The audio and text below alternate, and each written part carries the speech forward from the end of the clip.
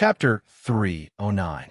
In the sunroom, Aoko Aozaki and Yuju stared at Noah in a daze, unable to react for a moment. This was because there were two key points in Noah's words.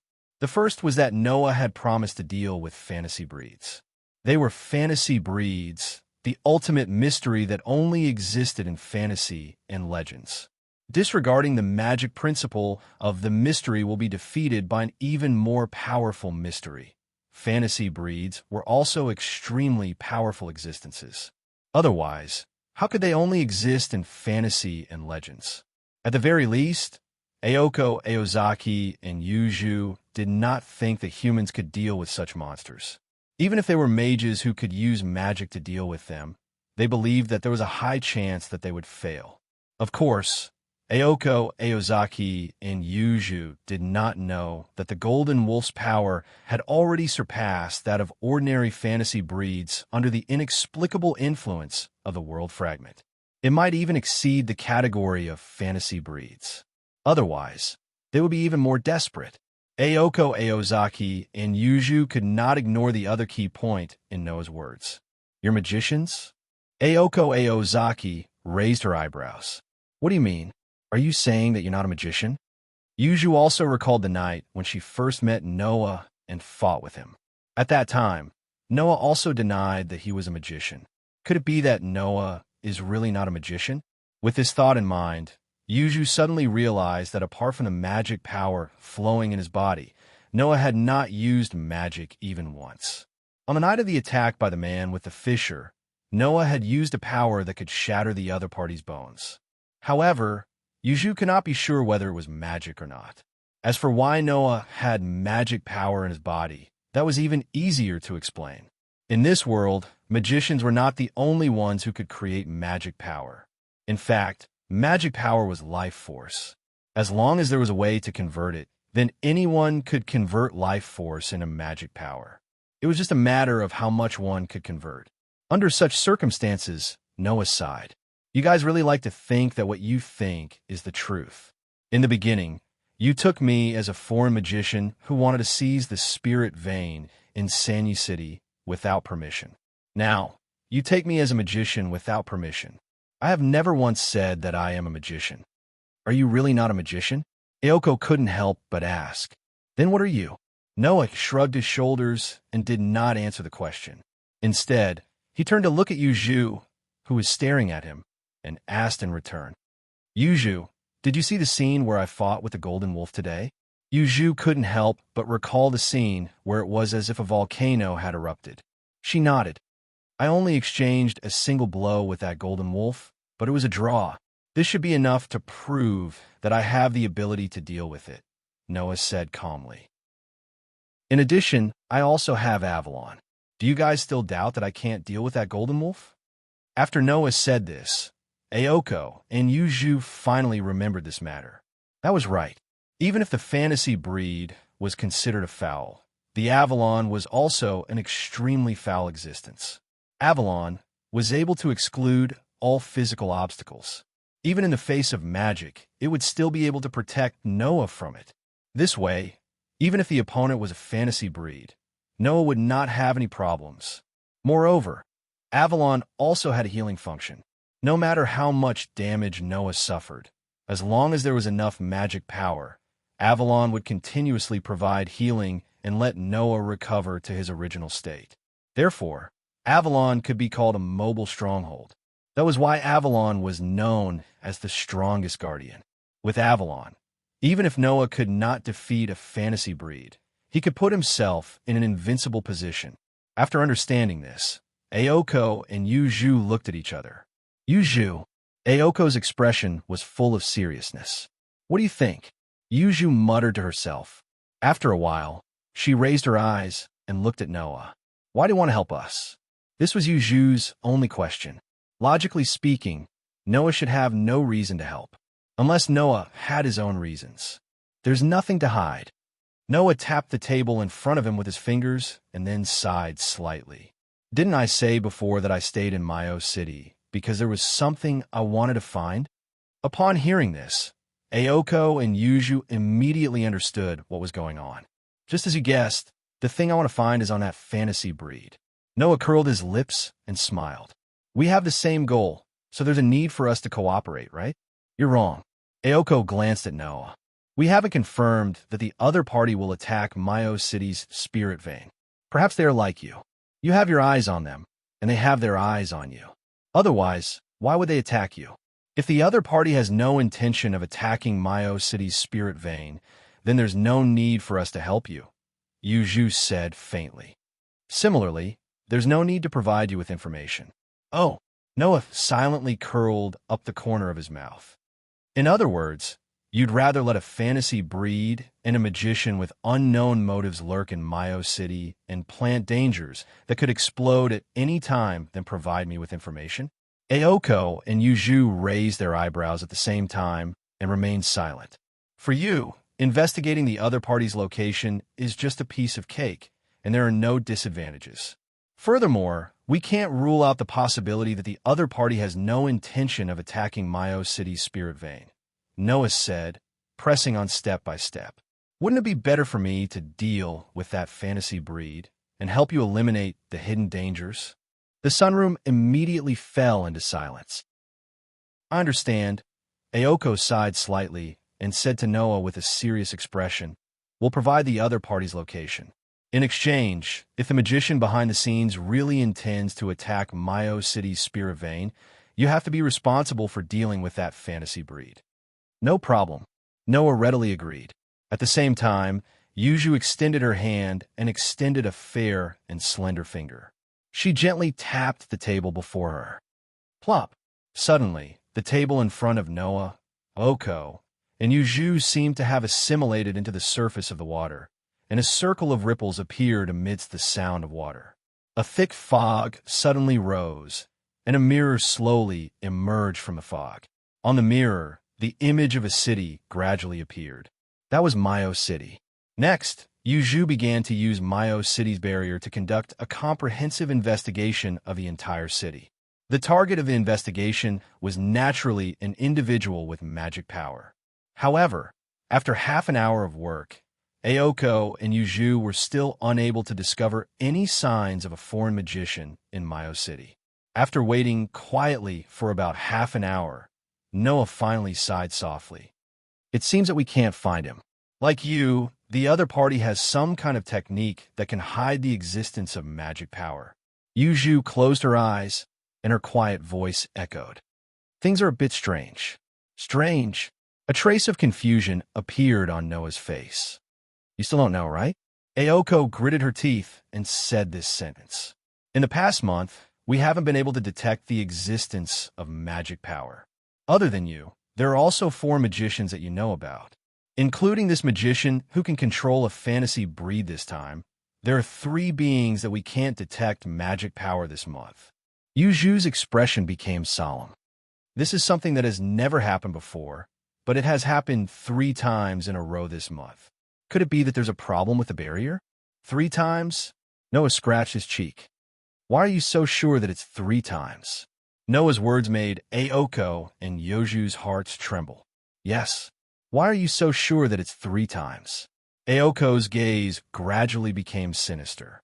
The foreign magician and the magician who can control a fantasy breed might be one and the same. Yuju lowered her head and fell silent. Noah cast his gaze outside the courtyard, and his eyes flickered slightly. This matter is indeed very troublesome. Chapter 310. Walala. He didn't know when it started, but the sound of rain could be heard clearly even though it was isolated by the window. Noah was woken up by the sound of the rain.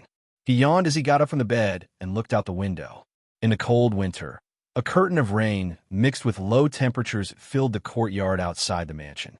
It was obvious that the already very low temperature had dropped a little more. The sky was grayish-black. All the scenery outside the window was covered by the curtain of rain, silently making people's moods become heavy. Looking at such a scene, Noah, who was sitting on the bed, couldn't help but feel a little uncomfortable, and his emotions gradually drifted away. Ever since they came to the conclusion that the magician controlling the fantasy breed was likely to be the same person as the foreign magician, Aoko, Aozaki, and Yoju's lives became busy. 3 days had passed since then. Perhaps it was because she had formed a partnership with Noah, but Aoko, Aozaki finally confessed to Noah about the foreign magician. This matter actually had to start from before Noah arrived in this world. There were 2 barriers in Sanio City, and one of them was responsible for managing the flow of mana in the spirit vein in Sanio City. This barrier actually relied on the 5 fulcrum points carved on the ground of Sanio City to form a typical square formation that maintained the circulation of mana in the spirit vein.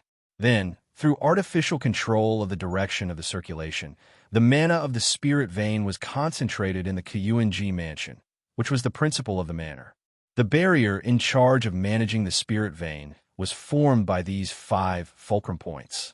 In other words, if these 5 fulcrum points disappeared, the spirit vein in Sanio City would completely regain its freedom. At that time, Aoko Aozaki and Yuju could announce that they were no longer managers. This was also the reason why Aoko Aozaki and Yuju couldn't ignore Noah and wander around Sanio City. Aoko Aozaki and Yuju were worried that Noah would eliminate the fulcrum points of Sanio City's barrier one by one, thus bringing the restored spirit vein under his management and becoming the new manager of the spirit vein. This was why they chose to negotiate with Noah. The cause of the incident was the inexplicable disappearance of one of the 5 fulcrum points. At that time, Noah had yet to come to this world. Aoko Aozaki and Yuju, who had sensed that the fulcrum of Sanio City's barrier had been removed, were caught off guard. This was because the first barrier in Sanio City was used to detect the movement of magic power. If an external magician wanted to make a move on the fulcrum of the spiritual vein barrier, Aoko and Yuju should be able to discover the other party's whereabouts in advance.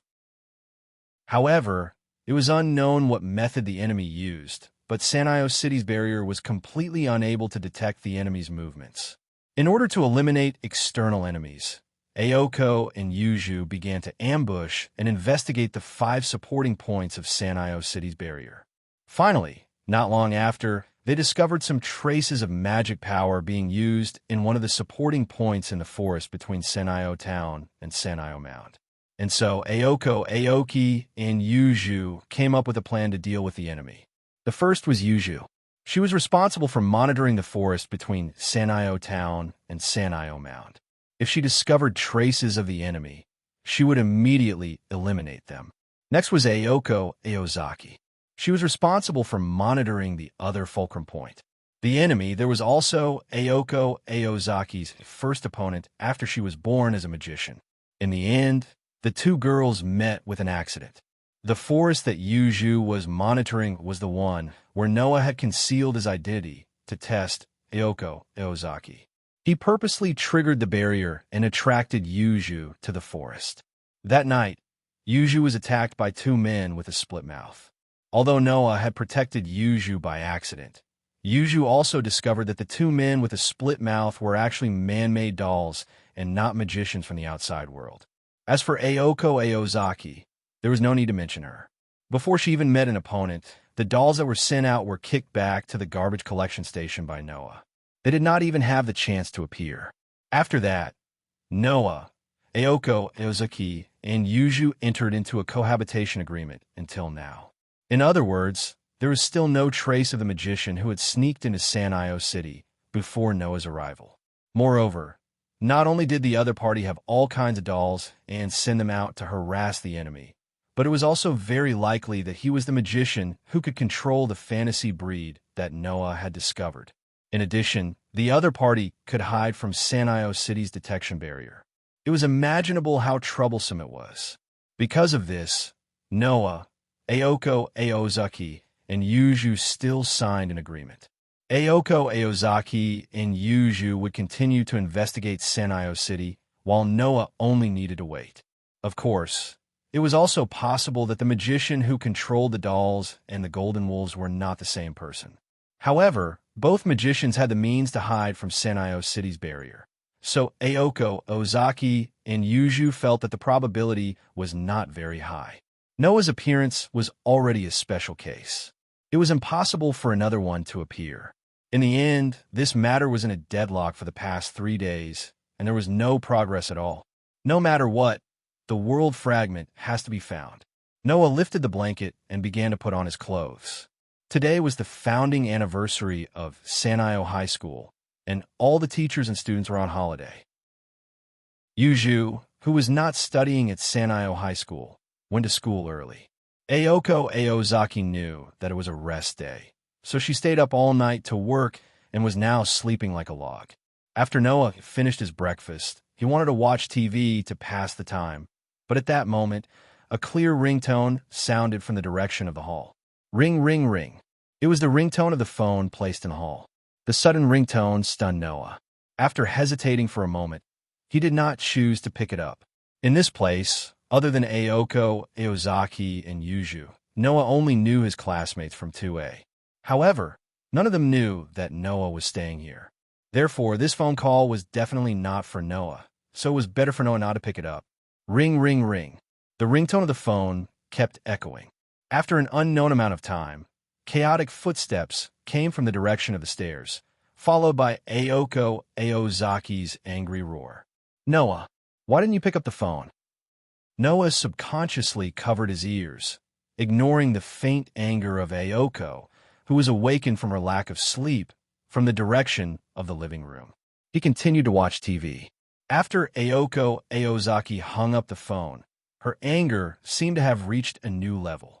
It was as if she deliberately increased the sound of her footsteps and walked up the stairs to the second floor. If Yuju knew that Ayoko Aozaki treated her home so rudely, she would probably be furious, right? Bang! After a while, Ayoko Aozaki, who had put on her uniform, pushed open the door of the living room heavily and looked at Noah with an extremely unfriendly gaze. You seem to be quite free. I don't want to be so free. Noah did not even look at Ayoko Aozaki's direction and continued to watch TV. But I don't know how to use the bounded domain in Sanio City, so I can't detect the enemy, so I can only do this. Ayoko Aozaki suddenly clenched her fists, resisting the urge to punch Noah's face, and glared at Noah angrily. Thanks to you, I'll be even busier in the future. After that, Ayoko Aozaki slammed the door and left. I'm going to school. You stay at home. Why are you going to school now? Noah was slightly startled, but after a while, he seemed to have thought of something, and his eyes lit up, and he hurriedly shouted outside. President, can you lend me your study room? As you wish. After leaving this sentence, Ayoko Aozaki's voice completely disappeared. Noah, however, was refreshed. He turned off the TV, walked out of the living room, and walked in the direction of the second floor. This was the study room located next to Ayoko Aozaki's room. Just like an ordinary study room, there were several bookshelves here, and an office desk was placed in the center of the room. Not only were there all kinds of things that belonged to Ayoko Aozaki on the desk, such as instruments, but there were also piles of thick books. Click. With the sound of the door opening, Noah walked into the area that usually only belonged to Ayoko Aozaki. Chirp, chirp. On the window, a blue robin stood there, hopping about. Noah ignored the robin, went directly to the desk, and picked up a book on the desk. The title of the book was Magic Generation. This was a book that recorded the knowledge of magic. Chapter 3:11. In fact, Noah was quite interested in the magic in this world. In terms of power, the magic in this world was far inferior to the magic in the world of fairy tale. After all, the magic in the world of fairy tale was basically biased towards combat and focused on power. Even the dragon slayer magic existed. As long as the magic of the sorcerers continued to improve, the power of the magic would become stronger and stronger. It could be said that there was no end to it. On the other hand, the magic in this world was more focused on research. Most of the magic was actually not suitable for combat, but it won because there was a wide variety of magic, and there were all kinds of magic with all kinds of effects. For example, barriers that could disperse crowds, suggestions that could affect one's mind, hypnosis that couldn't be guarded against, as well as tamed demons, magic eyes, and other unique uses of magic. These could play a great role in certain situations, and if used to assist in battle, it would be very unexpected. As the saying goes, better safe than sorry. Noah would never complain about having more means and abilities. The books in this study were basically magic books that Ayako Aozaki had brought over from the Aozaki residence. It was said that there was a library in the mansion, and the number of books, there was more than 10,000 times that of this study. It was a place that even Ayako Aozaki found troublesome. Therefore, if possible, Ayako Aozaki avoided going to the library as much as possible. Therefore, the books that were useful to Ayako Aozaki were usually in this study. Ayako Aozaki was also an apprentice magician and a half-baked magician who could not even use the magic passed down in her family. Because of this, most of the books in this study were about magic. For Noah, the books in Ayako Aozaki's study were just right for him. Chirp, chirp, chirp. The robin, who did not expect Noah to come here and did not expect that Noah would directly flip through the books in the study, seemed to be startled and let out a pleasant cry. Noah glanced at the robin and then revealed a subtle smile. I was just looking for a target to try out my magic. Chirp, chirp. The robin suddenly stiffened and then flapped its wings as if it was running for its life and flew away without looking back. Seeing this, Noah couldn't help but laugh. This robin was familiar with pearls. Not only did it have the intelligence of a human, but it was also said that it could speak human language. Although Noah had never seen it before, the robin often flew around the manor house. Over time, Noah learned of its existence. He believed that the messenger bird would report to Yuju about Noah coming to the study today to flip through the magic books, right? Shaking his head, Noah picked up the book titled Magic Generation and flipped through it. In a world of fairy tale, the bodies of the sorcerers were able to store magic from all things in the world. Once his mana was depleted, his body would automatically absorb magic spirits from the atmosphere to replenish his mana. In other words, the sorcerer was like a container that stored and absorbed mana. They could freely absorb mana from the atmosphere to replenish themselves. In this world, the source of magic power for magicians came from two sources. One was the life force from the outside world, known as the big source. The other was the life force they possessed, known as the small source. In this world, magicians had simulated nerves called magic circuits in their bodies. Once they were born, the quantity and quality had already been determined. It would not be increased by external factors and was used to convert life force to form a magic conversion circuit. The more magic circuits in a magician's body, the more magic they could convert from the big source and small source. The book in Noah's hand, called Magic Generation, explained how to determine the number of magic circuits, which was the aptitude of a magician. According to this method, Noah helplessly found that there was not even a single magic circuit in his body. This was normal, because Noah did not need to be like the sorcerers in the world of fairy tale to absorb mana from the outside world. He also did not need to be like the magicians in this world, absorbing life force from the big source and small source to convert and generate mana. Noah's body was born to be self-sufficient in generating mana. Moreover, the quality and quantity of mana could almost be said to be unparalleled. It was precisely because of this that Makarov was so shocked when he discovered how special Noah's physique was. Therefore, Noah's physique was very special, and the ability to generate mana alone was a special characteristic that others could not imitate. With such conditions, Noah could skip a lot of steps if he wanted to learn magic. Generally, a novice magician would first have to open and activate their own magic circuits one by one. Then, they would have to work hard to convert the life force in their greater source and lesser source to store magic power. Then, they would have to learn how to control magic power before learning magic. Noah did not need to painstakingly generate mana, and his control of mana had been practiced countless times for this purpose. He had already reached the point of perfection, and he could start learning magic directly. At that moment, Noah directly put the book in his hand on the desk, went to the front of the bookshelf, and began to flip through the books. Half an hour later, Noah took a book of mana processing, a book of magic eye manufacturing, a book of demonic eye division, and a book of magic-based connection, a total of 4 thick books, and walked out of the study. Holding the 4 thick books, Noah came to the living room and sat on the sofa.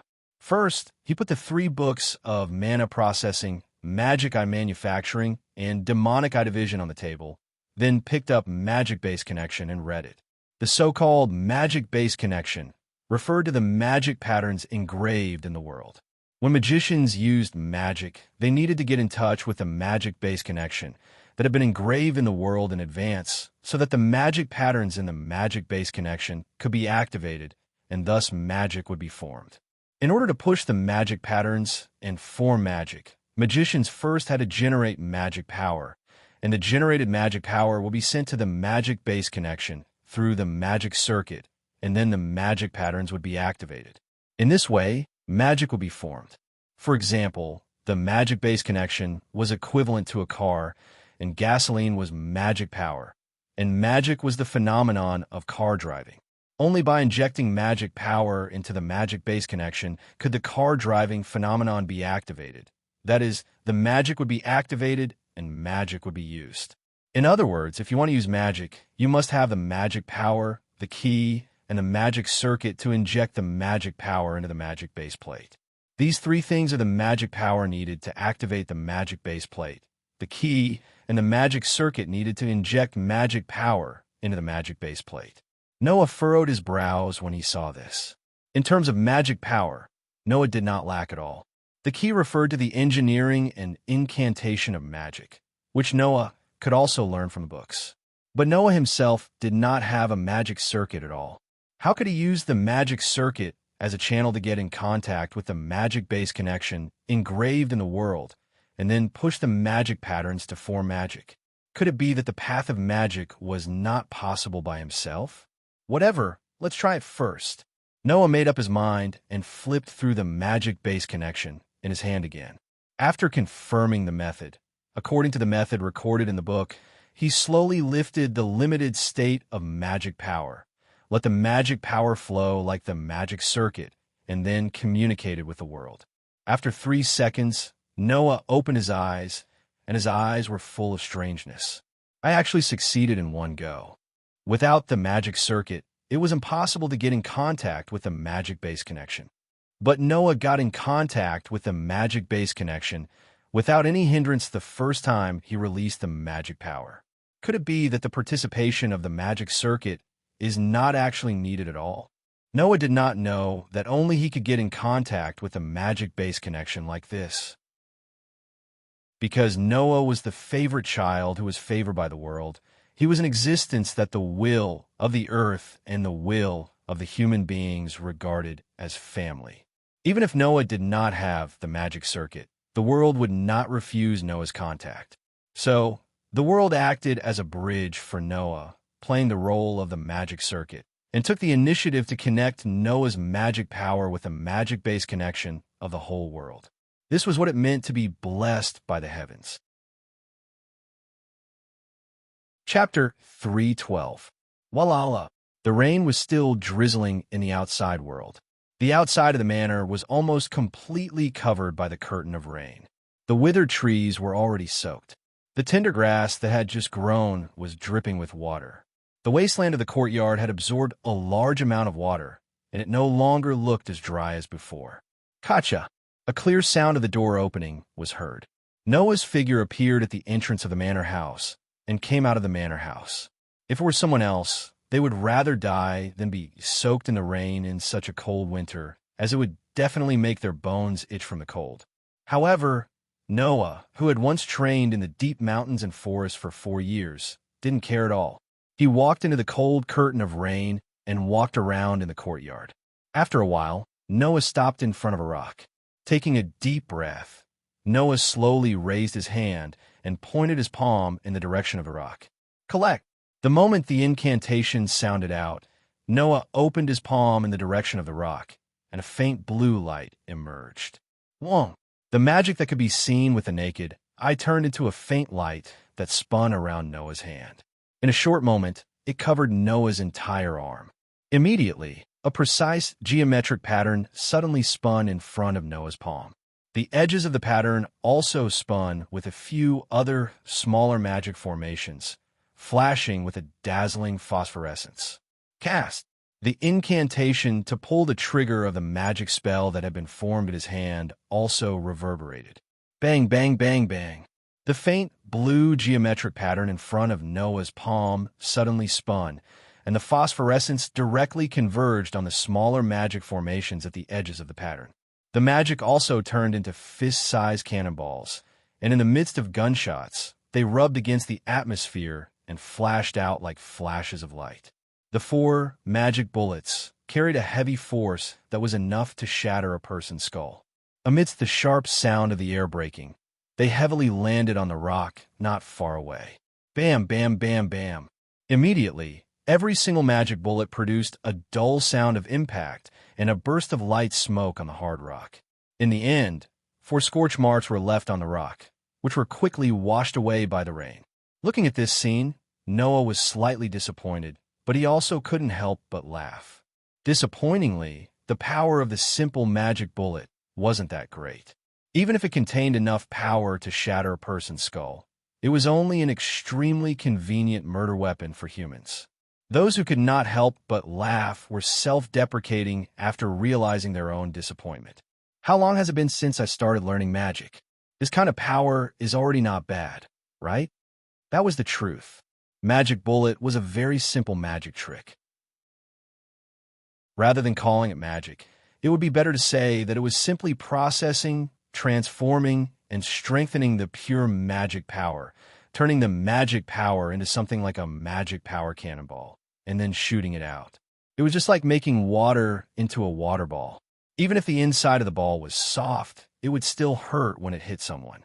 For such a simple magic trick, Noah could learn it almost immediately, but if he wanted to become proficient, he still needed to practice. Magic Bullet was also the first magic trick that Noah learned from mana processing. It was the same magic trick as Aoko. The difference was that Aoko's magic bullet basically didn't need to be activated by herself. She only needed to activate the magic bullet recorded in the magic seal, unlike Noah, who still needed to chant an incantation to activate it. Let's try again. Noah was never lacking in hard work. As a product of mana processing, if he could master the magic bullet, it would also increase his control over magic power. Therefore, Noah would not be stingy with his hard work. Bam, bam, bam, bam. Thus, in the manor house's courtyard, the sound of the magic bullet being shot turned into echoes, constantly reverberating. Bam, bam, bam, bam. The dull sound of the impact was also heard, causing a burst of light smoke and a burnt smell, but it was quickly washed away by the rain. Just like that, time continued to pass. Gradually, the time needed to form the magic bullet was shortened bit by bit, and Noah also became more and more proficient in the simple incantation technique, not as awkward as he was at the beginning. After an unknown amount of time, outside the courtyard's iron fence, a figure slowly appeared. Aoko, who was holding a large red umbrella, had just pushed open the iron fence when she heard the movement in the courtyard. She suspiciously turned her head to look at the source of the sound, and when she saw Noah, who was continuously shooting the magic bullet, her expression immediately turned into one of shock. Magic? But didn't he say that he wasn't a magician? With such a question in her mind, Aoko immediately began to seriously observe Noah. Bam, bam, bam, bam. The bright blue flashes were mixed with the dull sounds, flickering in the air above the courtyard. Bam, bam, bam, bam. Under the curtain of rain, the hard rock still stood there motionlessly, facing the incoming blue flashes and withstanding every heavy blow. Over time, even the rock that was not damaged in the beginning started to crack under the continuous bombardment of the magic bullet. Noah's eyes lit up, and the corner of his mouth rose. The magic in his body continuously circulated, flowing into the flickering phosphorescent arm, and pouring into the spell formation that had not yet disappeared, turning into magic bullet after magic bullet, continuously bombarding the rock. Aoko, who was standing at the edge of the iron fence and watching all of this, already had the corner of her mouth twitching. Could it be that that guy's magic is inexhaustible? Not to mention how many magic bullet Noah had shot before Aoko returned, From the time Ayoko returned, Noah had shot at least 100 magic bullets. Ayoko was only an apprentice magician, but no matter what, she was still the manager of the Spirit Vein in Sanio City. With the support of the magic in the Spirit Vein, Ayoko could use about 30 magic bullets a day, and then the magic in her body would be completely exhausted. Compared to Ayoko, the guy in front of her who was wantonly shooting magic bullet with a face full of unsatisfied and restless expression was simply a monster. Ayoko felt that if she continued to watch like this, perhaps her small sense of superiority in magic would be completely destroyed. At that moment, Ayoko unhappily opened her mouth. "What are you doing here?" Noah, who was highly concentrated, did not seem to notice Ayoko's approach.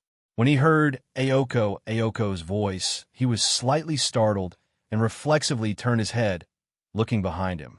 When he clearly saw the owner of the voice, he raised his eyebrows. "You're back." "Yes." Ayoko still had a sullen expression, looking very gloomily at Noah. "What are you doing here?" "It's as you see." Noah retracted his mana without any hesitation, causing the tactical magic array that was floating in the air like a turret to dissipate. "I'm learning magic." "Learning?" Ayoko's expression became interesting, and her tone was full of uncertainty. "What you mean is, you just learned the magic bullet?" "Yes." Noah nodded and said doubtfully. "Is there a problem?" Ayoko was speechless. With Ayoko's personality, how could she admit that Noah's newly learned magic was comparable to hers? Noah was not a wise sage, so naturally, he could not always guess Ayoko's thoughts.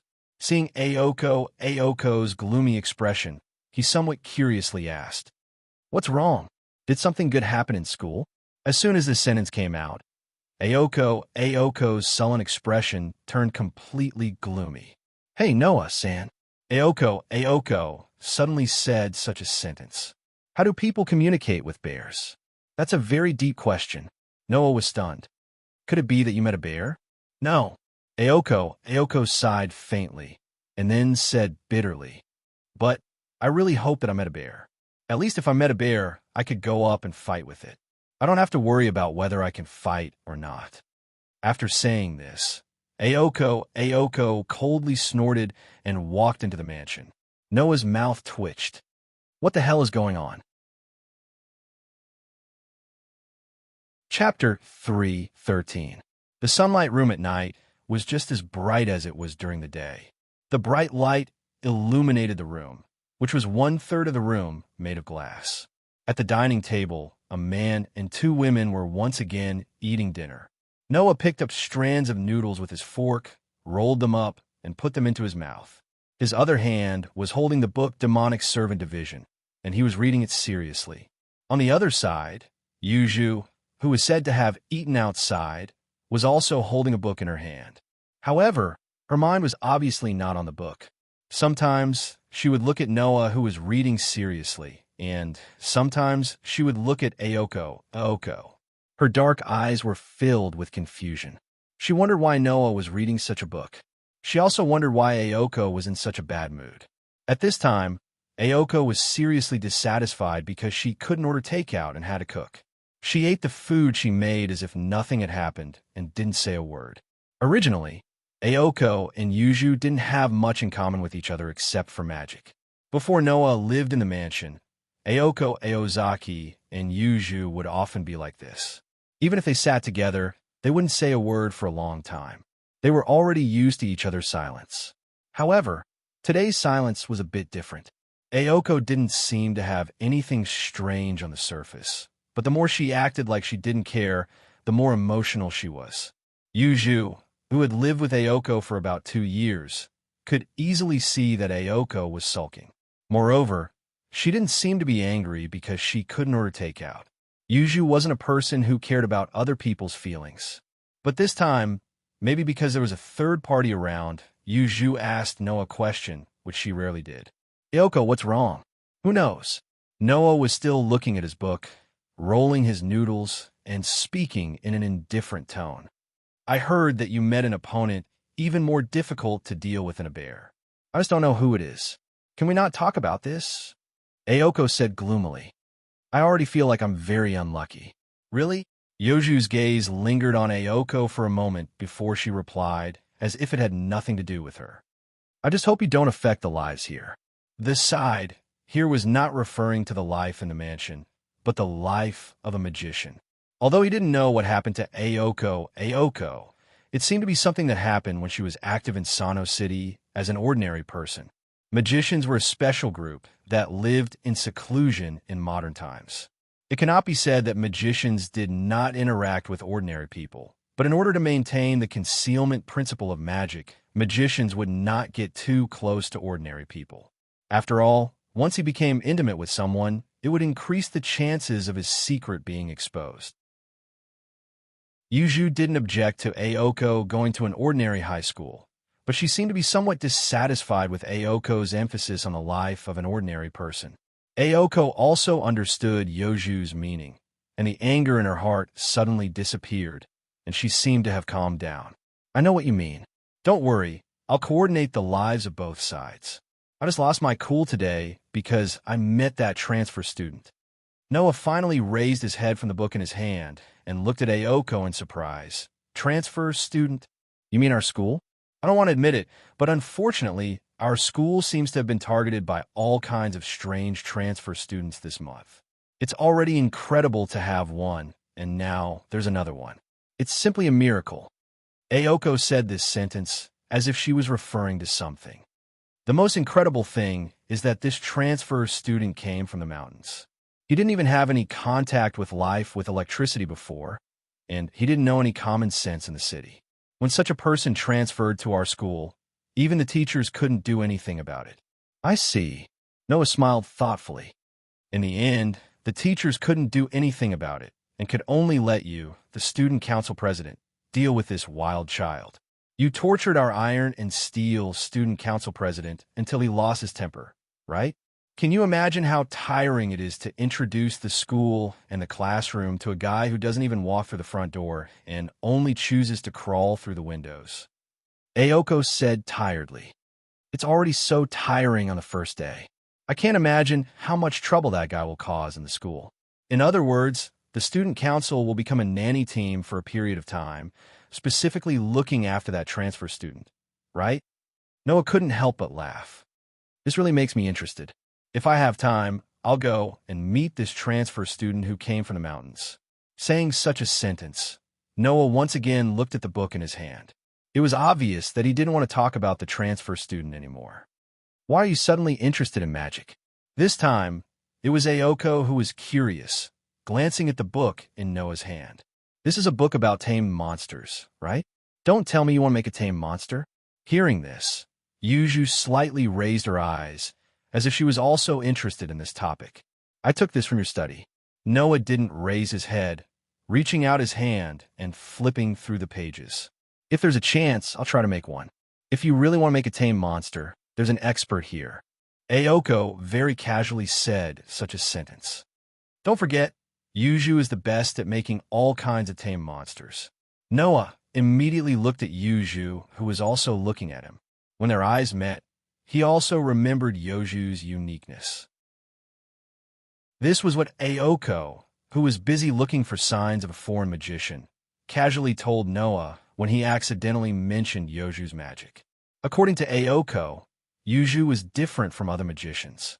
She was a pure blood witch, and the magic she used was not in the same system as other magic. It was very unique, and only pure blood witches could use the magic system. Fairy tale monster, Ploy Kickshaw. This was the general name of Yoju's tamed monsters. Yoju's magic was actually a fairy tale-themed curse and medicine, and the main fighting force was made up of the fairy tale monster, Ploy Kickshaw. Their prototypes came from the world of fairy tales. There were special cases created based on fairy tales. Unlike other tame monsters, Yoju's fairy tale monster, Ploy Kickshaw, was quite powerful. Because they were born from fairy tales, the only thing that was useful to them was the same mysterious magic. Ordinary modern weapons couldn't do anything to them. Moreover, they all existed in their respective fairy tales. If you want to defeat them, you have to find their weaknesses in the fairy tales. Because of this, Yuju basically used the fairy tale monster, Ploy Kickshaw, as a fighting method.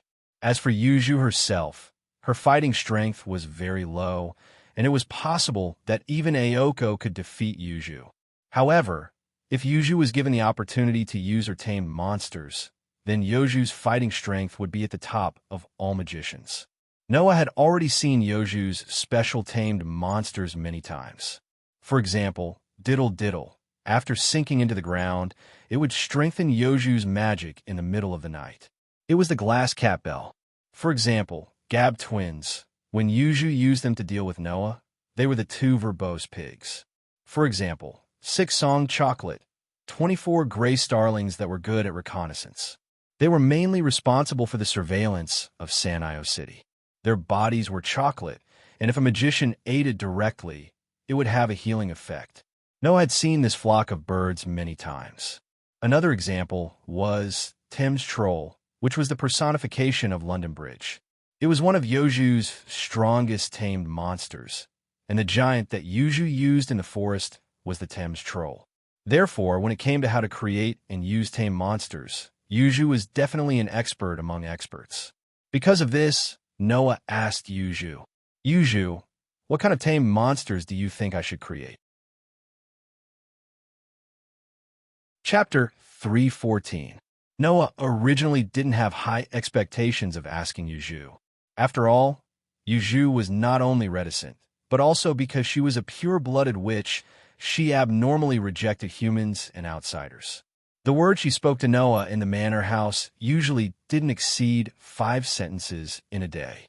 In addition, Noah, an outsider, lived in Yuju's most precious manor house because of his own interests. If Yuju was pleasant to Noah, that would be really strange. Therefore, Noah was just trying to ask. Who knew? After Yuju pondered for a while, she responded to Noah. "What kind of familiar do you want to make?" Noah looked at Yuju with some surprise, as if he didn't quite believe that Yuju really intended to ask him about the matter of making a familiar. This made Yuju frown and coldly look at Noah. "If you don't want to say it, then forget it." Noah finally reacted, put the book in his hand on the table, and seriously said to Yuju, "This book has recorded many types of familiar, so I can't make up my mind. The original intention of magicians to make familiar was to give all the trivial things, such as daily life, the collection of research materials, and so on, to an absolutely obedient assistant to do, so that the magician could concentrate on the research of magic. The simplest way to make a familiar was to make a part of the magician's body, such as hair, skin, and so on, and then make it into a familiar, or to transform other dead creatures, such as cats, dogs, and so on, into a familiar. In this way, the familiar created by magicians would be given a part of the magician's abilities. The way to make a familiar was something that every magician knew. The only question was what type of familiar to make. For example, if you want a familiar to manage daily life, then you have to give the familiar part of the abilities to focus on wisdom and endurance. For example, if you want a familiar to collect research materials, then you have to give the familiar part of the abilities to focus on detection and identification. If you want a familiar to assist in battle, then there are more things to consider. This was also the main reason why Noah couldn't make up his mind. To be honest, if possible, Noah would of course want to be like Yuju and create a familiar that was much stronger than himself, but this was somewhat unrealistic. A familiar with pearls was a special product that could only be created by a witch. Furthermore, some of the powerful tamed demons in Yuju's hands were not made by Yuju himself. They were made by Yuju's mother, or even by the witch before Yuju's mother. Although a familiar would not be stronger than its master, that was only relative. Just like Yuju, the tamed demons she created were not as strong as herself, but Yuju's mother must have been much stronger than Yuju. Even if the tamed demons she created were weaker than herself, they would still be stronger than Yuju. Not to mention the tamed demons that were passed down from the ancient witch to the present day. This kind of tamed demon that was created by the previous master and passed to another master to have a stronger power than the current master was not a strange thing. Moreover, If the target of the tamed demon originally had a strong power, then it was possible that the tamed demon was stronger than the master. Just like Noah, if he made a creature stronger than himself into a tamed demon, then the tamed demon's power would naturally be stronger than Noah's. Noah wanted to learn the method of creating a tamed demon because of this. Noah's idea was to first learn this method, so that when he obtained some powerful creatures' corpses in the future, he could directly make them into tamed demons, which would definitely be of great help to him. Therefore, although a lot of magic was not suitable for battle, but there were all kinds of strange effects. If used well, the effect would be absolutely unimaginable. You want to create a tamed demon that is stronger than yourself, right? Yuju seemed to have seen through Noah's idea, but still gave such a sentence. I don't recommend you do that. Noah suddenly froze. It is very easy to create a tamed monster, but that also requires the magical power to be divided into the tamed monster's body. Moreover, the more powerful the tamed monster is, the more magical power it needs to be divided. Yuju's words woke everyone up from their dreams. If you intend to create a tamed demon that is stronger than yourself, then you must divide most of the magic power to the tamed demon, which will greatly reduce your level, so I don't recommend you to do that. Being said so by Yuju, Noah woke up. That's right. The method of creating a tamed demon was indeed very easy. But does this mean that magicians can create tamed demons at will? Of course, that was impossible. Otherwise, even if the tamed demon was weak, magicians could still create a large number of tamed demons to form an army of tamed demons to fight against the enemy, winning with numbers. In that case, who could say that the tamed demon was weaker than a master? In that case, would magicians still need to fight by themselves? Wouldn't it be fine to just leave it all to the tamed demon? The reason why they didn't do that was because creating a tamed demon required the magic power to be divided. This part of the magic power was equivalent to being lost forever, and there was no possibility of it being used by the magician himself. If it was to create a weak tamed demon, then the magic power that was divided was not much, and the level of the magician would not decrease by much. But if it was to create a strong tamed demon, then the level of the magician would be greatly reduced. For example, Noah, if he really lost a part of his magic power permanently, then his strength would also decrease. Unless the tamed demon was really strong, otherwise, magicians generally would not make such a choice. So, Yuju, are you suggesting that I don't wait until there is a strong creature's body to create a tamed demon? Noah nodded in relief. In that case, what kind of tamed demon is best to create? It depends on where you're lacking. Yuju said so. The tamed demon that you create should be able to make up for some of your own weaknesses. Then it would be worth creating. Yuju's words were very few, but every sentence woke Noah up. It was indeed so. Even if the tamed demon was weaker than the magician himself, if he could make up for his own weaknesses, then the effect of the tamed demon in battle would simply be extraordinary. Yuju was indeed a witch who was good at tamed demons, making Noah's understanding of magic enter a new level. No matter how weak the magic was, as long as it could be used, then it would be strong. What kind of cat was the best? It was not a cat with a strong body, nor was it a cat with a gorgeous appearance, but a cat that could catch mice. The expression in Noah's eyes became brighter and brighter. After Yuju's reminder, Noah recalled the magic that he accidentally saw in the morning. That magic at the beginning was filtered out by Noah, but now that he thought about it, if that magic was learned, it would definitely make Noah's strength rise to another level. Ha ha! Thinking of this, Noah couldn't help but laugh out loud, stood up, and ran outside while shouting loudly. Thank you, Yuju. I love you to death. Saying such a sentence, Noah ran into the living room and disappeared in front of the living room's door. Ayoko and Yuju had long been stunned by Noah's last sentence. After a long while, Ayoko's eyes appeared like a kitten's mischievous light. With a sweet smile, she looked at Yuju. Congratulations, Yuju.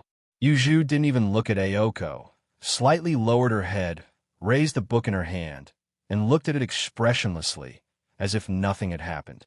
Only Ayoko knew that for her to use the book to cover nearly half of her face, Needless to say, Yuju must be shy. Obviously, Noah's words that burst out in joy were not harmless. On the other side, Noah went directly to the second floor, quickly walked to Aoko's study, opened the door, and went to the bookshelf that was neatly arranged with magic books, and quickly flipped through them. At a certain moment, Noah stopped the movement of his hands, the corner of his mouth slowly raised, and he pulled out a book from the bookshelf. The title of the book, Enhance. This was the magic book that Noah directly ignored in the morning, but now he was pleasantly surprised. Sure enough, no matter how small, insignificant, and weak, existence is the absolute truth, and existence has value. After that, Noah flipped through the book in his hand, immersing himself in the world of the book. Chapter 315. The next day, Sanyi City sky finally welcomed light once again. It was not as gloomy as yesterday, and it was no longer raining that made people feel depressed.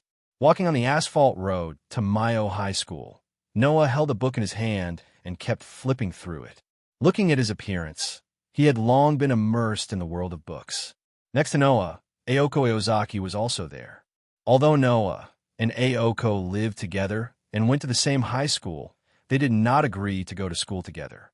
In the end, the two lived together because of interests. They could not even be called friends. They could only be called business partners. Naturally, their relationship was not good enough for them to go to school together. Today, they went to school together because Noah and Aoko happened to go out together at the same time. Since the destination was the same and the journey was the same, it was normal for the two of them to travel together. Because there was no need to deliberately separate, right?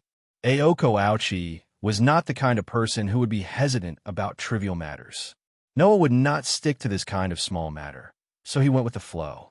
This kind of relationship where they went to school together but did not even speak a word to each other. If it was an ordinary person, it would be awkward to stay together, and they would want to run away. Aoko, on the other hand, seemed to be no different from usual. Her expression was still as calm as ever. After all, Yuju was a taciturn person. Aoko Aochi had long been used to the people around her being silent. As for Noah, his mind was not on the outside at all. Instead, it was on the book in his hand. Gradually, more and more students appeared on the road to Mayo High School. When these students saw Noah and Aoko walking together, many of them looked at each other and started to talk. Isn't that the student president? That's the rumored transfer student, right? Why are they walking together? I heard that the student president has been inviting the transfer student on a date recently. Did they end up together? Why did I hear that the transfer student has been pestering the student president? Impossible. That's impossible. That's the student president. Don't tell me you don't know the consequences of pestering her. It seems that the student council president is wooing a transfer student. Yes, that's right. Aoko's eyes began to twitch as she listened to the discussions coming from all directions. Her eyes suddenly became incomparably ferocious as she fiercely swept her gaze around, causing the surrounding students to turn pale with fright. They shut their mouths and instantly scattered like birds and beasts. Aoko clutched her head in pain, but when she saw Noah, who was still calmly reading his book, her brows furrowed. Why are you suddenly interested in magic? Isn't it good to have one more method? Noah immediately answered Aoko's question. Although he didn't raise his head, it proved that he had been paying attention to his surroundings and wasn't really paying attention to the book. Moreover, there are some magic tricks that would be of great help to me. Is that so? Aoko was still frowning. But don't forget, magic is ineffective against fantasy breeds. Who told you that my opponent must be a fantasy breed? Noah's voice became a half-smile. Don't tell me you think that I'm going to live in seclusion in the mountains and never fight again after fighting with that fantasy breed? With that said, Noah's voice changed from a half-smile to a meaningful one. Besides, it's not like all magic spells can't be used in a battle with fantasy breeds. Aoko was startled when she heard this. Just as she was about to continue pursuing, she recalled that this wasn't something she could ask in her current position. Her brows slowly relaxed as she casually replied, "No matter what, since you've learned magic, you're considered a magician. You know the rules of magicians, so in such a conspicuous place, you'd better put away the magic book in your hand. It's just a book. Don't be so surprised, Noah retorted bluntly. Even if someone sees the book in my hand, they'll most likely think that it's a novel. What you're worried about won't happen, student president. Aoko raised her eyebrows and didn't say anything. If there was really a possibility of the magic being exposed, Aoko wouldn't have waited until now to remind Noah. Besides, even if the magic was exposed, it would be Noah who exposed it. It would be Noah's business who should be silenced, and it had nothing to do with Aoko. If it was Ariho, she might have interfered because of the strict style of a magician, but Aoko was just an apprentice magician, and she had only been an apprentice magician for less than 2 years.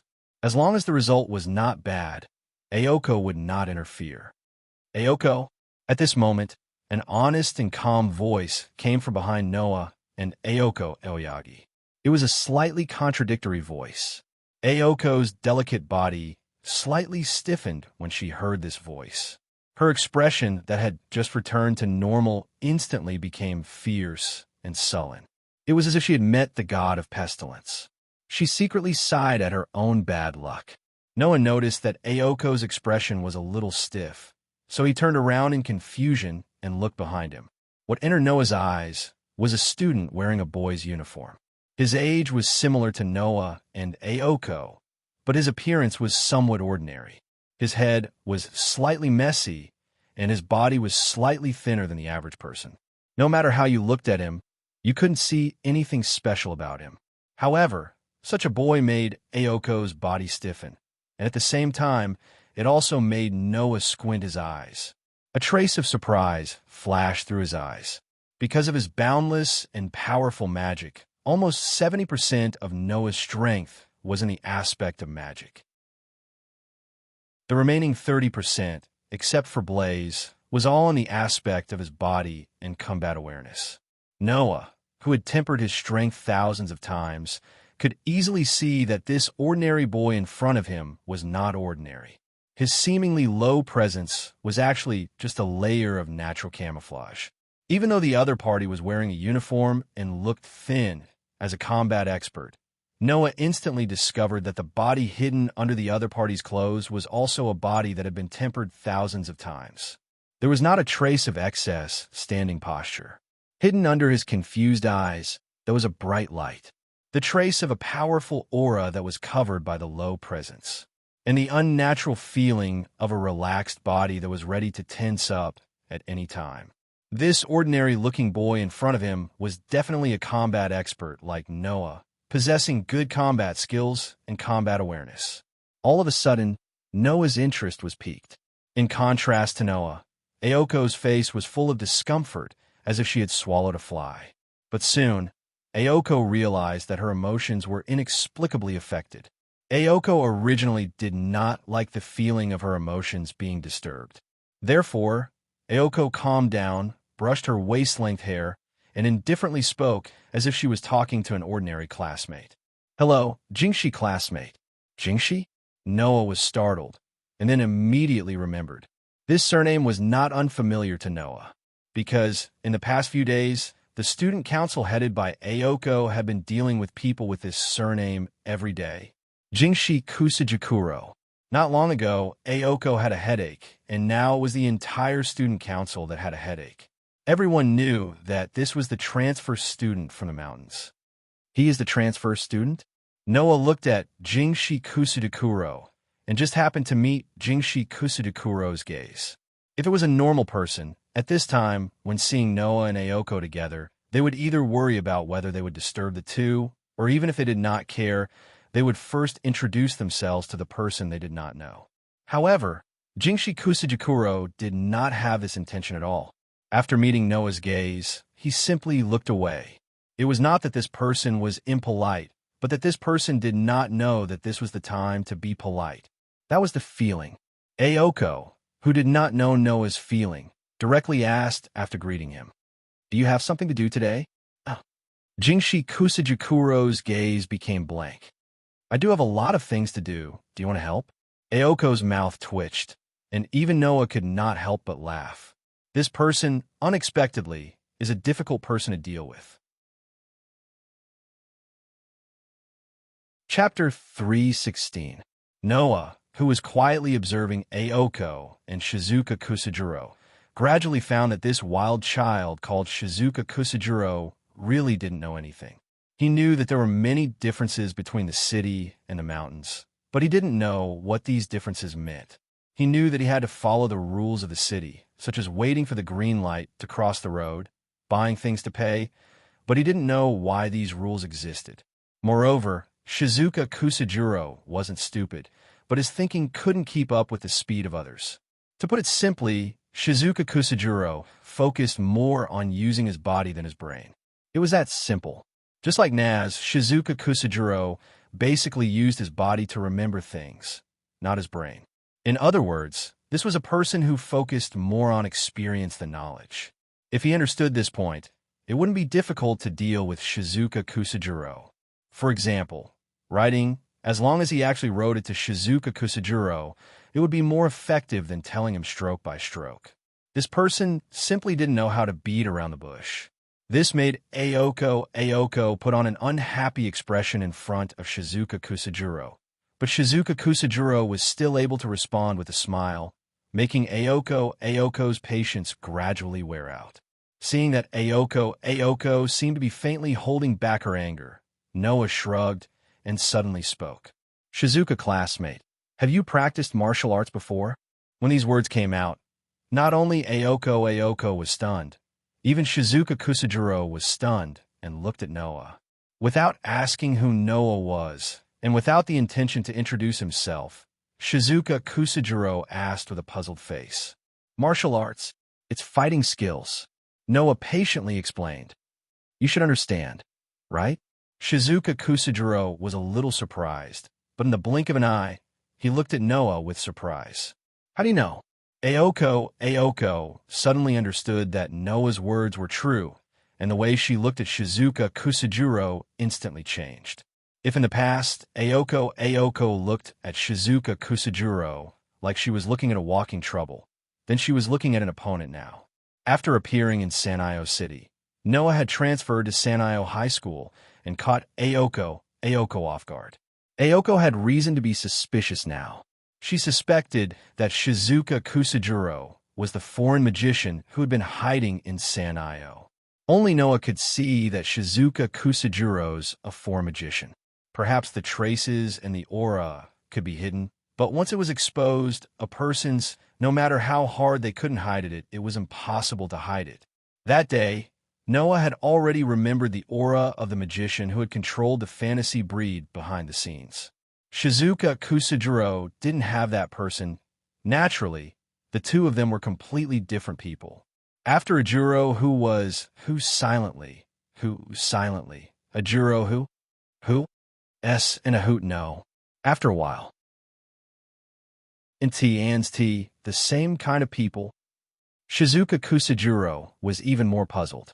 With his brain, he couldn't understand the meaning behind Noah's words. Let's put it this way. Noah smiled helplessly. I'm the same as you. To hone my skills, I once lived in the mountains. Shizuka Kusajiro was shocked. Then, he looked at Noah with surprise as if he had finally found a companion. Aoko's beautiful eyes widened. She was finally sure. No wonder the two people in front of her brought her all kinds of troubles. They were the same kind of people. Hey, Shizuka. Noah's eyes flashed with a delicate expression. Why don't we compete? Why? The surprise on Shizuka Kusajiro's face turned into doubt. You're not a bear. Well, Noah knew it would be troublesome to explain to this wild child in front of him, so he simply said so. Just take it as a greeting. Greeting. This time, Shizuka Kusajiro's expression was full of confusion and surprise. Is this how the people in the city greet each other? This is different from what I know. This also varies from person to person, right? Noah said so. Isn't there a saying, no discord, no concord? Hearing this, Shizuka Kusajiro was relieved. I've seen this saying before. It's true. Hearing this, Aoko could no longer ignore it. Fighting is equivalent to greeting? If this transfer student from the mountains really formed such a concept, then in the future, when he greets others in school, he won't just come up with a punch, right? then wouldn't the student council become Shizuka Kusajiro's support group? Don't give me any more trouble. You guys. Ayoko squeezed in between Noah and Shizuka Kusajiro and roared at Noah's direction. Don't tell me you don't have enough trouble now. A roar directly stunned Shizuka Kusajiro, who wasn't very smart. Ignoring the stunned Shizuka Kusajiro, Ayoko aggressively said to Shizuka Kusajiro, "Don't take this guy's words seriously, unless you don't want to live in this city. Do you understand?" It was unknown whether Shizuka Kusajiro understood Ayoko's meaning, but he very straightforwardly nodded and said such a sentence. Since Ayoko said it, then it should be true. Looking at Shizuka Kusajiro, who showed a sincere smile, as if Ayoko treated him so well, even Ayoko was embarrassed and turned her face away. At the same time, it also amused Noah. This Shizuka Kusajiro was really interesting. In the following period of time, Noah basically ignored the boring lullaby class. Every day, he would bring a magic book from Ayoko's study room and absorb all the magic knowledge and theory like a sponge. Noah originally had an extraordinary memory and understanding ability. In the 1 year in the world of the Black Bullet, Noah relied on his extraordinary memory and understanding ability to learn all the languages in the world. He also conveniently finished all the courses up to the university level. He even had time to learn hacking and piano. It was not hard to imagine how high Noah's memory and understanding ability were. Therefore, in a week's time, Noah memorized all the magic books in Ayoko's study room. Of course, memorizing was one thing, but wanting to use the magic recorded in the books was another matter. Magic was not something that could be used just by memorizing. The most important thing was to learn and practice. And in this 1 week's time, Noah only learned 3 magic tricks. One was Magic Bullet, the other was Strengthen, the other was Runa. Among them, Magic Bullet, needless to say, it was the first magic trick that Noah learned. Although its power was not great, it was still, relatively speaking, high power, high damage. Magic Bullet also existed. Of course, at that level, instead of calling it Magic Bullet, it was better to call it Magic Missile or Magic Cannon.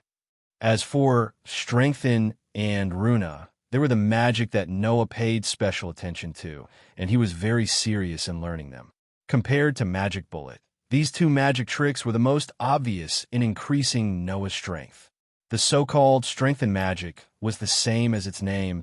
It was a magic trick that focused on strengthening various things. To be more precise, it should be said that it was strengthening. If it was used on a knife, it could make the knife sharper. If it was used on a stone, it could make the stone harder. If it was used on a light bulb, it could make the light bulb brighter. If it was used on a fan, it could make the wind cooler. In this way, if it was used on one's fists would become heavier. If it was used on one's feet, one's speed and endurance would also increase. If it was used on one's body's defense would increase significantly. For Noah, this magic trick was extremely useful. As long as a large amount of magic was used, Noah's strength in all aspects would increase in a straight line. Therefore, although Noah did not pay attention to it first, after being reminded by Yuju, he immediately thought of it. As for Runa, if it was used well, it could also be a super powerful magic trick. Therefore, regarding Strengthen and Runa, Noah attached great importance to it, and whenever he had time, he would immerse himself in learning these 2 magic tricks. And on this night, a week later, when Noah and Ayoko returned to the mansion after school, Yuju, who came down from upstairs, directly gave these words. "Get ready. We have work to do tonight." Chapter 317. The bleak, cold wind swept through the entire land of Sanyi City with a whistling sound. At this time, 3 figures, big or small, slender or tall, slowly appeared in the cold wind and came to this empty park. First a forest, then a factory ruins, and now a park. Ayoko walked at the front, as if telling herself that she had to move forward bravely. She scanned the entire park with a sharp gaze, and a hint of anger could be seen in her expression. How unscrupulous. Aren't they afraid of being seen by unrelated people? In the end, this should be your fault, right? Noah, who was walking behind Yuju, glanced at the surroundings as he purposely smiled. Isn't setting up the fulcrum of Mayo City's barrier telling the enemy that they have to choose this place as the battlefield? Mayo City's barrier was set up by Aoko's grandfather, Yuju said in an indifferent tone. He purposely chose this place with a lot of people as the fulcrum point. It can't be helped that it turned into a battlefield. As long as one was a magician, they had to maintain the concealment of their magic. It was because of this that Aoko's grandfather purposely chose this place with a lot of people to set up the fulcrum point. This way, as long as the enemy was a magician, they would have to worry about whether the fulcrum point would be seen by ordinary people and expose the concealment of their magic. At the very least, it was impossible for the other party to come here during the day to carry out the work of a magician when there were so many people coming and going. At night, they would also have to be cautious and think of ways to set up a barrier to drive people away. In a large sense, it would waste a lot of time, which was very beneficial to the manager of Sanyo City. I'm just afraid that the enemy is a madman who doesn't care about the lives of ordinary people and can laugh as he wantonly kills. Noah said lightly, and then immediately changed the topic without giving Aoko and Yuju any time to answer. Are you sure you detected the reaction of magic here? Mayo City's barrier can only be deceived. There's no possibility of error. Yuju repeated expressionlessly, her pitch-black eyes looking straight ahead, as if she had already seen her opponent. The enemy is on the move. This is something that can be confirmed. Is that sneaky bastard starting to destroy the fulcrum again? Aoko frowned. Could it be another mannequin sent out to distract the enemy? I have the same question. Noah shrugged. If that's the case, then this foreign magician's wallet is quite full. For now, the automatons that were controlled by magicians and used in magic battles were more or less useless. In terms of performance, an ordinary automaton wasn't as powerful as a familiar. If one wanted to create an automaton that could be used in battle, the cost of the materials required would be a figure that would make ordinary magicians speechless. Therefore, in this world, if there were still puppeteers who used puppets as their main method of fighting, they would most likely be collecting antiques that were left behind from the past to the present to do battle. Of course, if that was the case, the price of purchasing an automaton was also very expensive. Ordinary magicians simply couldn't afford it. Previously, Noah and Yuju had encountered two men with a split mouth in the forest. On the night when Noah's true identity was discovered, he had also broken an automaton. In other words, the other party had already used 3 expensive antiques during this period of time. If this foreign magician still sent out a mannequin this time, then one could imagine how rich his wallet was. Regardless of whether it's the real person or the mannequin, the opponent this time is Aoko. Yuju glanced at Noah lightly. Your opponent is that fantasy breed. Yuju's words made the two people present react. Noah didn't care and turned his head away, but his gaze toward Aoko was more or less serious. Aoko looked calm on the surface, but hidden in the depths of her pale eyes was a stifling pressure that made it hard for others to breathe, telling others just how difficult it was for her to calm down. Yuju acted as if she didn't care about anything else and quietly retreated to the side. No one has ever said that only magicians who can kill are mature magicians. Noah and Aoko looked at each other. After a long while, Noah closed his eyes and said as if he didn't care about her at all, "Don't be ashamed of being afraid of killing. It's never wrong to cherish life, no matter if it's yours or the enemy's." After leaving these words, Noah also retreated to Yuju's side, leaving the choice in Aoko's hands. It was obvious that Aoko and Yuju wanted to deal with this foreign magician as the real birth trial of the Aoko family's magician.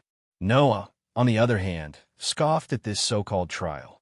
Of course, Noah wouldn't pity the state of the universe and think that killing was wrong. For Noah, killing innocent people was indeed wrong, but for this guy who deserved to die, not killing him was a crime. However, whether to kill or not, at least it was his own decision. Aoko had an unyielding character and was good at moving forward bravely, but but that didn't include forcing herself. Needless to say, letting Aoko kill was forcing her. It wasn't that Aoko wouldn't kill. If she really made up her mind, Aoko would definitely be able to do it. But Aoko didn't want to kill at all. Doing something against one's will, if that wasn't forcing oneself, then what was? If one had power but couldn't make decisions for oneself, then why did one have power? Just to reach the origin? That didn't make any sense. Noah had extraordinary magic power from the moment he was born. In order to not hurt the people around him, Noah constantly trained his magic power control. Later, he gradually mastered the high-level destruction spell Crush and made considerable progress in the other two worlds. All of this was to protect the people around him, to protect the worlds that asked him for help. Therefore, Noah felt that it was meaningful for him to become stronger, and that his life was very meaningful. Unlike the magicians of this world, who became stronger and had power, but had to force themselves to do things they didn't want to do. If that wasn't meaningless, then what was it? Therefore, although Noah didn't completely reject the magicians of this world, he didn't have a good impression of them. But unlike Noah, a pure magician like Yuju had a completely different opinion. Magicians were destined to go against their morals. Therefore, all human rules and regulations were enemies to magicians. Therefore, when Aoko was stunned by Noah's words, Yuju's voice slowly sounded. That's not like you. This sentence made Aoko finally make up her mind. Yes, hesitation was not like Aoko at all. No matter what, since she had decided, she had to do it. This was Aoko. Seeing the determination in Aoko's eyes, Noah still didn't care and smiled and turned his head away. At this point, it was Aoko's problem to choose her own future. After all, Noah was rather impressed by Aoko's perseverance and willpower. At that moment, Noah closed his eyes, and his sensing ability was fully activated in an instant, covering the largest range with him as the center. The next moment, Noah and Yuju raised their heads at the same time and said in unison, "They're coming." Aoko's body tensed up. At the same time, in the shadows around the park, black shadows quietly appeared. Click, click, click, click. When the mechanical footsteps sounded and became more frequent, not only Aoko and Yuju, but even Noah was shocked. Click, click, click, click. Amidst the increasingly frequent footsteps, the black shadows that resembled giant ants gradually surrounded them and were exposed under the moonlight. They were puppets. The puppets had no adornments on their bodies. Their skin was as cold as steel, and they were like the dolls in the clothing stores. They walked on all fours and surrounded them step by step. From the looks of it, there were at least 30 of these puppets that were surrounding them. In terms of the price of puppets, all of them added up to a sky-high price. Chapter 3:18. Clack, clack, clack. At some point, the sound of the mannequin's footsteps became more synchronized. Moreover, Noah and Yuju did not know if it was an illusion, but the small number of puppets in front of them, which could be converted into money, seemed to be directly targeting Aoko. With Aoko as the target, they surrounded her. Aoko, who had been so resolute up until now had a dumbfounded look on her face. Even Yuju was slightly surprised. Seeing this, Noah sighed and said in annoyance, "This guy really has too much money. It seems that this foreign magician has so much money that he doesn't know where to spend it. He's throwing expensive automatons to their deaths one by one, and he even has a fantasy breed by his side. Is his target really Sano City?" Noah could not help but have such doubts. If this nouveau riche foreign magician's target was really the Spirit Vein, he could have directly bought a piece of Spirit Land from the Magic Association with his wealth. Why would he go through so much trouble to come here and seize Sanyo City? Although Sanyo City also had a Spirit Vein, it was a small place in the countryside. Those who would set their eyes on this place were usually third-rate magicians.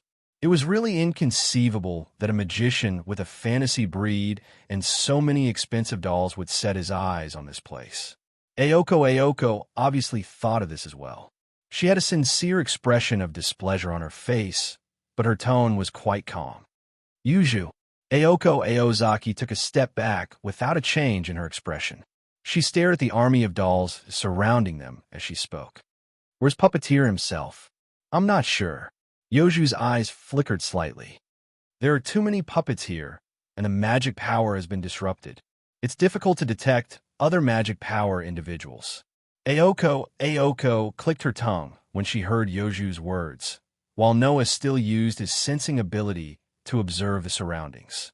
Only Noah's sensing ability was not restricted by magic power, and it directly scanned the surrounding environment. Huh? At this moment, Noah was surprised. Within the range of Noah's sensing ability, an aura appeared at the edge and slowly moved toward them. Noah recognized this aura.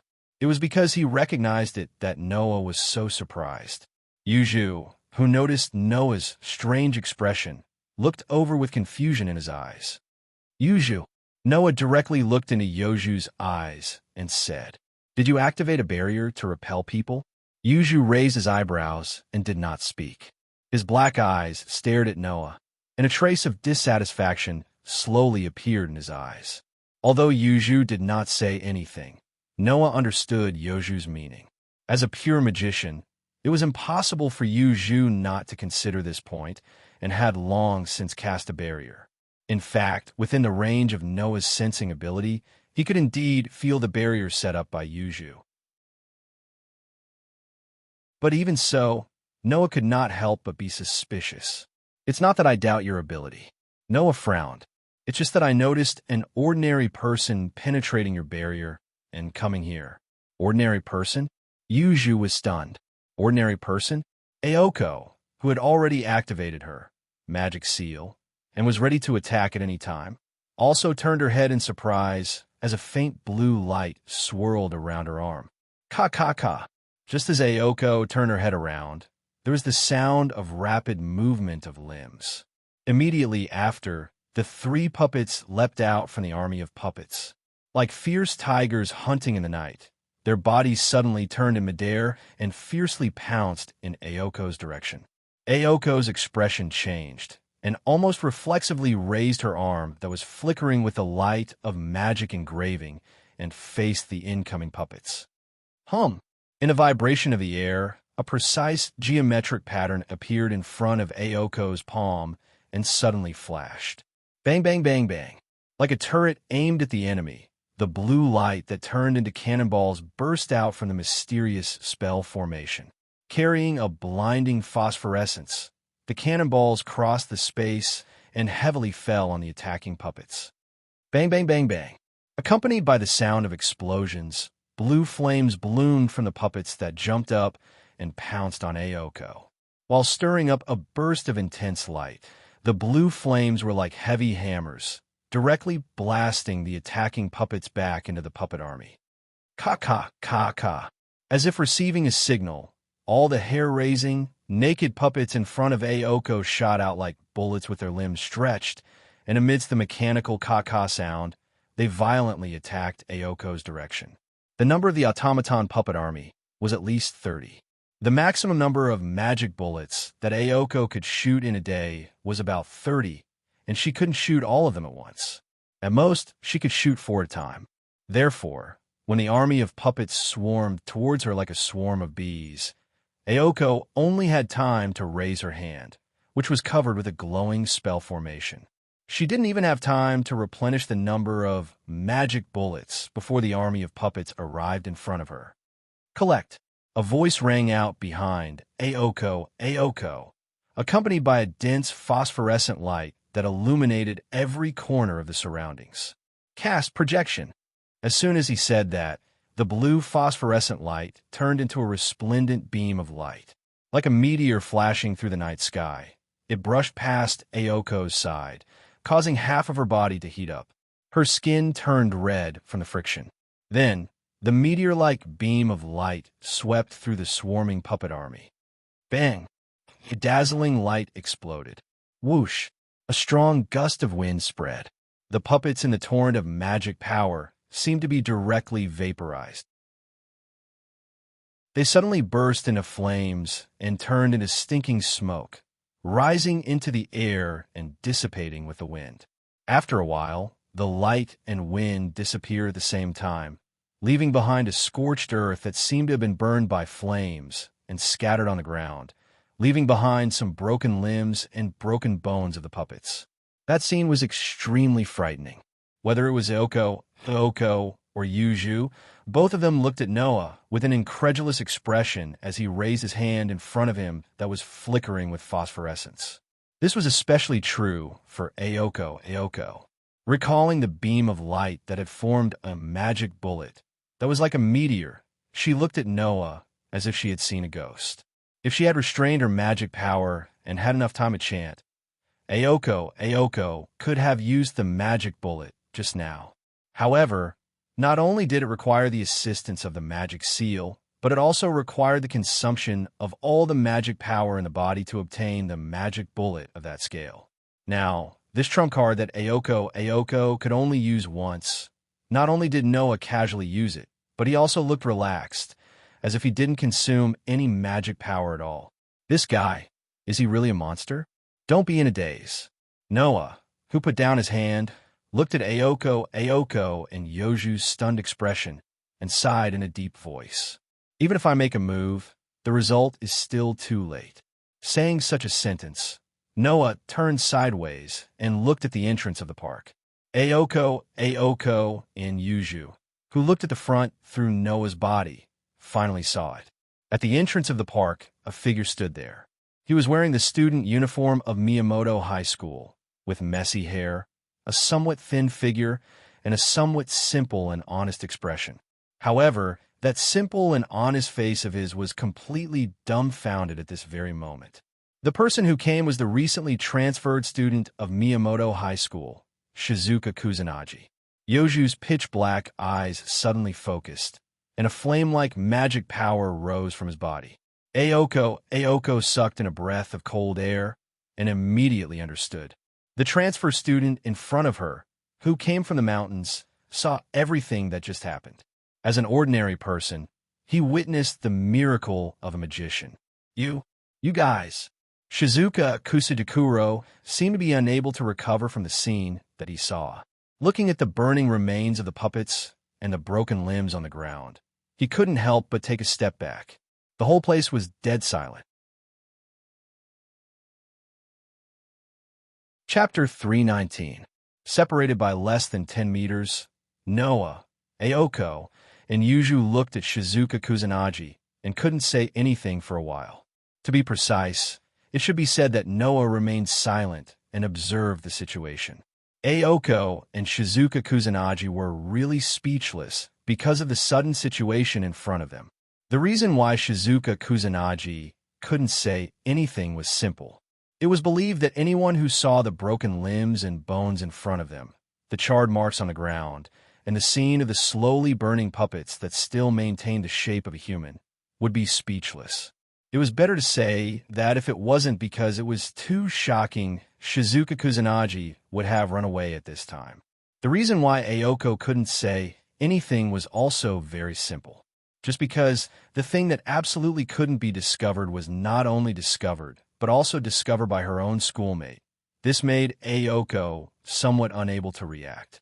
Until the cold voice of Yuju, who was closely staring at Shizuka Kusanagi and exuding a terrifying magical aura, the dead silence of the scene was cleanly broken. Aoko finally recovered. Looking at Shizuka Kusanagi's eyes became cruel. Facing Shizuka Kusanagi, who was still in a daze, the magic seal on Aoko's arm was smoothly operated to the extreme in the driving sound like an engine, blooming a dazzling phosphorescent light. Under the phosphorescent light, Aoko's cold face was exposed in front of Shizuka Kusanagi. You have bad luck, Shizuka Kusanagi. Shizuka Kusanagi, who was awakened by the inhuman phenomenon of Aoko, retreated step by step, and finally couldn't help but stagger and ran away like crazy. Aoko's mouth evoked a smile that was unknown whether it was sincere or hypocritical, stepped forward, and did not hesitate to chase. Looking at this scene, Yuju acted as if nothing had happened and stood there quietly.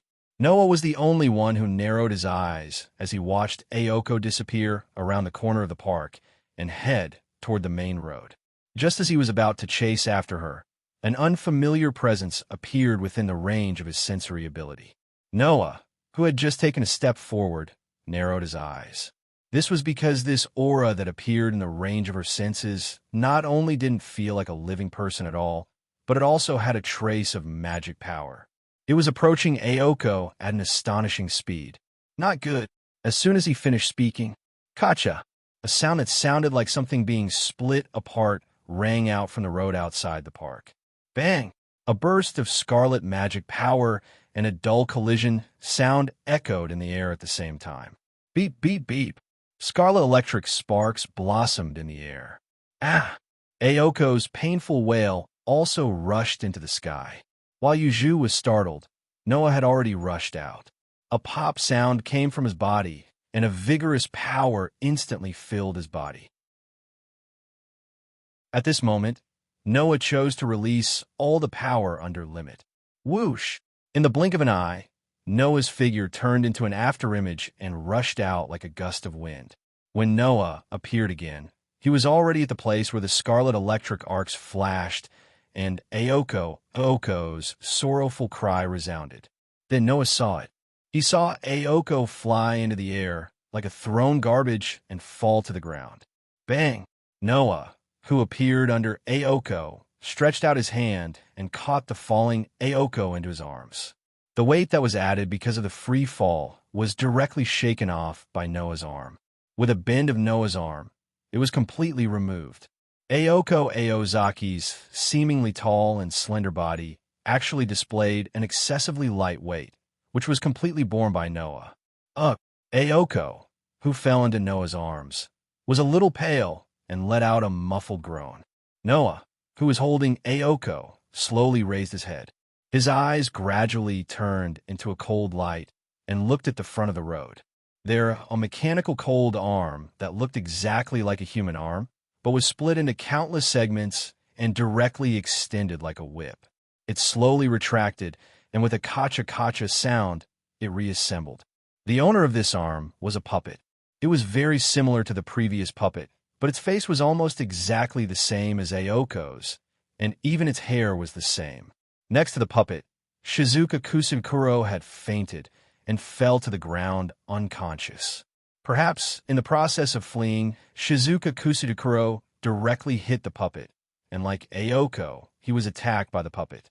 Or rather, it was very likely that the controller of this puppet opened a hole in the wizardry barrier and led Shizuka Kusukuro in and attracted the attention of Noah and the others. Shizuka Kusukuro led Ayoko out and maybe killed her alone. Thinking of this possibility, Noah's expression also sank. I've been tricked. Kacha-kacha. Not knowing if it heard Noah's voice, the puppet that looked like Ayoko raised its hand mechanically and clumsily and pointed in the direction of Noah. Whoosh! The next moment, the puppet's arm once again split and stretched out like a whip, like an arrow connected to the fist and countless joints, and in the sharp sound, it shot in the direction of Noah. Unfortunately, if it was against Noah in his normal state, this puppet could still jump a few times. But against Noah, who had released all his power, this was destined to be the last attack in the life of this puppet. Dong! The mechanical arm connected to the fist directly fell on the position where Noah was a second ago, and the ground there was penetrated. Pata! With such a light landing sound, Noah, who was holding Ayoko Aoyagi, seemed to descend from the sky. His toes touched the ground, and he landed on the ground, appearing in front of the puppet. The puppet seemed to be unable to understand the situation in front of it, and tilted its head. Pa! At this moment, Noah stretched out a hand and put it on the puppet's shoulder. Wong! A dazzling white light burst out from Noah's hand and covered the puppet's entire body. Bang! In the white light, the puppet's body seemed to be evenly cut into pieces. First, it split, and then, in a loud explosion, it directly shattered and turned into powder in the air. However, the powder was purple. Ayoko, who breathed in a little purple powder, let out a muffled groan. Noah, who was aware of this, revealed a hint of surprise. Poison powder? There was poison hidden in the puppet's body. The magician hiding in the dark not only wanted to trick Ayoko, but he also wanted to trick Noah. This made Noah's face turn ugly. However, Noah's body had 3 major constitutions. One of the 3 major constitutions was to expel all negative forces that affected the body. This included poison. Therefore, even if he was tricked, Noah was still unaffected. Of course, Noah was not affected, but it did not mean that others were not affected. Ugh! Another extremely soft groan was heard. That was the sound of Yuju, who finally arrived at the scene. Noah quickly called out, "Hold your breath. There's poison in the air." Without Noah's reminder, Yuju, who was an expert in fairy tale-themed curses and pharmacology, accidentally breathed in a part of the poison, immediately held her breath. But Yuju still breathed in some poison. Her face was slightly pale as she sat on the ground, clutching her chest, and looked like she was enduring the pain. In the end, except for Noah, Ayoko and Yuju were all poisoned. Perhaps tonight's operation was a trap. Noah suppressed the surging emotions in his heart, regained his calm, carried Ayoko, and quickly came to Yuju's side and hugged Yuju in his arms. Yuju, who was in Noah's arms, grabbed Noah's arm and said weakly, "The other fulcrum was just eliminated. This is just a trap." Sure enough, holding Ayoko in one hand and Yuju in the other, Noah looked at Shizuka Kusanagi on the ground in front of him and took a deep breath. Tonight's matter, I will remember. Chapter 320. In the pitch-black night, the manor house on the hill lit up, illuminating the surrounding wasteland. After turning on the lights, Noah placed the 2 girls in his arms on the sofa. Looking at the pale faces of Ayoko and Yuju, he stood up and walked to the middle of the living room. Wong! A dazzling golden light rose from Noah's body, covering the surrounding lights that were abnormally dim in comparison and filling the entire living room. Under the dazzling golden light, a scabbard quietly appeared. Noah grasped it in his hand and raised it high above his head. Wong! Suddenly, with the golden scabbard as the source, an intense, dazzling light soared and covered everything in the living room. Under the dazzling light, Ayoko's pale face gradually improved and regained a bit of color, making her face that was previously filled with pain look a lot more relaxed. The scabbard, named Avalon, originally had an extremely powerful healing ability. As long as it was not a fatal injury, and its owner could provide it with sufficient magic power, then Avalon would definitely be able to completely heal the person's injuries. The only difference was how long it would take. Otherwise, Avalon would not be called a mobile stronghold. Under the healing of Avalon, the wounds on Ayoko's body were negligible, and it didn't take much effort to heal them all. Undoubtedly, it was such a tyrannical treatment, but Ayoko's complexion did not improve after recovering to a certain extent, as if the treatment of Avalon was no longer effective. On the other side, Yoju's pale face, bathed in the light of Avalon, did not improve at all. Her expression was still the same, with a bit of pain. Seeing this scene, Noah was not surprised at all and bitterly smiled. Sure enough, Avalon can only heal injuries and not detoxify poison. This has nothing to do with Avalon. Yuju, who was lying on the sofa, forced herself to make a weak sound. The poison dissolved after entering our body. Without the poison, even if your Avalon could detoxify the poison, it would not be effective. Hearing this, Noah was slightly startled. The light of Avalon in his hand gradually converged and turned into a stream of light, once again entering Noah's body. "You said the poison is gone?" Coming to the sofa where Yuju was lying, Noah, who was kneeling on one knee, looked at Yoju's still pale face and suspiciously asked, "Since the poison is gone, what's going on with your current situation?" "That is the neurotoxin used to block the magic circuit." The answer to Noah was not from Yuju, but from the sofa on the other side of the sofa, with the same weak but strong voice. Ayoko, who had already woken up, seemed unwilling to let others see her weak appearance. Ignoring her still weak body, she propped herself up and leaned against the back of the sofa, as if she had lost the last bit of her strength, laughing bitterly. Although I don't know what kind of poison it is, I can feel that my magic circuit has been completely blocked. Magic can't flow at all of it is squeezed on the circuit. If this continues, our magic won't be able to flow again, right? Is the magic power blocked? Noah muttered to himself as he looked at Yuju. Can be detoxified? After the poison entered our body, it directly blocked our magic circuit, and then it was digested. Yuju clutched her chest. A rare trace of annoyance appeared in her voice. There is no poison at all. Then don't talk about detoxifying it. Yuju, what should we do? Ayoko spoke with the same cold tone as before, as if there was nothing wrong with her body. If this continues, we will be directly eliminated from this battle, right? Magic was blocked and unable to flow, which meant that Yuju and Oko couldn't use magic at all. Even if their strength was slowly recovering, their body was also recovering little by little. If they couldn't use magic, then next, if the magician who tricked them continued to attack the rest of the boundary fulcrum, Ayoko, and Yuju wouldn't be able to go out and face the enemy. Actually treating me like an idiot, I will never forgive that guy. If I don't teach him a lesson, I won't give up. Ayoko said in her own voice. Even if it was slightly weak, it was full of determination. Moreover, I don't want to be sold by those people in the church. Hachian Church was nominally assisting Ayoko and Yuju.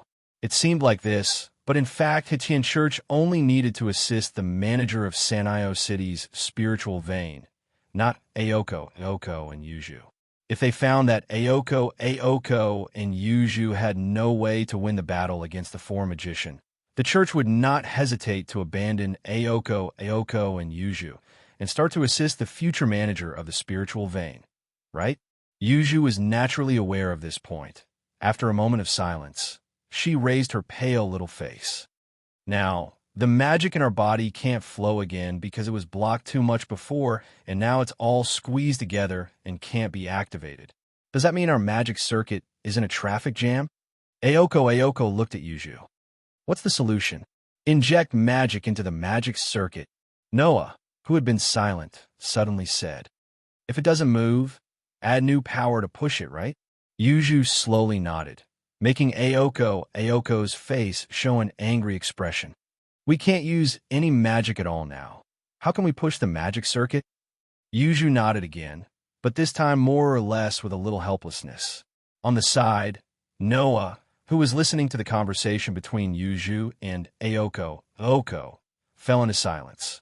If one observed carefully, one would find that Noah's face showed hesitation and an extremely awkward and unnatural expression. After Yuju proposed the plan, Noah remembered a book he read in Ayoko's study. That book recorded a method to inject magic into others. However, that method, no matter who thought of it, would hesitate, and Noah was full of awkwardness and hesitation. Ayoko, who inadvertently saw Noah's performance, raised the corner of her eyes and directly said, "Did you think of a way?" Yuju also turned her head and looked at Noah. Under the gaze of the two girls, Noah's expression became more and more awkward, and after a while, he asked with a wry smile, "Do you really want to recover?" "Nonsense." Ayoko gritted her teeth and said, "I must return all the suffering I suffered today to that guy who hides his head and shows his tail. I don't like others to rob me." Yuju continued Ayoko's words and looked at Noah. No matter who it is. Hearing this, Noah's awkwardness turned into hesitation, and finally, he let out an unprecedentedly long sigh. "This is what you said, don't regret it."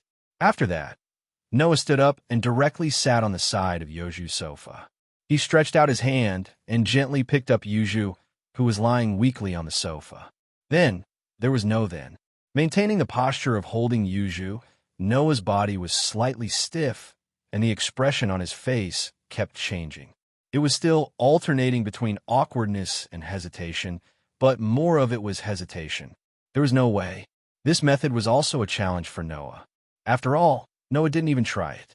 However, when he thought about how he was careless and directly destroyed the puppet, which caused Ayoko, and Yuju to be poisoned, Noah's heart became ruthless. Forget it, if I die, then I die. On the other side, Yoju's eyebrows were deeply furrowed, as if she was disgusted by others touching her. But when Yuju wanted to make a sound, what happened next made Yuju unable to make a sound. This was not only a psychological factor, but also a physical one. After a moment of hesitation, Noah, who was holding Yuju, directly bent down and blocked Yoju's lips. And the thing that blocked Yoju's lips was Noah's lips. Yoju's black hole-like pupils instantly shrank to the smallest in history. Ayoko stood up in a daze. Chapter 3:21. Mana was basically energy that could only be maintained within the magician's body. Once it was released to the outside world, it would immediately turn back into life force and spread into the originator. However, a magician's body fluid was extremely easy to contain mana. Even if it left the body and was released to the outside world, it could still be temporarily preserved and maintain mana. Thus, if one could directly drink a magician's body fluid, one could also achieve the goal of replenishing mana. It was said that magicians who were worried about money would even sell their body fluid to the Magic Association in exchange for large amounts of money. Ayoko Aozaki and Yuju both required external magic power to reactivate their magic circuits. As long as Noah could pass his mana to Ayoko and Yuju, the magic circuit of the two girls could be reactivated. Originally, Noah wanted to let Ayoko and Yuju drink his blood to replenish their mana, but after careful consideration, he gave up on that idea. Noah's body was not an ordinary body. Noah's body had 3 extremely special constitutions. In the world of Pitch Black Bullet, blood could affect the body of the cursed child to a certain extent. In this way, Noah was not sure if his blood would have some effect on the magicians of this world. If it was a good effect, then it would be fine. But if it was a bad effect, then it would be too late to say anything. Thus, after a mental struggle, Noah still chose to use his saliva. Ugh. Yuju, whose lips were directly covered by Noah, let out a whimper. Her heart, which was not easily disturbed, was completely disrupted by Noah's actions, especially when she sensed that Noah had pried open her lips and her tongue had been captured by the tongue of this man who was having the most intimate contact with her in history. Yuju started to struggle in a panic. Her slender arms kept pushing Noah's shoulders, and Noah, who had already thrown caution to the wind, did not care about Yoju's struggles. For a penny, for a pound, for a pound, for a pound, he rolled up Yoju's small tongue and fiercely entangled it. Noah did not know that when he was a child, Mira and Lisana, those 2 little girls, had already stolen his lips. Thus, in Noah's memory, this was definitely Noah's first kiss. Feeling the soft and small lips pressed against his own, as well as Yoju's panicked tongue continuously attacking him, Noah felt as if he had been electrocuted, and his mind was in chaos. Even Noah, who was good at controlling his emotions, was like this, let alone Yuju. Yoju's heart was already completely occupied by panic. Even her mind was blank. She only subconsciously used her arms to press on Noah's shoulders, while whimpering and pushing. Unfortunately, Yoju's strength was no different from nothing for Noah. Furthermore, Noah didn't forget about the important matter at hand. He forcefully suppressed the agitation in his heart and his longing for those soft lips and tongue, allowing his magic to pass through his lips and into Yoju's body. Ugh. Not long after, Yoju's rapid and weak breathing reverberated in the air, unable to be suppressed, and began to reverberate in the living room. Looking at Noah, who was roughly kissing Yuju in front of her eyes, with her eyes tightly closed, and her strength to struggle became weaker and weaker. Her pale cheeks gradually flushed red. Ayoko felt as if someone had knocked her on the head, and she did not recover for a long time. The heavens pity her. On the surface, Ayoko looked like a big sister, but she did not even have the experience of holding hand with a boy, let alone kissing, or even watching others kiss. What's more, the one being kissed in front of him was not someone else, but a pure-blooded witch, a pure-blooded magician. Hidden in her petite body was a power that made countless magicians exclaim in admiration, "Jiuan Temple Pearls." One could imagine the impact Ayoko felt. After an unknown amount of time, Noah and Yoju's lips finally parted. Pong! When Noah subconsciously let go of her hand, Yuju's body directly collapsed onto the sofa. Her black hole-like eyes couldn't help but slacken. She panted rapidly as if she was out of oxygen, and her chest heaved up and down. Off. Not to mention Yuju, even Noah was slightly panting. Looking at Yuju, who collapsed on the sofa, his heart beat faster and faster, and his heart was filled with disbelief. He could not believe that he had actually done such a thing. Fortunately, Noah did not forget that he still had another patient. At that moment, Noah turned his head and stared at Ayoko with a crazy gaze, as if he was about to jump off a cliff. Ayoko's heart suddenly jumped, and she woke up with a start. Before she had time to question Noah, Ayoko's heart was filled with a strong sense of foreboding. This ominous premonition made Ayoko panic like never before. She shouted at Noah, trying to put up a strong front, but feeling weak at heart. "What do you want to do?" Being stared at by Ayoko's vigilant and panicked eyes, Noah's heart could not help but beat like a drum. But since he had even kissed the pure-blooded witch Yuju, what qualifications did this bad-tempered trainee magician in front of him have to make him back out? With this thought in mind, Noah walked over to Ayoko, and tried to persuade her. It was an expression and posture that showed that he was really going to throw caution to the wind. "Who told you to come over?" In a panic, Ayoko mercilessly threw a punch.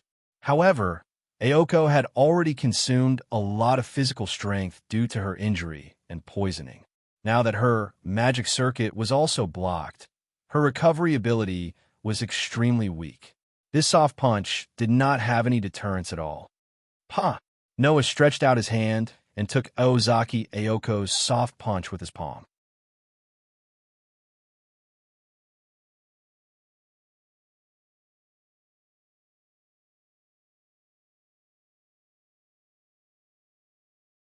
Chapter 322. His fuzzy consciousness gradually returned, making Shizuoka Kusunagi's brain, which was not very bright, work smoothly. His whole body was soft, and it was difficult to raise his strength. If it was an ordinary person, at this time, he was afraid that he could only make his eyelids move, and not move at all. However, for Shizuoka Kusunagi, this level was still bearable. After all, in the mountains where he originally lived, Shizuoka Kusunagi never lacked self-exercise, regardless of will and strength. In terms of control of the body, in theory, Shizuoka Kusunagi would not lose to anyone. Therefore, even if there was only a little strength, Shizuoka Kusunagi successfully instilled it into his body. What Shizuoka Kusunagi needed to do was to open his eyes. The originally dark vision became bright as he opened his eyes. What was imprinted in Shizuoka Kusunagi's eyes was an unfamiliar ceiling and room.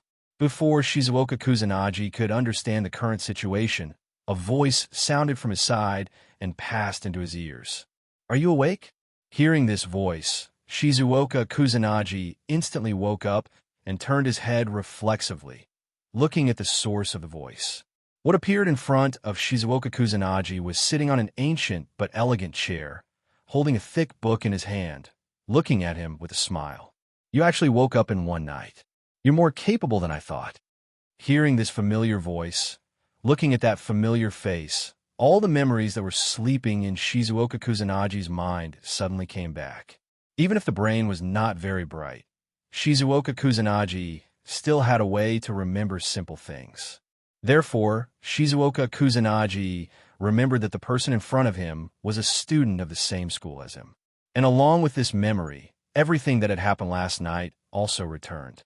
In the park where the cold wind was howling, the ground was scorched black as if it had been burned, and there were broken limbs and slowly burning human bodies everywhere. The person in front of him was standing in the middle of that hellish scene.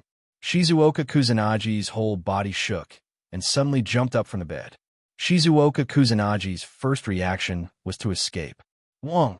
However, just as he sat up, a mysterious rune suddenly appeared in front of his chest, blooming with a faint light, illuminating his whole body. The moment this rune appeared, Shizuoka Kusukajuru's body stiffened, and he could no longer move. This made Shizuka Kusunagi's eyes widen, and for a moment, he lost all reaction. I knew your first reaction would be this. Without any surprise, Noah closed the book in his hand and looked at Shizuka Kusunagi calmly. You don't have to be afraid. Although your current situation can't make you feel at ease, you're still safe in my sight. So, if you want to escape, don't blame me for not warning you. Once you're out of my sight, I won't be so idle as to specially protect you. After saying that, Noah stretched out his hand and snapped his fingers. The rune that appeared in front of Shizuchi Kusujuru's chest disappeared like flying ash. Seeing such a miracle, Shizuka Kusakuro touched his chest with a strange expression and then sighed sincerely. So powerful. Hearing this, Noah was startled, and his expression more or less carried some surprise. The rune just now was actually one of the elementary uses of the rune that Noah recently learned. The so-called rune refers to the ancient text that was circulated in ancient Northern Europe. This was a symbol of sacred text, and each text contained a unique power. If they were written with magic, then the power of the text could be awakened. The rune that just froze Shizuka Kusakuro was a rune that had a binding effect. It was a rune that could only be used to simply freeze the body of others. The effect on magicians was not very big, because it would be scattered by the magic flowing in the magic circuit. It would be better to say that the rune that Noah learned so far was basically elementary, and most of them were simple runes that did not have much effect on ordinary magicians. It could be regarded as an elementary rune. There was no other way. Although the rune was extensive and profound, Aoko's study room had elementary magic. If Noah wanted to learn advanced rune, then he would have to find another way. However, this elementary rune was already very magical for ordinary people, and it was enough to make ordinary people stunned. But although Shizuka Kusakuro's face was filled with emotion and surprise, there was no shock at all. This made Noah curious. Immediately, Noah directly asked, "Aren't you afraid?" Afraid? Shizuka Kusakuro was puzzled from the bottom of his heart. Why? Why? Noah laughed. Just as he was about to explain, he suddenly remembered Shizuka Kusakuro's background. Shizuka Kusakuro grew up in the mountains, and there was no electricity in his previous life. He was very surprised when he saw the school.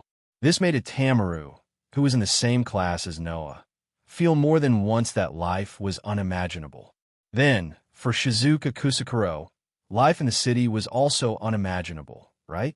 The life of a magician was even more so, wasn't it?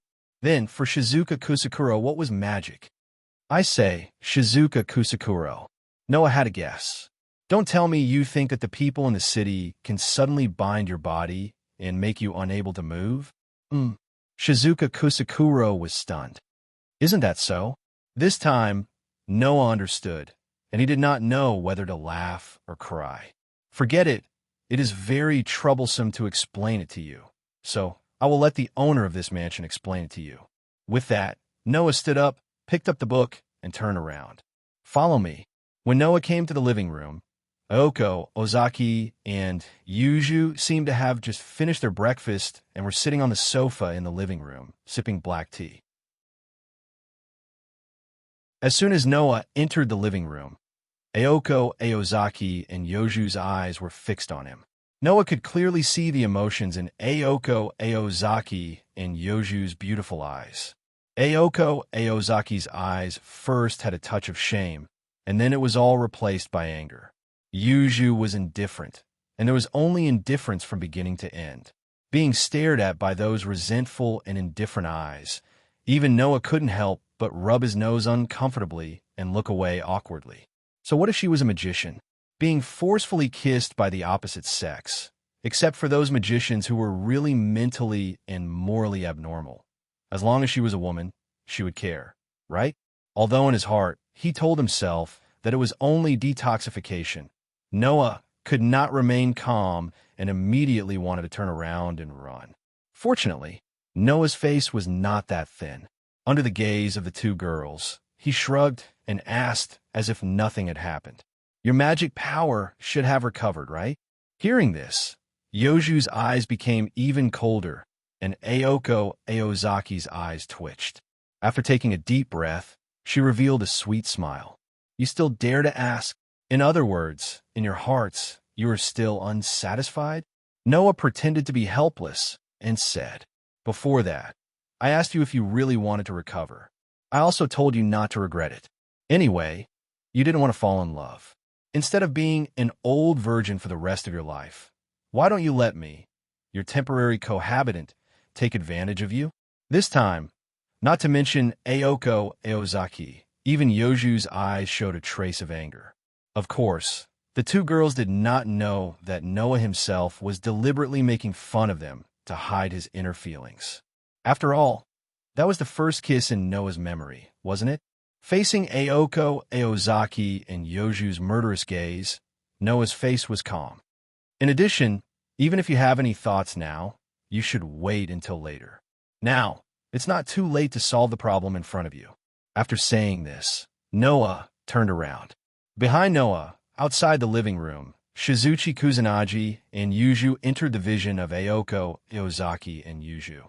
Seeing Shizuchi Kusanagi standing outside the door, Ayako Aozaki and Yuju were stunned for a moment. After they reacted, their expression suddenly became serious. Chapter 323. In the living room, an oppressive silence began to fill the air. Ouchie! On the other hand, Shizuka Kusakuro seemed to have just noticed Ayako and greeted her. Why are you here? Looking at Shizukaro's sincere and honest smile, Ouchie Ayako really wanted to ask him what his brain was made of. Undoubtedly, he ran away in front of everyone last night, but now he acted as if nothing had happened. Ouchie Ayako really couldn't guess what Shizukaro was thinking. At this time, Yuju directly got up from the sofa and didn't pay attention to Shizukaro. Instead, she stared at Noah. In her dark eyes, there was a strong fluctuation that even when Noah kissed her. In the next moment, Yoju's slightly angry and low voice faintly sounded. Why did you bring people into my house without permission? Hearing this sentence, Shizuka Kusudakuro was completely confused, while Ayako Aozaki cast the same questioning gaze at Noah. Regardless of the problem with Shizukuro, Noah bringing outsiders into Yoju's mansion seemed simple. But for Yuju, this could develop into an absolutely unforgivable thing. No matter what, this mansion was Yoju's most precious existence, and it was left behind by Yoju's deceased father. Noah naturally understood this point, and the little bit of awkwardness in his heart toward Yuju disappeared. He returned to his usual calmness and looked at Yoju's eyes that contained strong emotions. You didn't say that I can't bring people in, right? Yuju didn't speak and didn't move her eyes away. She closely stared at Noah, making the surrounding atmosphere seem oppressive. Okay, Yuju, now is not the time to ask who is right and who is wrong. Noah is right. You really didn't say that you can't bring people in. Ouchie Aoko, who couldn't stand this oppressive atmosphere, chose to be the intermediary. Moreover, before today, Noah has never brought outsiders in. Today, he brought people that we need to deal with. Isn't it better not to pursue this matter in this place? Yuju still didn't speak, but the strong fluctuation in her eyes slowly calmed down. She glanced at Shizukuro, who was at a loss, and the coldness in her eyes almost froze people, making Shizukuro couldn't help but take a step back. It seemed that Yoju's helplessness and anger toward Noah were all transferred to Shizukuro. After Yuju sat down, Ouchie Ayoko also calmed down, stood up, and stared at Shizukuro as if she wanted to see through him. That's good too. It saves me the trouble of finding you and getting rid of you. Find me? Shizuka Kusakuro didn't seem to understand the meaning of Aoko's words, but he could feel the oppressive atmosphere from Aoko's body and the air around her that made it hard for him to breathe. Things were a bit bad. As you can see, Shizuo. On the side, Noah made his calm voice at the right time. The two people here want to kill you. Kill. Shizuo finally understood what was wrong, and he stepped back again and again. Compared to Shizuo, Aochi Ayoko seemed to want to step forward step by step, and the momentum on her body and the expression on her face became more and more intense. Although he didn't know what was going on, his intuition told him that. The situation was very bad. Suppressing the subconscious impulse to escape, Shizuo moved toward the direction of Noah. Seeing this scene, Noah couldn't help but laugh. Ayoko Aozaki even stopped and looked straight at Shizuka Kusanagi. You don't want to escape? Shizuo shook his head and said so.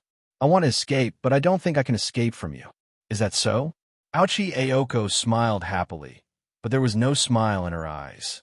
You mean you want to die? I don't want to die yet, Shizuo said in a very sincere tone. So, I can only listen to Noah and let him protect me. Noah? Protect you? Aochi Ayoko looked at Noah, and when she found that Noah didn't refute, her face sank. Sitting on the sofa, Yuju, who originally wanted to stay out of this, raised her head and looked at Noah. You want to protect him? At least I don't want him to die. Noah's expression didn't change, and he said indifferently, Don't apply your magician's rules to me. I'm not a magician. Didn't you already learn magic? Then you can be considered a magician, right? Aochi Ayoko's expression gradually became unfriendly. Do you want to attract the Magic Association's crusade? The essence of magic was to hide, and any magician had to hide the mystery of magic. If this sentence was originally a duty, then the existence of the Magic Association turned this duty into a real law. If any magician exposed the mystery of magic and didn't deal with the aftermath, then for the sake of the entire magician community, the Magic Association would definitely send people to suppress them. At least, on the surface, the Magic Association made this rule. And previously, it was said that the more people knew about magic, the less mysterious it would become. Therefore, even if the Magic Association was excluded for the sake of the inheritance of magic, as a magician, Aochi Ayoko and Yuju wouldn't allow Noah to protect Shizuo. Unless Noah wanted to start a war with Aochi Ayoko and Yuju. I said, I'm not a magician. At least I won't become the kind of magician you want me to be. Noah's dark eyes swept across Aochi Ayoko and Yuju. If the Magic Association crusade against me, then I will treat it as an enemy and eliminate it. Aochi Ayoko and Yuju's expression showed a trace of shock for a moment. Eliminate? Eliminate the Magic Association? Does this mean that he wants to become an enemy of all magicians in the world of magicians? Is this person stupid? Are you serious? Aochi Ayoko pointed at Shizuo with a face full of disbelief. You want to become an enemy of all magicians for this irrelevant guy. I only do what I like. Noah curled his lips and smiled. It has nothing to do with benefits. It's just a good or bad mood. Anyway, I don't hate Shizuo classmate, so it's not a big deal to help her. Aochi Ayoko was speechless, and Yuju, who had been watching Noah, also had a dark look in her eyes. So, you want to become an enemy of us for this guy? Not to that extent.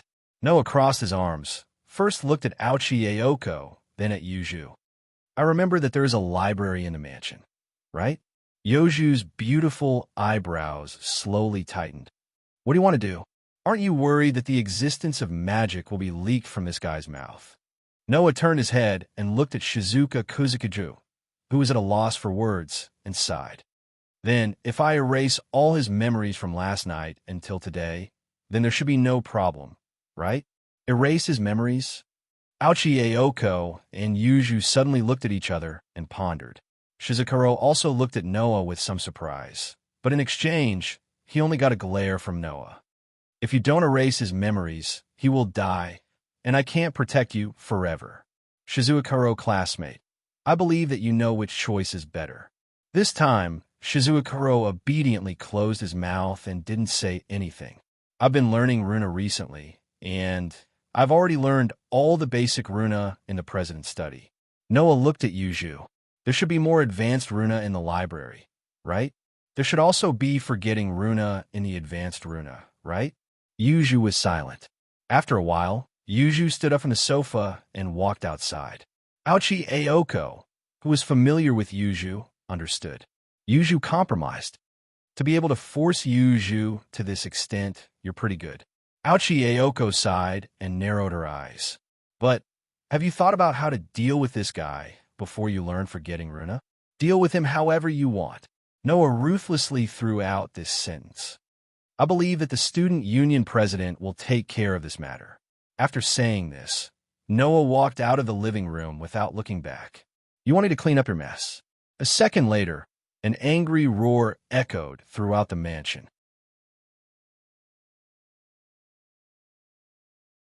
Chapter 324. In the side hall of the Kyuinji mansion, there was a library that Aoko called the Devil's Den. It was a legacy of magic left behind by Yoju's mother. If the mansion was a treasure left behind by Yoju's father, then the library was a treasure left behind by Yoju's mother. Just like the mansion, Yuju treasured the library very much. Even Aoko didn't have many opportunities to enter it. Now, the library had finally welcomed the third guest of the mansion.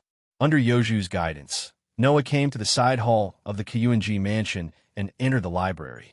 This was a library that was extremely shocking in all aspects. It was divided into two levels. The upper level was directly connected to the entrance of the side hall, while the lower level was like a basement. It was under a staircase at the front corner, occupying a very large area. Of course, this was nothing. What really shocked people was the scale of the collection. The bookshelves, which were comparable to the size of a building, were arranged neatly like a small mountain. The bookshelves were divided into two levels. The upper level was surrounded by corridors for people to walk through, as well as wooden railings. The lower level was built with two wooden ladders that were directly welded to the entrance of the corridor on the upper level. It looked more luxurious and elegant than ordinary buildings. On the extremely luxurious and tall bookshelves, books that looked old were neatly arranged on them. Based on this scale, the number of books here must be at least 10,000, as the most basic unit of calculation to give a specific number. Looking at the scale of the library in front of him, Noah, who had the idea of reading all the books in the library, was stunned. Perhaps because she noticed that Noah stopped, Yuju, who was leading the way in front, stopped and turned around. Perhaps because Noah asked her to bring him to this place that the girl cherished very much. Yoju's emotionless eyes revealed a hint of dissatisfaction. Unfortunately, Noah was already shocked by the number of books in front of him and didn't notice it at all. All the books here recorded magic. Seeing the shock and admiration in Noah's eyes, the dissatisfaction in Yoju's heart gradually dissipated. She was like a child whose favorite toy was praised and envied. Less than 10% of the books recorded magic. Yuju said faintly. The rest of the books recorded magic theories and related knowledge of the magic world. That's still very impressive. Noah sighed from the bottom of his heart. I thought my family's library was big enough. This place is not bad. Your family? Yuju looked at him inquisitively. Your family also has a library? Yes. Noah couldn't help but recall the huge library in the guild and smiled bitterly. So, I only went there once when I was a child. Yuju nodded silently, turned into a bookshelf, leaving such a sentence. There are a lot of books that record Runi's magic here, but I can't remember where they are. You can find them yourself. After saying that, Yuju disappeared from the other end of the bookshelf, leaving Noah behind and disappearing without a trace. Seeing this, Noah once again looked around the magnificent library in front of him and sighed. It seems that it is impossible for me to read all the books here. Even if I only read about magic, it would be difficult.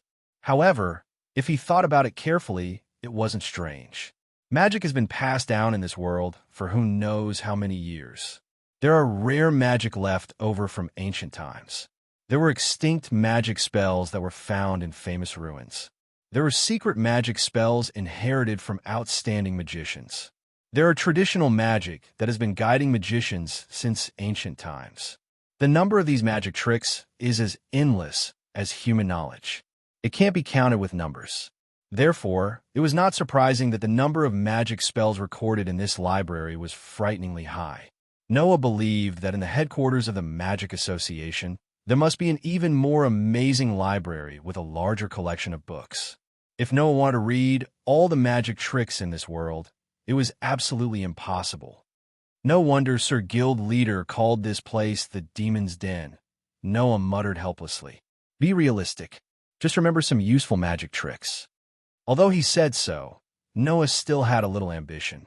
Even if he couldn't read all the magic books here, at least he had to read all the books on magic. Different from the simple enhancement magic, the rune magic was truly extensive and profound. Not only did each word represent a kind of power, but the words could also be combined with each other, allowing the power of the words to combine with each other and display new effects. There was once a famous magician in the Magic Association who said such a sentence. If someone learns all of it, then she has mastered all the mysteries of this world. The original meaning of this sentence was, if someone learns all of Magic Rune, then that person can use all the miracles in this world. Just like English letters can be taken out by themselves and can also be combined to form English letters and finally become a language. Isn't this broad and profound? Therefore, Magic Rune is even listed as a magic system in the magic world. Even if you learn all of the rune script, there are thousands of ways to combine them, simply innumerable. Of course, learning it is one thing, but being able to use it is another. After all, combining rune is not as simple as just putting them together. The stronger the effect of rune combined, the higher the magic attainment needed to learn it, and the more magic power needed to use it, Noah doesn't have extravagant hopes of learning all the magic in this world. But only rune, if possible, Noah hopes to learn all of it. That doesn't only refer to rune script, but also the various ways to combine rune, which is the entire rune magic system. When he thought of the large number of books on rune magic in this library, Noah's heart was excited. Okay, let's begin. With this sentence as the end, Noah got into the tall bookshelf and began a long time of reading. Today is not a holiday. Whether it is Noah, Ayako Aozaki, Yuju, or Shizuka Kusuru, they all need to go to school. However, because of the poisoning incident last night, the magic circuit in Ayako Aozaki and Yoju's bodies has just recovered to the extent that they can be activated. It will take about 2 to 3 days for their magic power to completely flow smoothly and reach its peak state. Therefore, Ayako Aozaki and Yuju chose to take a leave of absence at the same time and stay in the manor house to recover. They strive to recover their combat power as soon as possible and throw themselves into the enemy. This time, the enemy not only has the wealth to squander a large number of expensive automatons, but also has enough strategy. Otherwise, they wouldn't have tricked Noah and the others and poisoned Ayako Aozaki and Yuju. In addition, there is the existence of a fantasy breed behind the enemy. So Ayako Aozaki and Yuju dare not be careless. Not only did they take a leave of absence to recover their magic power, but they also asked Noah to take a leave of absence. The Kyuing residence is the end of the spirit vein in Sanio City, so it can bring a lot of support to Ayako Aozaki and Yuju. Therefore, generally speaking, the enemy should not be able to break into such a base camp that can increase the manager's power. However, the enemy this time is different from the previous third-rate magicians. It is unknown if they will plot some tricks, but it is very likely that they will break into the manor house and choose to kill Ayako Aozaki and Yuju. Given Ayako Aozaki and Yoju's current state, even with the increase, there is no guarantee that they can defeat the enemy. It is more likely that they will be killed. In this way, Noah's guard is necessary. Noah's mission was originally only to deal with fantasy breeds, and protecting the 2 girls is not included in it. However, Yuju used the library as a reason to ask Noah to protect them, so Noah has no excuse to refuse. It was not until evening that Noah, who had read until now, returned to the living room of the manor house. However, when Noah returned to the living room, he saw Aoko Aozaki and Shizuka Kuzuku, who were fiercely arguing about something. He was stunned on the spot.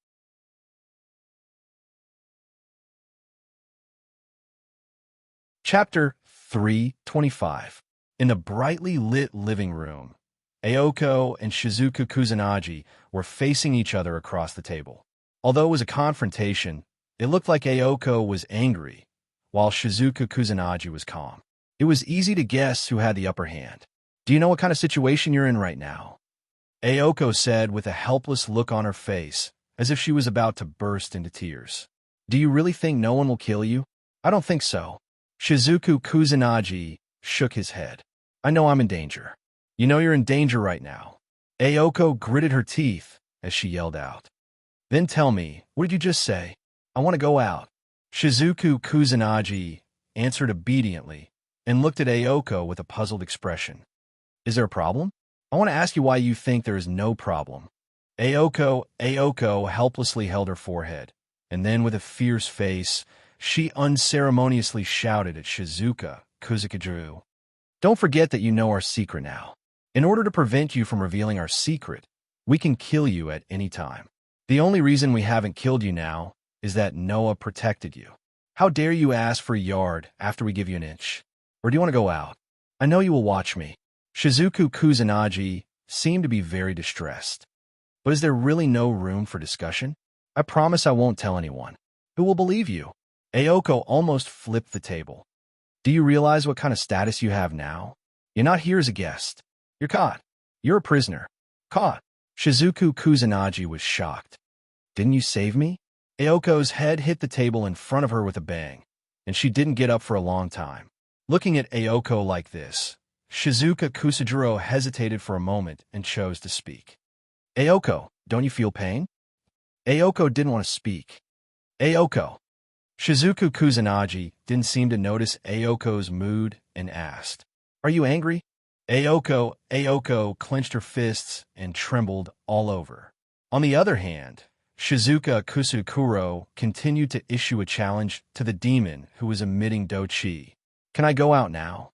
Aoko suddenly raised her head and rolled up her sleeves without a care for her image. Just like a big sister who was about to fight, the magic mark on her arm blossomed with a dazzling phosphorescent light. Enough. I'll just kill you right away. Wait. Shizuku Kusanagi retreated and exclaimed, I just want to go out. Noah, who was standing at the door of the living room, didn't even have the heart to complain. Just as he was about to speak, a cold voice sounded from behind Noah. What are you arguing about? The entire place fell silent. Yuju, who was holding a book in her hand, walked in step by step from outside. She directly passed by Noah's side and came into the living room. Her black eyes were directly nailed on Shizuku Kusanagi, and there was a trace of murderous intent in her eyes. Obviously, Yuju really wanted to kill Shizuku Kusanagi. Under Yuju's murderous gaze, Shizuku Kusanagi closed his mouth and didn't speak anymore. Originally, when Shizuku Kusanagi entered the mansion, Yuju was very unhappy. Now, Shizuku Kusanagi made the entire mansion into a mess. If it wasn't for Noah's presence, even with Noah's guarantee, Yuju would have chosen to attack. Perhaps Shizuku Kusanagi felt that he was in danger, so he closed his mouth? As for why he attracted such danger, poor Shizuku Kusanagi couldn't figure it out. Noah, who felt a little funny, stepped forward and stood side by side with Yuju and asked Shizuku Kusanagi, What do you want to do outside? Seeing Noah's appearance, Shizuku Kusanagi finally let out a sigh of relief and smiled. However, Shizuku Kusanagi's words made Noah, Aoko Aozaki, and Yuju speechless at the same time. I want to work outside. Work outside? Aoko Aozaki's eyes twitched, and Yuju raised her eyebrows. Even Noah was stunned. Work outside? In this situation where his life was in danger and he didn't even know if he would die in the next second, Shizuku Kusanagi actually wanted to work outside? Did this wild child know that Aoko Aozaki and Yuju wanted to kill him because they were afraid that he would talk nonsense outside? He still wanted to go outside and to work outside? I have to say, I underestimated your courage and overestimated your brain capacity. Noah rolled his eyes. Shizuku Kusajikuro, is working outside more important than your life? It was such an obvious question, but in the end, Shizuku Kusajikuro seriously thought about it and immediately gave such an answer. Both are important. Everyone was stunned. Although my life is important, if I don't work, I can't earn money. Shizuku Kusakuro felt dissatisfied from the bottom of his heart. Money is a very convenient thing. You can buy anything, but without money, you can't get anything, not even food. If I can't earn money, even if you don't kill me, I will starve to death. Hearing this, Noah and Aoko Aozaki remembered. This transfer student from the mountains in front of them didn't have parents or relatives to rely on. In Sano City, Shizuku Kusajikuro could only rely on himself. If Shizuku Kusajikuro didn't support himself, then he would indeed die. However, after Shizuku Kusajikuro said this, Noah also remembered. I almost forgot that I still have a job as a tutor. Such an untimely sentence made Yuju dissatisfied and stared at Noah. You have to protect our safety. I know. I will call and ask for leave later. Noah said regretfully. If I don't go this time, I will lose a full 100,000 yen. 100,000 yen? Shizuku Kusajikuro's mouth directly opened into an O shape. Not to mention Shizuku Kusajikuro. Even Yuju covered her mouth, and Aoko Aozaki was stunned. Your tutor's salary is so high? I teach homework and piano together, and the target is 2 or 3. Noah didn't know what kind of shocking fact he said, and said to himself, that family is quite rich, so they can earn about 30,000 yen in an hour. 30,000 yen an hour? Aoko Aozaki and Yuju looked at each other. 30,000 yen? Shizuku Kusakuro looked at Noah with eyes full of admiration. I work 3 jobs a day, and I only get 70,000 yen a month. That's not strange. After all, your duty is to be a student, and you have to spend 3/4 of your time on learning, so it's not strange that you don't earn much. Saying such a sentence, Noah frowned. I can't go to tutor recently. Didn't I lose hundreds of thousands all of a sudden? Hearing this, Aoko Aozaki felt sorry for Noah, and even Yuju turned her head away as if she had sinned. After all, it was these 2 girls who made Noah lose so much money. On the contrary, Noah just frowned, but didn't feel sorry at all. He came in front of Shizuku Kusajikuro and stretched out his hand. Under the limited state, a little bit of magical power was released and gathered in Noah's finger, making Noah's finger emit light. Then, Noah moved his finger on Shizuku Kusakuro's chest and wrote a rune. A glowing rune immediately emerged from Shizuku Kusakuro's chest and then disappeared into Shizuku Kusakuro's body. This is the burning runa. Noah showed Shizuku Kusajikuro a smile that made him tremble with fear. Shizuku, classmate, don't talk about magic and us outside, otherwise it will burn and turn you into a piece of charcoal. Shizuku Kusajikuro tightly pursed his lips, and his head repeatedly nodded, indicating that he understood. It's good that you understand. Noah came in front of the sofa and sat down. Then you can go out. Remember to come back before 10 o'clock, or it will still burn. Okay. Shizuku Kusajikuro, with a depressed expression, walked out of the living room. On the side, Yuju stared at Shizuku Kusakuro's back, her eyes full of displeasure, as if she was against letting Shizuku Kusajikuro come back. Noah shook his head with a smile. Really, just like a child.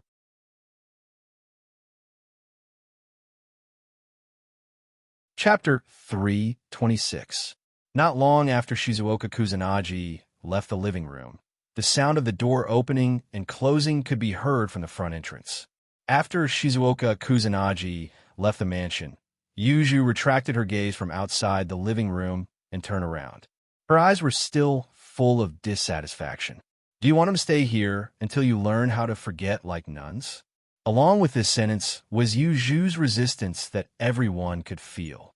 Looking at the cold light flashing in Yuju's dark eyes, no one knew that if Shizuoka Kusanagi really came back to the mansion and stayed here, Yuju would definitely go crazy. Even if she started a war with Noah, Yuju would still go crazy. Because this was Yoju's bottom line. I also object to letting that guy stay here. As a temporary cohabitant, Ayoko strongly expressed her own opinion. I'm afraid I won't be able to live with that kind of guy. Without a doubt, both cohabitants insisted on not letting Shizuoka Kusanagi stay in the mansion. In any case, you've planted a burning nun in that guy's body that will activate when the conditions are met. Let him leave this place. If Ayoko's previous speech was based on her personal feelings, then her current speech was based on her thoughts on the overall situation. We still need to deal with external enemies, and the enemy could break into the mansion at any time. Let that guy stay here. Let's not talk about whether Yuju will agree or not. Do we still need to protect him when facing the enemy? Yuju didn't say anything, but everyone knew what Yuju was thinking. Seeing this, Noah slightly sighed. I say, after witnessing the enemy's resourcefulness this time, don't tell me you really didn't consider anything. Ayoko and Yuju were both stunned. Don't forget, last night, Shizuoka Kusanagi directly ignored Yoju's barrier and broke into the mansion. Noah suddenly said, at first, I thought that Shizuoka Kusanagi was used by the magician behind the scenes to lure Ayoko away. But after that, I thought, is it possible that Shizuoka Kusanagi knew the whole truth from the beginning? After hearing Noah's words, Ayoko and Yuju both woke up. The dissatisfaction in Yoju's eyes disappeared and was replaced by a solemn expression. You mean Shizuoka Kusanagi is very likely to cooperate with the foreign magician to plot against us, instead of being used? I can only say that this possibility can't be ruled out. Noah shrugged. Thus, I protected him and allowed him to stay here, not only because I felt that this guy was innocent and wanted to help him, but also because I felt that this guy had been putting on an act the entire time. I wanted to control him here and observe him while I was at it. Really? Ayoko Aozaki asked doubtfully. Can that guy really do such a thing? Shizuoka Kusanagi looked like a fool. No one would think that he was a scheming person. I also think that he's just being used, but you can't judge a book by its cover. Maybe we're still in the enemy's trap? Noah sneered. After what happened last night, I don't want to be tricked again. Ayoko and Yuju both nodded and agreed with Noah's idea. Then it's better to just kill him. Yuju took the opportunity to make a suggestion. Not only is he a witness to the magic, but he could also be the enemy's companion. We should kill him. He's just an ordinary person. Even if he's a collaborator, how important can he be? Noah shook his head and said, on the contrary, if Shizuoka Kusanagi is really the enemy's collaborator, and the magician behind the scenes knows that we let him stay in the mansion, that magician will definitely pay more attention to this collaborator and let Shizuoka Kusanagi stay in the mansion. Then, we can turn the tables and use him. After saying that, Noah looked at Yuju. He didn't know if it was because he had intimate contact with Yuju, but his tone became gentler. He was no longer as strong as before, and he spoke as if he was coaxing Yuju. I know that you value the mansion, but this is a special time. Just bear with it, okay? Yoju's expression became a little uncertain. She didn't know how to respond to Noah's gentle tone.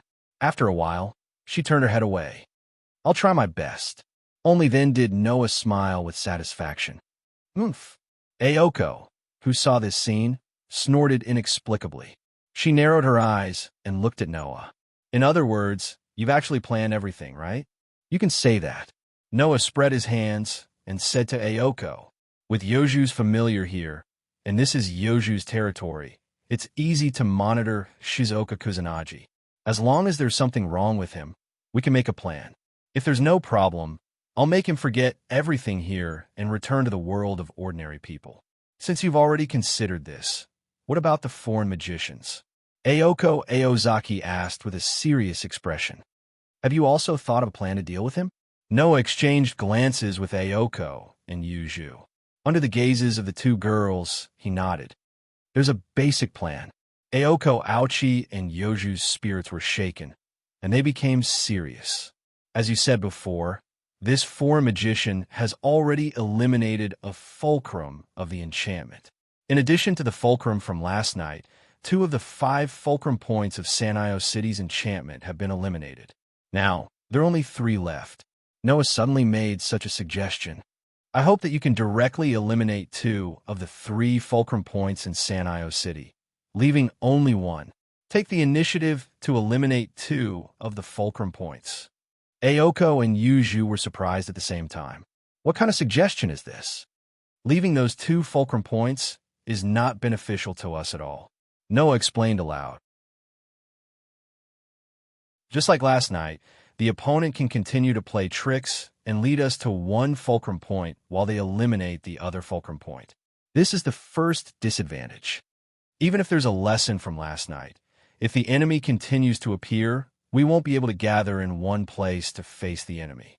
We will have to be separated, and 3 fulcrum points are 3 places. If the 3 of us all go out, each of us will guard 1 place, and the enemy can break through 1 by 1. Plus, your magic power hasn't completely recovered, so the enemy can succeed at any time.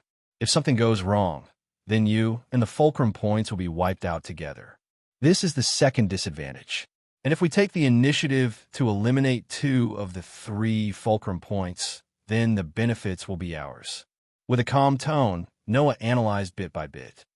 First, the enemy is a resourceful person. If they notice that we have taken the initiative to eliminate 2 of the fulcrum points, they will definitely have some scruples. They will be worried that we will ambush them or set up some traps, so they won't dare to act boldly. This means that you can fight for time to recover. Second, because there is only 1 fulcrum point left, even if the enemy attacks the fulcrum point, we can gather our strength to deal with them. We won't have to worry about falling into a trap. Thirdly, the ambush and traps mentioned earlier were not just empty words. We will set up layers of traps at the last fulcrum. If the other party really wants to obtain the spirit vein of Sanyi City, they will definitely make a move. At that time, we will be calm and unruffled. We will wait for the other party to come and take the initiative to let the other party have a taste of our arrangements. After revealing all his thoughts in one breath, Noah smiled. Since there are only benefits and no disadvantages, then what's the point of leaving those 2 fulcrum points? Aoko, and Yuju were dumbfounded as they listened to Noah's analysis 1 by 1. They couldn't believe that Noah suddenly became so smart. Aoko, and Yuju didn't know that in the world of the Dark Bullet, the political game with the Tentong Chrysanthemum Prime Minister for more than a year had already made Noah's methods and vision change. If it wasn't because the world of absolute dual blades did not have as much pressure as the world of the Dark Bullet, and because he lived the life of an ordinary high school student after coming to this world, which made Noah a little relaxed, Noah wouldn't have been so easily tricked by the enemy last night. Now, after being stimulated by the enemy, Noah's methods and vision naturally returned. Thinking of what happened last night, the corner of Noah's mouth slowly rose. The good show has just begun.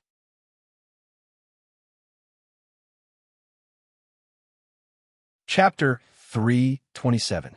No matter how fiercely the magicians in Sanyi City were fighting over the spirit vein, the surface world of Sanyi City was still as peaceful as before.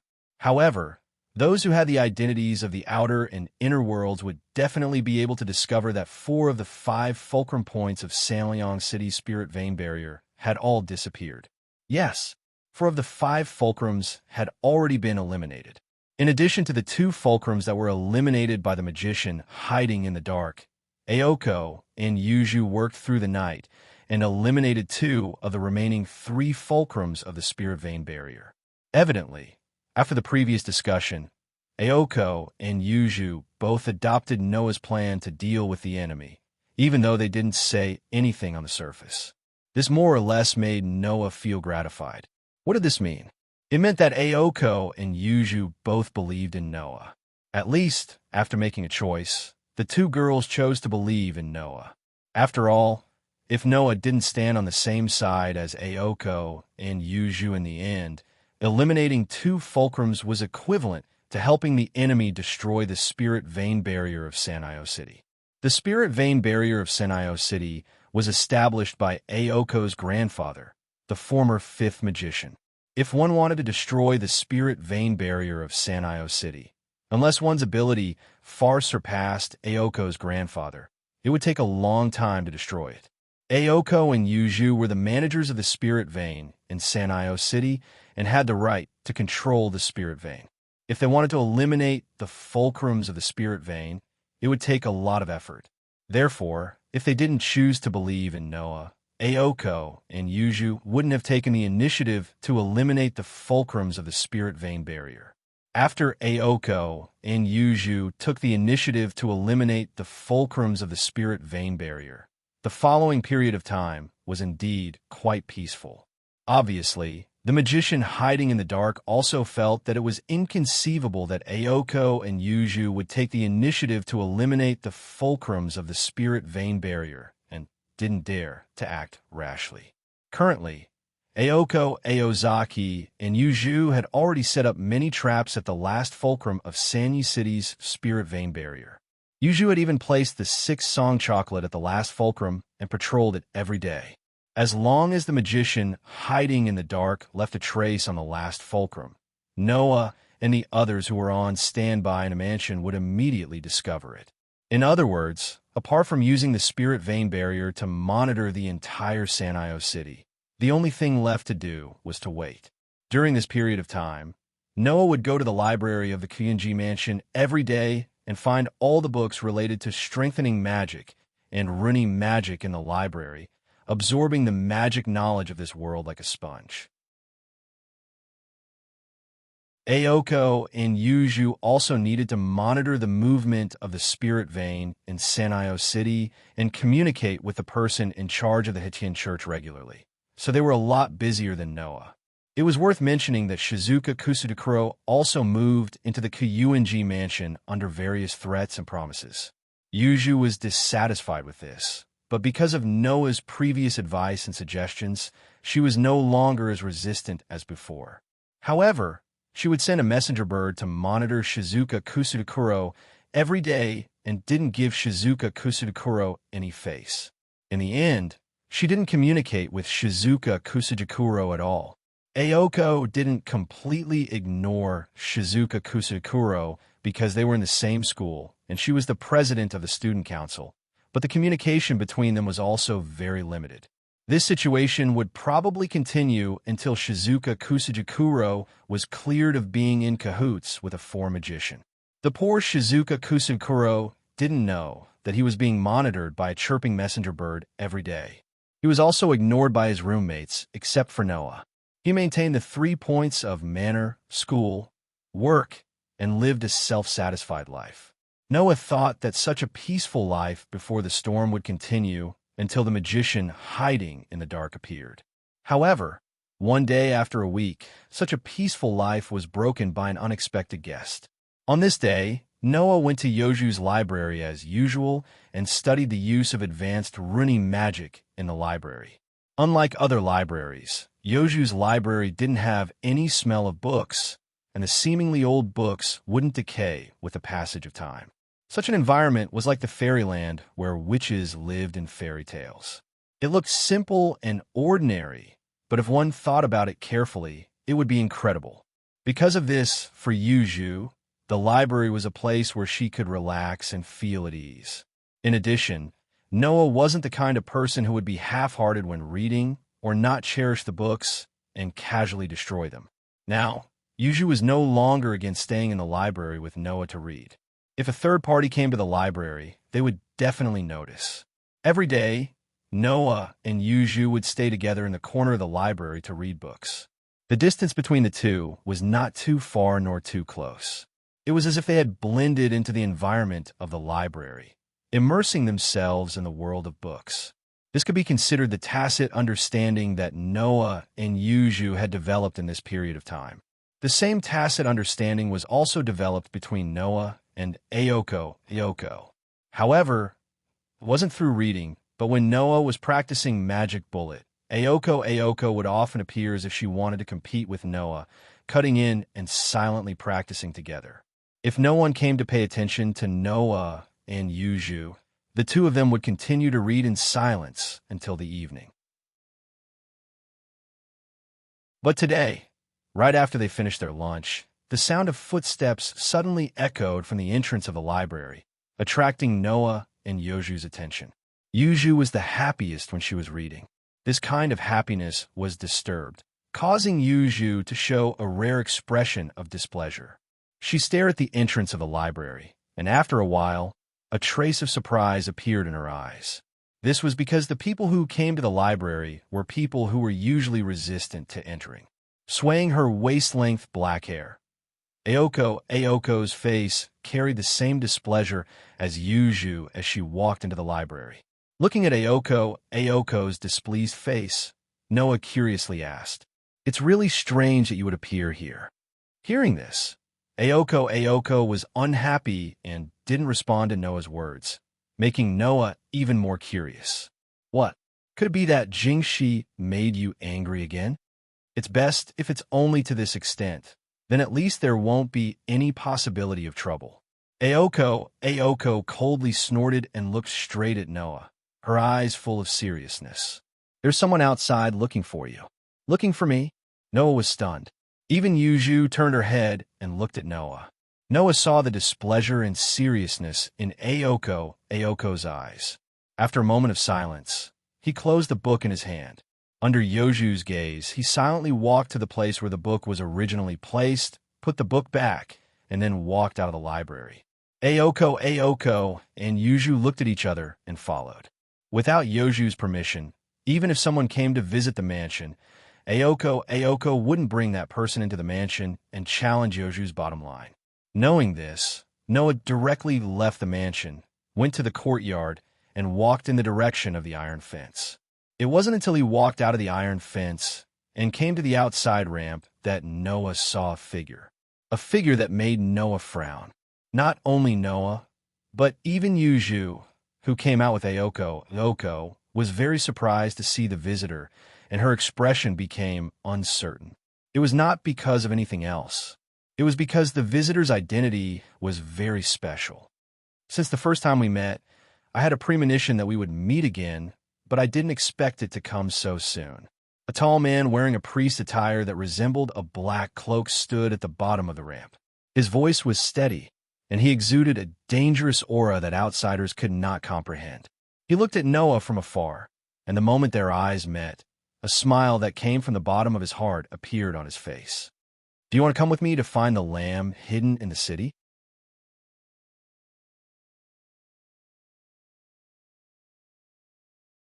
Chapter 328. Whoosh! The cold winter wind seemed to have no regard for human feelings at all as it swept through the park that was rarely visited by people. The leaves fluttered up and down with the cold wind. The morning water droplets seemed to have been preserved until now. Under the attack of the cold wind, they dripped down little by little. There was not much shelter around the park.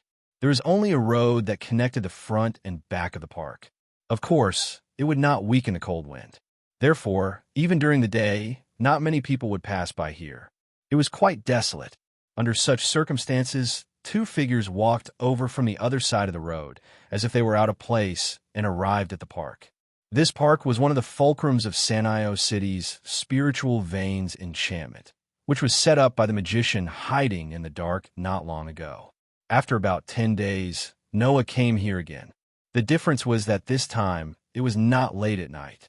The people who came with Noah were not two beautiful girls. The fulcrums of Sanyo City's spiritual veins enchantment were not inside the park. It had been eliminated by Aoko, Aozaki, and Yuju. It was unknown whether when Binjiangli deliberately brought Noah here to mock Noah's mistake last time. In silence, they came to the inside of the park. Whoosh! The biting cold wind still attacked mercilessly, making the hem of Noah's coat and when Binjiangli's cloak move up and down in the wind. Looking around the park, Noah's indifferent voice sounded. "The so-called lamb hidden in the city you mentioned is here?" Noah was still trying to figure out the purpose of when Binjiangli's sudden visit, claiming that it had nothing to do with them in front of Aoko, Aozaki, and Yuju, and bringing him out alone when the two girls were slightly unfriendly. However, Noah still came with when Binjiangli, because intuition told Noah that when Binjiangli definitely knew a lot of things. It should be here, right? Undoubtedly, he was a priest. However, when Binjiangli used an inauspicious and pious tone to say such a sentence, as if it had nothing to do with him. If my memory serves me right, when I was asked to invite you out, this is the place the lost lamb mentioned. Requested? Noah's eyes flickered slightly. At this moment, an elegant, yet violent, yet very pleasant voice sounded from the other side of the park. I did ask you to do such a thing, but when did I become the lost sheep that you're talking about? Pretentious bastard. Along with this voice, clear footsteps could be heard from the other side of the park. In the next moment, in the bleak cold wind, a slender but unusually tall and full figure entered Noah's field of vision. It was a lady with short reddish-brown hair, wearing a simple green coat but looking unusually noble. She had a scarf around her neck. She was like a star bathing in the light, exuding a strong sense of presence that could not be ignored. She had a strong and stern face as she gradually approached. Looking at that pretty face, Noah could not help but feel a sense of familiarity. It was as if he was facing an existence similar to that face every day. However, this feeling was quickly thrown to the back of Noah's mind. This was because, no matter how one looked at it, Noah's outstanding sensing ability sensed a kind of power from this attractive lady. Magic. In other words, this lady in front of him was a magician. Just as this thought arose in Noah's mind, another feeling seemed to deliberately oppose this thought, drilling into Noah's heart. It was an indescribable sense of dissonance. Instantly, the sense of familiarity, dissonance, and power rolled in Noah's heart at the same time, causing Noah to slightly squint his eyes as he looked at the lady. Compared to Noah, when Bing Yongli smiled calmly, as if she was greeting a friend she had not seen for a long time. "We meet again, Chung. If possible, I really don't want to see you again, because I'm afraid I won't be able to resist killing you." The lady named Chung said these words with a vicious tone. When she looked at Noah, her eyes became sharp, but her tone became much gentler. "This is the first time we meet face to face, right?" This sentence allowed Noah to confirm the other party's identity. This lady named Chung in front of him was the magician who had been hiding in the dark and who had tricked Noah and his group. "Huh," Noah sneered and said with a hidden meaning. "So, the church has joined forces with the foreign magician?" Although the conversation between Chung and Wen Bing Yongli made it seem like they were enemies, it was obvious that they knew each other. Moreover, Wen Bing Yongli had always known the identity of the foreign magician who had invaded Sanyi City, but she had kept it a secret and did not provide it to the manager of Sanyi City's spiritual vein, saying that there was nothing fishy about these two. Who would believe that?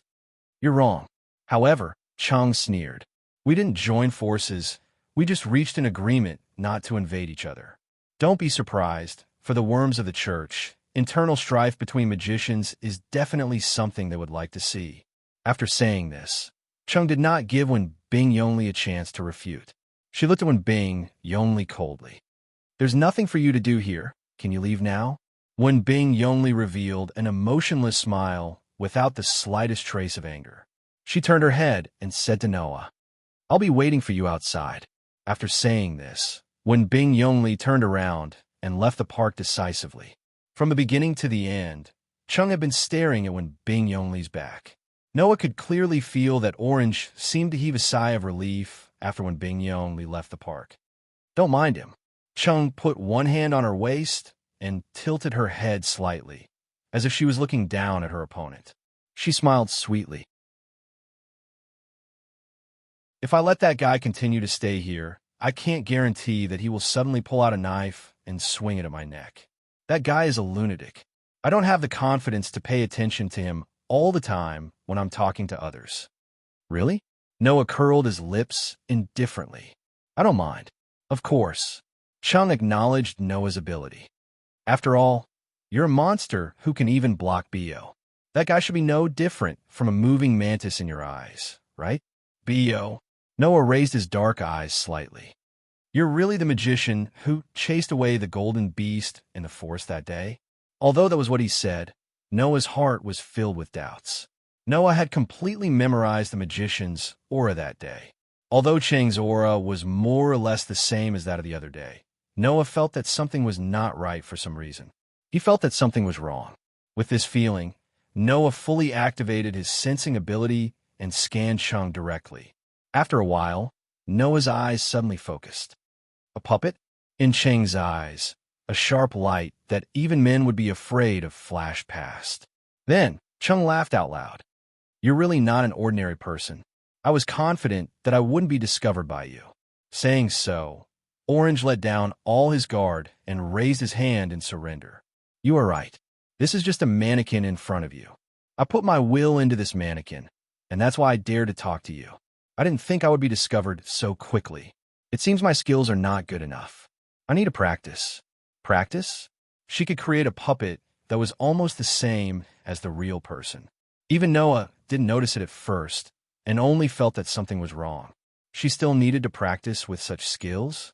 If she continued to practice, she might even be able to create a puppet that was exactly the same as the real person. This woman named Chung actually had such skills. It was really shocking. No wonder she could spend so much money on expensive automatons. However, if this was the case, even if Noah really wanted to attack Chung, it would be useless. After suppressing the thoughts in his heart, Noah said impatiently, "Tell me your purpose, magician." Purpose? Orange closed his eyes, a strange and cold smile appearing on his face. Speaking of which, there really is such a thing. As soon as he finished speaking, Orange opened his eyes and looked at Noah with a meaningful gaze. Who are you?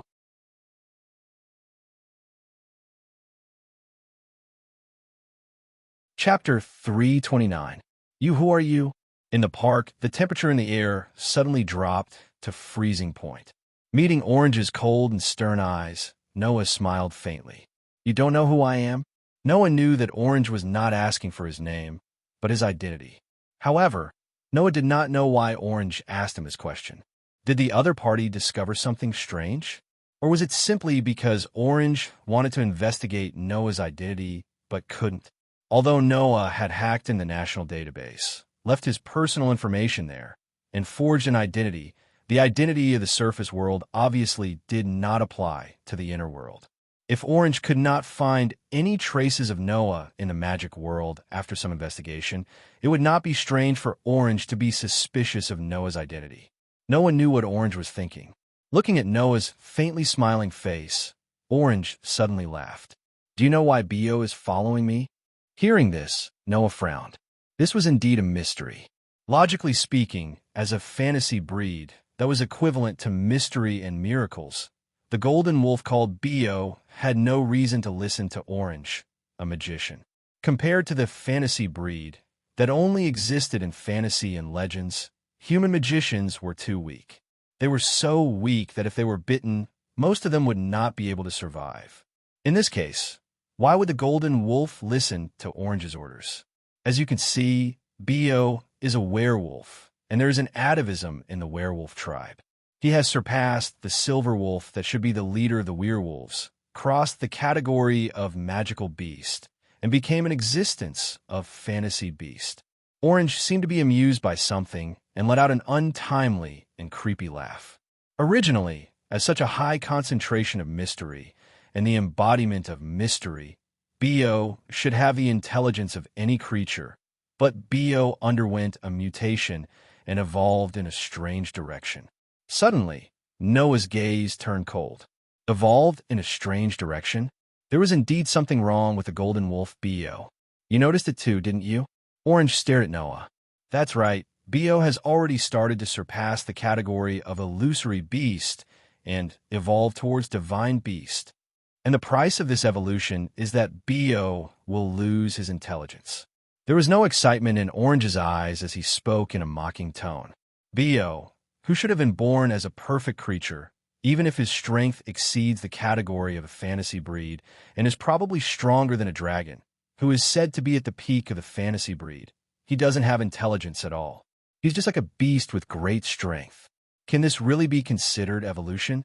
A strange light appeared in Noah's eyes.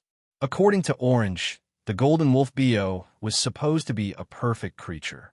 He was supposed to be a fantasy breed that only existed in fantasy and legends. He was supposed to be born in this world and possess intelligence that was comparable to that of humans. But for some reason, the golden wolf Bo seemed to have undergone a strange evolution. His strength had increased tremendously, to the point where even Orange's evaluation of him as a dragon standing at the peak of the fantasy breed couldn't compare to him. However, his intelligence had been affected, and he hadn't been able to evolve. A powerful beast. Orange's description was perfect for the golden wolf Bo. But why would the golden wolf Bo undergo such a change? This was something that Orange couldn't figure out. But Noah was almost certain that this had something to do with the world fragment that existed in the golden wolf Bo's body. Although this was just a guess, Noah was almost 100% certain. After all, the world fragment could exist in all kinds of forms. It wasn't strange that it would affect a fantasy breed when it appeared in its body. And the world was fair. Through the influence, the golden wolf Bo obtained great strength and evolved at a higher level of life. At the same time, the golden wolf Bo's intelligence was only comparable to that of an ordinary beast. This was the price, right? Orange was right to be so sarcastic. That couldn't be considered evolution at all. No matter how strong he was, without enough intelligence, even a mythical beast would be no more than an ordinary beast.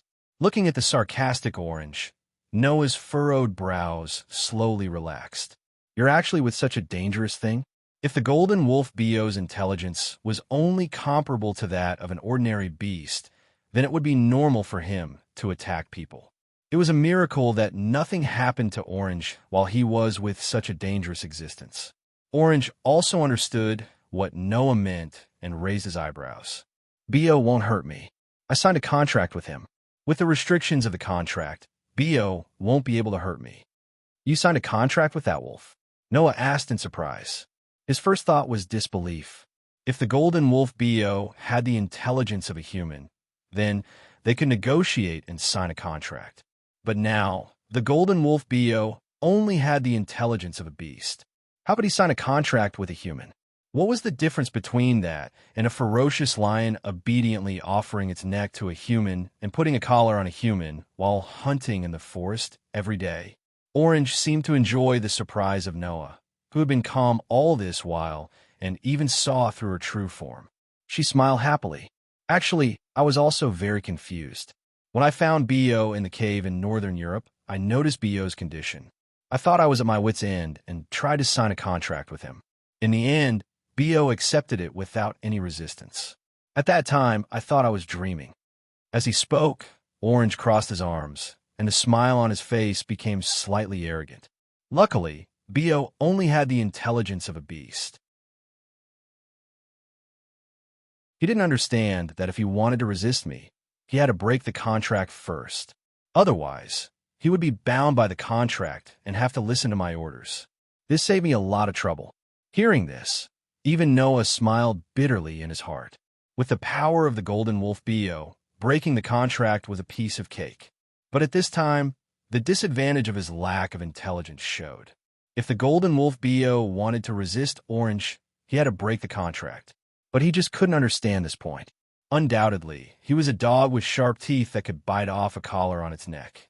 He was tied up, but he didn't know that he had to bite off the collar on his neck first. Instead, he foolishly wanted to rush out. In the end, he couldn't escape. Thinking of this, Noah couldn't help but feel suspicious. Why would the golden wolf Bo accept Orange's contract for no reason? Actually, Noah didn't know that this was also due to the influence of the world fragment. Just like the world fragments in Between Worlds, the world fragments also longed for Noah to fix them. This longing affected the golden wolf Bo, causing him to have the subconscious of looking for Noah. Orange definitely didn't know that the reason why the golden wolf Bo accepted the contract without any resistance was because of the world's guidance. Just like how Noah received a hint from the world about the location of the world fragment, the golden wolf Bo subconsciously wanted to find Noah.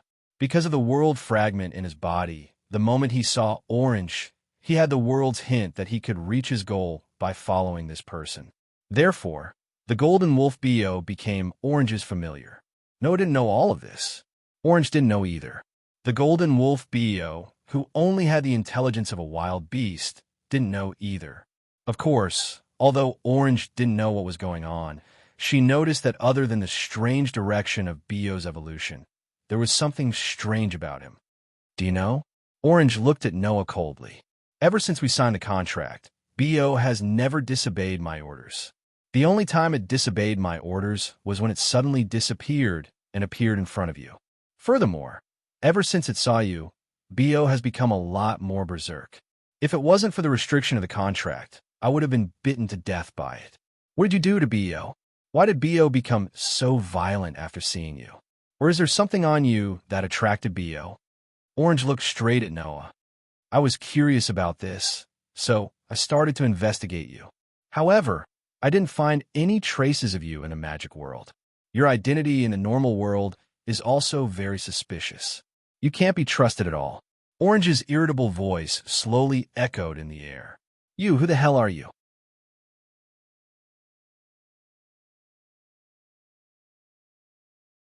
Chapter 330. Noah and Orange stared at each other from a distance and didn't say anything for a long time. Orange was waiting for Noah to speak. Noah, on the other hand, did not know how to answer Orange's question. Noah naturally did not know why Golden Wolf Bio had such a change after seeing him. Therefore, Noah could only continue to guess that it was the effect of the world fragment. No matter what kind of effect the world fragment had on Golden Wolf Bio, he did not know if it was a good thing that Golden Wolf Bio started to disobey Orange's orders. After all, it was unknown whether Bio, the Golden Wolf, would go berserk and turn the entire Sandy City upside down after losing Orange's restraint. Of course, for Noah, after knowing that Golden Wolf Bio was overly obsessed with him under the influence of the world fragment, he was somewhat relieved. At least, Noah did not have to worry that Golden Wolf Bio would mysteriously go missing. If Golden Wolf Bio was really affected by the world fragment and reacted to him, then it was only a matter of time before he came looking for Noah. At that time, Noah would be able to retrieve the world fragment that was lodged in Golden Wolf Bio's body. At that moment, Noah smiled indifferently. Did you ask me out just to ask this question? This is considered one of your goals, right? Orange looked at Noah from afar, a different kind of expression surging in her originally cold eyes. She looked like she was staring at some kind of prey. Under such circumstances, Orange asked a question. What's your relationship with Aoko? Aoko. Noah was a little surprised by Orange's sudden question. Then, he suddenly realized something.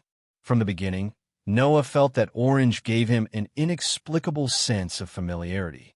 Now that Orange reminded him, Noah suddenly realized that this sense of familiarity came from Orange's expression. That awe-inspiring yet valiant expression was not exactly the same as Aoko Aozaki, but they were very similar. Orange. Aoko. Could it be? Noah's heart skipped a beat, and he spat out 4 words. Ouchie, Orange? Orange raised his chin. He didn't say anything, but the expression on his face gradually became joyful. Thank you for taking care of that useless little sister of mine. This disguised admission made Noah's face sink. Ouchie, Orange. Aoko Aozaki. Noah's guess was right.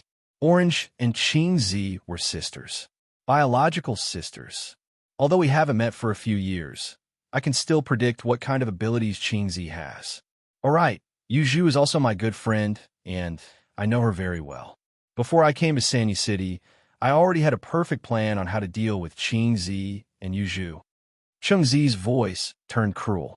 It's just that I didn't expect that a person would suddenly appear in this battle and affect my trump card. I originally thought that you were Chin-Zi's hidden trump card, but now it seems that you also have your own position. What's your relationship with Chin-Z? Orange asked for the second time. The way she looked at Noah was no longer cold and irritable. Instead, she became interested. According to your answer, I will also decide what kind of treatment to give you in the next battle. That one sentence made the atmosphere, which had dropped to the freezing point, become tense. After a while, Noah suddenly laughed.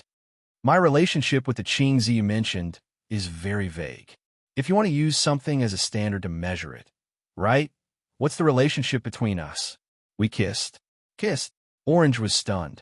When she came to her senses, she couldn't help laughing. That is to say, you are Chin-Z's possession? Qing Zi's possession. Noah shrugged. I don't object to your understanding, but if you must, I hope you can understand it differently. Saying this, Noah's face showed an intriguing expression. He looked straight ahead. It's not that I'm Qing Zi's possession, but that Qing Zi is my possession. The smile on Orange's face gradually disappeared. Her eyes fixed on Noah gradually turned cold, as if she had abandoned all feelings. I understand. You are Qing Zi's trump card, and you are destined to be my enemy. That's all I need to understand. After saying this, Orange turned her back, exposing her almost perfect back to Noah's eyes. Are you ready at the last fulcrum? I will also go back and prepare. The next time we meet, it will be the time to kill. After saying this, Orange didn't look back. As if she had completed the most important task, she left the park with powerful steps. Looking at Orange's vivid back, Noah found it hard to believe that she was a puppet that crawled on the ground like an ant. With the technology to create puppets of that level and a fantasy breed that was even stronger than a dragon, Ouchie Orange was definitely a strong opponent. Looking at Orange's back, Noah turned around and walked out of the park against the cold wind after a while. At the corner of the road outside the park, when Bing-Yong Lee stared at Noah with fox-like eyes, she still had a calm smile on her face. It's rare to see Orange talk to someone for so long. It seems that you two get along very well. I don't know if I get along with Ouchie Orange yet. Noah stopped and glanced at Wen Bing-Yong Lee, but I know that we will never get along. After saying this, Noah's body suddenly moved. As if turning into a shadow, he appeared in front of Wen Bing-Yong Lee like a ghost. The smile on Wen Bing-Yong Lee's face froze. Her pupils shrank, and her body instantly tensed up. She jumped and retreated quickly. Almost at the same time, a hand appeared out of thin air, piercing through the air and passing by where Wen Bing and Yong Lee had been standing. At this moment, a cold light flashed in Wen Bing-Yong Lee's eyes. Her body suddenly stopped retreating. Like a spring, she charged forward instead of retreating. Clang! A cold, lightning-like light lit up from Wen Bing-Yong Lee's thick cloak. Like a poisonous snake, it stabbed toward Noah viciously. That speed seemed to have surpassed the speed of sound. It flashed through the air. No matter how powerful a magician was, once this attack that seemed to surpass the speed of sound got close to them, they would definitely die. For such an attack to appear from a priest who wasn't even a magician, it could only be described as a godly skill. This was the priest of the Hetian Church, Wen Bing-Yong Lee. He was an existence that even Orange found difficult to deal with and was on guard against. However, in front of Wen Bing-Yong Lee, there was an even more incredible existence. Even if he didn't use magic and magic, he still had terrifying strength. A hand suddenly appeared from the side. Like an arrow, it cut through the air. In a thousandth of a second, it suddenly touched the cold light that shot toward Wen Bing-Yong Lee. Pa! With a crisp sound, the strong hand grasped the wrist of Wen Bing-Yong Lee, who was holding the cold light. At this moment, the lightning-like cold light showed its full appearance. It was a saber, a very sharp, long saber. Whoosh! In the next second, against the air and with the sound of the wind, a leg that turned into a shadow hit Wen Bing-Yong Lee's chest heavily, like a ferocious whip. Bang! A muffled sound and a strong impact exploded in front of Wen Bing-Yong Lee's chest at the same time. Gurgle! Wen Bing-Yong Lee groaned. Her whole body was directly hit into the air. Like a kite with a broken string, she smashed into a wall. Puff! Wen Bing-Yong Lee, who was almost embedded into the wall, felt a sharp pain in his chest. His body twitched, and his face turned pale. He spat out a mouthful of blood, which splashed all over the ground. His body slowly slid down the wall. At this moment, the foot that had just heavily kicked Wen Bing-Yong Lee's chest suddenly flashed and fell on Wen Bing-Yong Lee's body. Bang! Another muffled sound came. Dong! Wen Bing-Yong Lee's body, which was slowly sliding down along the wall, was directly trampled to the ground. Gurgle!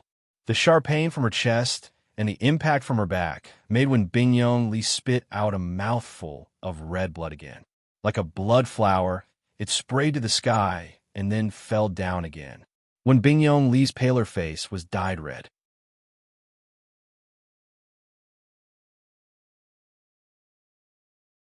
Chapter 331.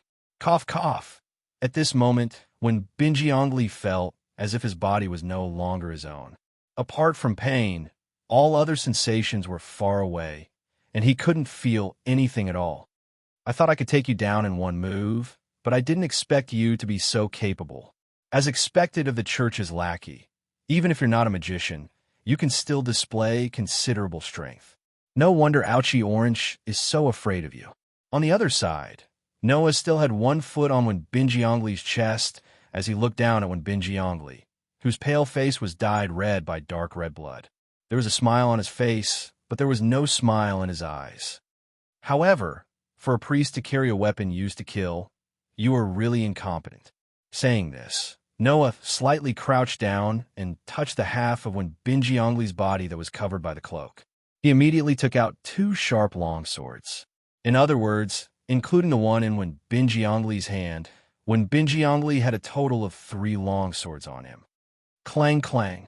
The sound of the sharp long saber being casually thrown to the ground echoed, which made Binyong, who was a little confused, more or less sober. Cough, cough. Binjiangli raised his pale face that was dyed red by blood and looked up at Noah, who had 1 foot on his chest. He actually laughed out loud. Compared to a magician, I am indeed incompetent. I don't have the decisiveness of a magician to casually attack others based on their mood. No matter what, I can't be careless. Based on your mood? Noah narrowed his eyes and laughed. You're right, my mood is indeed ruined by you.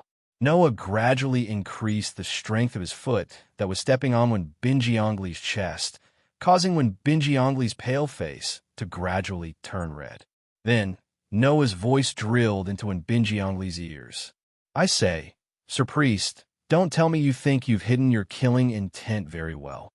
Looking at Binjiangli's face that was gradually turning red, the expression in Noah's eyes was abnormally cold, and there was a faint smile on his face. From the moment we met at the gate of the Kyunji mansion to the moment we met Ouchie Chung in this park, the killing intent released from you made my skin feel a bit painful.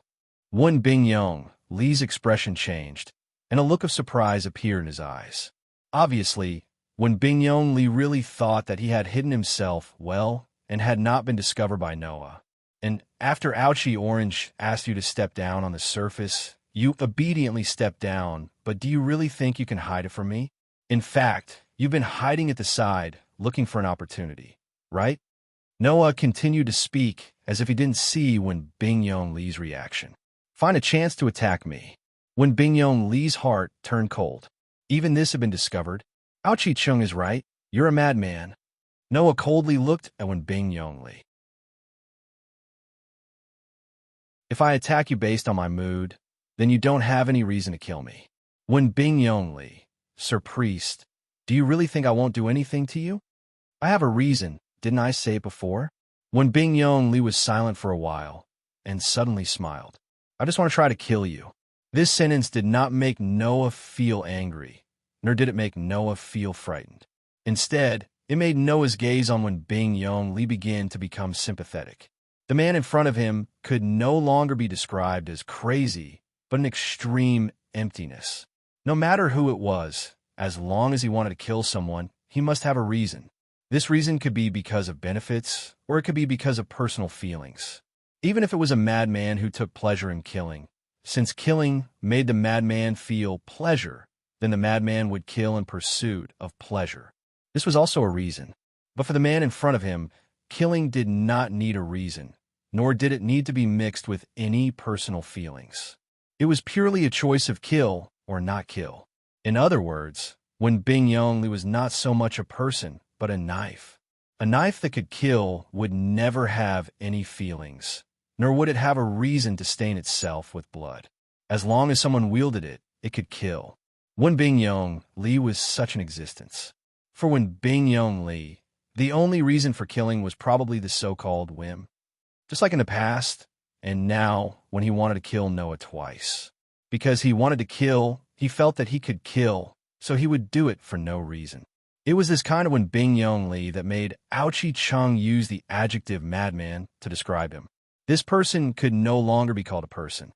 Perhaps The reason why when Bing Yong Li accepted Ouchi Cheng's request and brought Noah here was just to find a chance to kill Noah.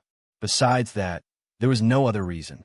Noah's pair of deep dark eyes swept over when Bing Yong Li, and then the corner of his mouth slowly raised. You're a human on the outside, but you're a weapon on the inside. Killing is the only meaning of your existence. Other than that, you're nothing. Your existence really makes people feel sympathy for you. Originally, I wanted to directly deal with you, a dazzling guy, but now it seems that breaking a knife swung at me doesn't give me any sense of accomplishment. I'll give you another way to deal with it. After saying that, Noah stretched out his hand and put a finger on when Bing Yong Li's chest. The magic in his body slowly gathered and concentrated on the finger, so that the tip of the finger bloomed with magic light. Then, under when Bing Yong Li's gaze, Noah seemed to be drawing something as it slid across when Bing Yong Li's chest. Buzz! A second later, a rune flashed in front of when Bing Yong Li's chest as if it had taken root. Countless root-like veins extended from his body and covered his entire body. Almost at the same time, an indescribable pain attacked when Bing Yong Li's entire body and even his nerves. Ah! A heart-wrenching scream erupted from when Bing Yong Li's mouth. Looking at when Bing Yong Li, who was twitching and screaming on the ground, Noah looked at him coldly, as if he didn't see or hear anything. This is the rune that represents pain. The activation condition is when killing intent emerges in your heart. Hearing this, when Bing Yong Li was shocked by the indescribable pain all over his body. The activation condition was when the killing intent emerged in the heart. What did this mean? It meant that if when Bing Yong Li continued to be affected by this rune, he would never be able to summon killing intent in his entire life. For when Bing Yong Li, whose only purpose of existence was to kill, Noah's actions were robbing him of his purpose of existence, turning him into a real zombie. All right, let me tell you something. The method to remove this rune is very simple. You just need to use more magic to attack it. Noah glanced at when Bing Yong Li, who was in so much pain that the veins on his face were bulging. That would require around 30 magicians to use all of their magic to do it, right? 30 magicians? That wouldn't be a difficult number for the Magic Association to gather. However, when Bing Yong Li wasn't a member of the Magic Association, but rather a member of the Holy Church. They were the enemies of the Magic Association and viewed magicians as heretics of the Holy Church. You want the Holy Church to help when Bing Yong Li find 30 magicians to remove the rune? Then the Holy Church would rather use the name of dedicating my life to the Lord to leave when Bing Yong Li to his own devices.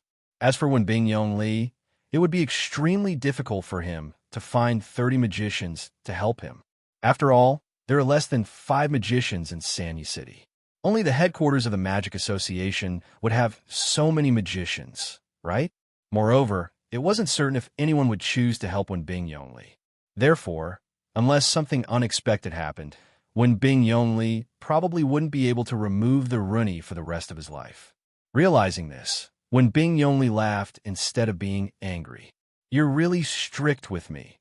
Noah didn't even bother to pay attention to when Bing Yong Li.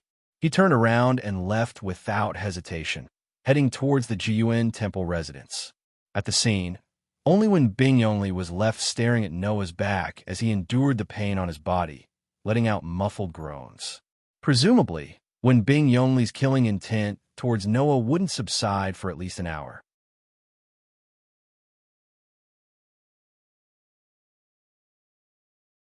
Chapter 332.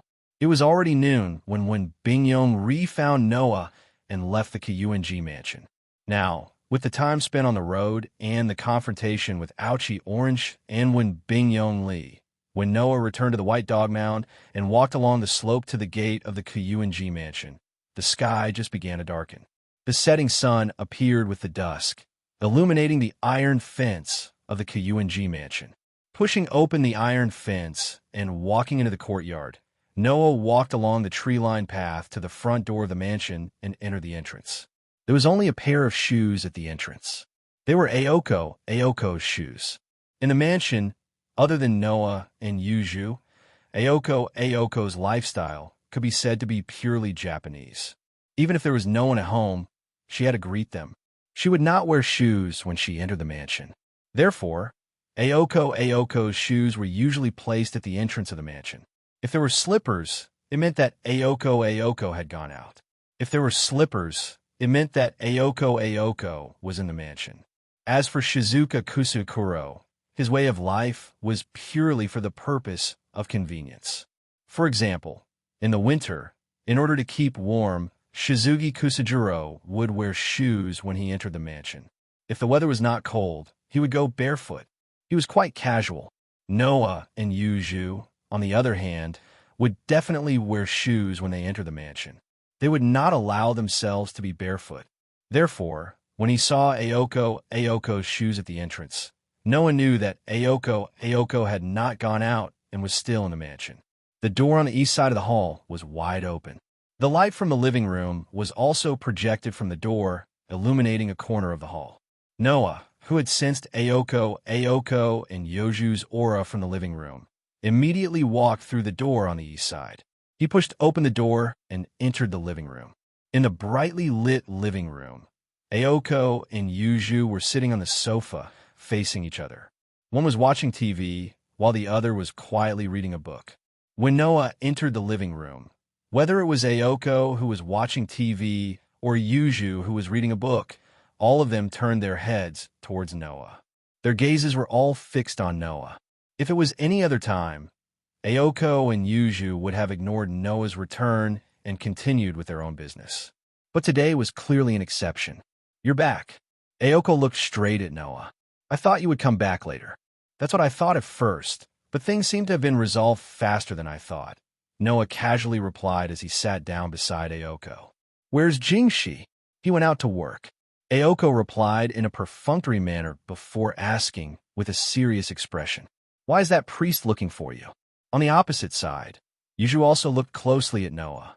She seemed to be very concerned about this question.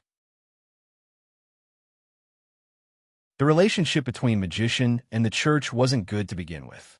Although when Bing Yongli was neutral and didn't side with the church or magician, his identity was still very sensitive. Besides, no one knew what kind of person when Bing Yongli was better than Aoko and Yuju. To put it bluntly, that person only remembered his own matters and did things based on his own mood. He was a complete egoist. For such a pretentious person to purposely come here to invite Noah out, no one would believe that nothing had happened. Noah turned his head and didn't say anything. He just looked into Aoko's eyes. His dark and deep eyes were filled with a look that Aoko couldn't understand. What are you doing?"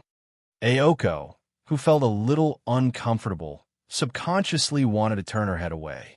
However, her innate unwillingness to admit defeat made her suppress this impulse. Instead, she glared fiercely at Noah. "Could it be that the matter you are talking about has something to do with me?" Noah still looked straight into Aoko's eyes that were filled with determination and awe. After a while, he closed his eyes and turned his head away. "That fake priest brought me to meet someone." Although Noah's tone was calm and casual, Aoko did not dare to feel relaxed at all, because, for Noah, the matter that was not important could be the biggest trouble for Aoko. Aoko and Yuju looked at each other, then turned their gaze to Noah. Noah finally sighed when he sensed the gazes of the two girls. "That's your sister." Before Yuju could react, Aoko's delicate body trembled as she looked at Noah. "Who did you say?" "Your sister."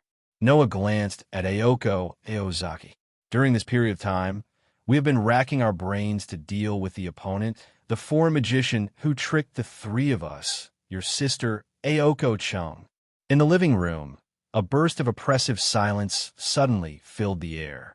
Aoko's awe-inspiring face flashed with all kinds of emotions in an instant. After a while, it turned into complete calmness with a faint trace of resentment. "I see. Now I understand everything." Not to mention Aoko. Even Yuju seemed to have understood the reason behind this, and a hint of gloominess flashed through her eyes. In this way, the reason why the enchantment of Sanyo City can't detect the enemy is clear. Hearing the two girls' words, Noah more or less understood. Previously, the enchantment of Sanio City could not detect the movement of intruders. It was not because the enemy this time had a special magic concealment technique like Noah, but because the enemy was very familiar with the enchantment of Sanio City. As Aoko's sister, Aoko-chung should be very familiar with the enchantment of Sanio City. In this way, to hide from the detection of the enchantment was a simple matter for Aoko-chung. I don't understand. Why did your older sister become a foreign magician who came to compete for the barrier of Sano City? Noah asked Aoko with a question that had been bothering him for a long time. I think that your sister's ability is much higher than a trainee magician like you. In this case, why did it evolve into the current situation? In order to be able to reach the origin, magicians would spend their lifetime to turn their research results into magic engraving and leave it to their descendants, so that their descendants could inherit their research and find the path to the origin. In a magic family, there was only one magic engraving. It was the real treasure passed down from generation to generation in this magic family. And since Aoko-chung was Aoko-cheng's sister, it proved that she was also a magician from the Aoko family. As a result, why wasn't Aochi Aoko the more capable one who inherited the magic seal and became the successor of the Aochi family? Instead, why was it Aochi Aoko who inherited the magic seal and became an apprentice magician who had only studied magic for less than 2 years? Do you think that the Aoko family is the same as other magic families? Aoko naturally understood why Noah had such a question and was speechless. The Aoko family is different from other magic families. Hearing this, Noah's heart was moved. If there was a difference between the Aoko family and other magic families, then Noah could only think of one thing. Magic, that's right. Aoko let out a rare, bitter laugh. Unlike other magicians who would sacrifice their entire lives in order to reach the origin, the Aozaki family already possesses magic and has already reached the origin. There is no need for the Aozaki family to risk their lives in order to reach the origin. The Aozaki family only needs to do one thing. Aoko raised her hand and rolled up her sleeves, exposing the tattoo on her arm. Inheriting magic is the foundation of the Aoko family. The ultimate goal of a magician was to reach the origin, and magic was the ultimate way to reach the origin. Whether it was to create magic to reach the origin or to obtain magic after reaching the origin, as long as one had magic, it was equivalent to grasping the path to the origin. Therefore, the Aoko family who had magic was no longer a magic family who left behind research topic for their descendants to study in order to reach the origin. The Aoko family's magic engraving contained magic. As long as one could use magic, then anyone could reach the origin. For the Aoko family, magic was the foundation, because the Aoko family already had the means to reach the origin. Although it's embarrassing, I'll say it clearly. Aoko's face was tense. I'm afraid that my sister's goal is not the spiritual vein in Sano City, but the magic in my hands.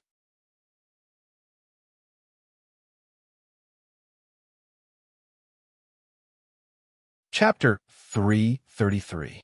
It was believed that no matter who it was, as long as it was a magician whose goal was to reach the origin, it would be impossible for them to reject magic that could reach the origin.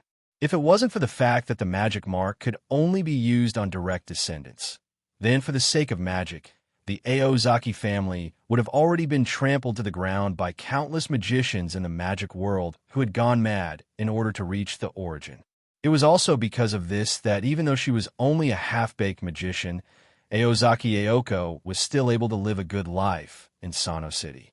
Unfortunately, the enemy this time wasn't an unorthodox magician, but Aozaki Aoko's biological sister, Aozaki Orange. As a direct descendant of the Aozaki family, as long as Aozaki Aoko's magic mark was stolen, Aozaki Orange could still inherit the Aozaki family and obtain magic. Therefore, for Aozaki Aoko, no matter how she looked at it, Aozaki Orange was the worst enemy, without exception. Actually, my sister is the original successor of the Aozaki family. In the living room, Aozaki Aoko, who was sitting on the sofa, said these words in an emotionless tone. From the moment my sister was born, she was raised by my grandfather with the goal of inheriting magic as her goal. Since she was a child, she grew up in the form of a magic egg in order to inherit the magic of the Aozaki family one day. My sister's talent for magic is very amazing. Compared to my sister, I only started to receive training as a magician at the age of 15.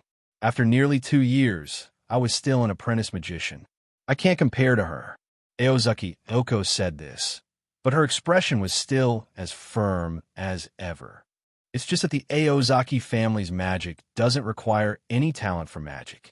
Even if you perform well in magic, if you can't adapt to magic, then it's useless.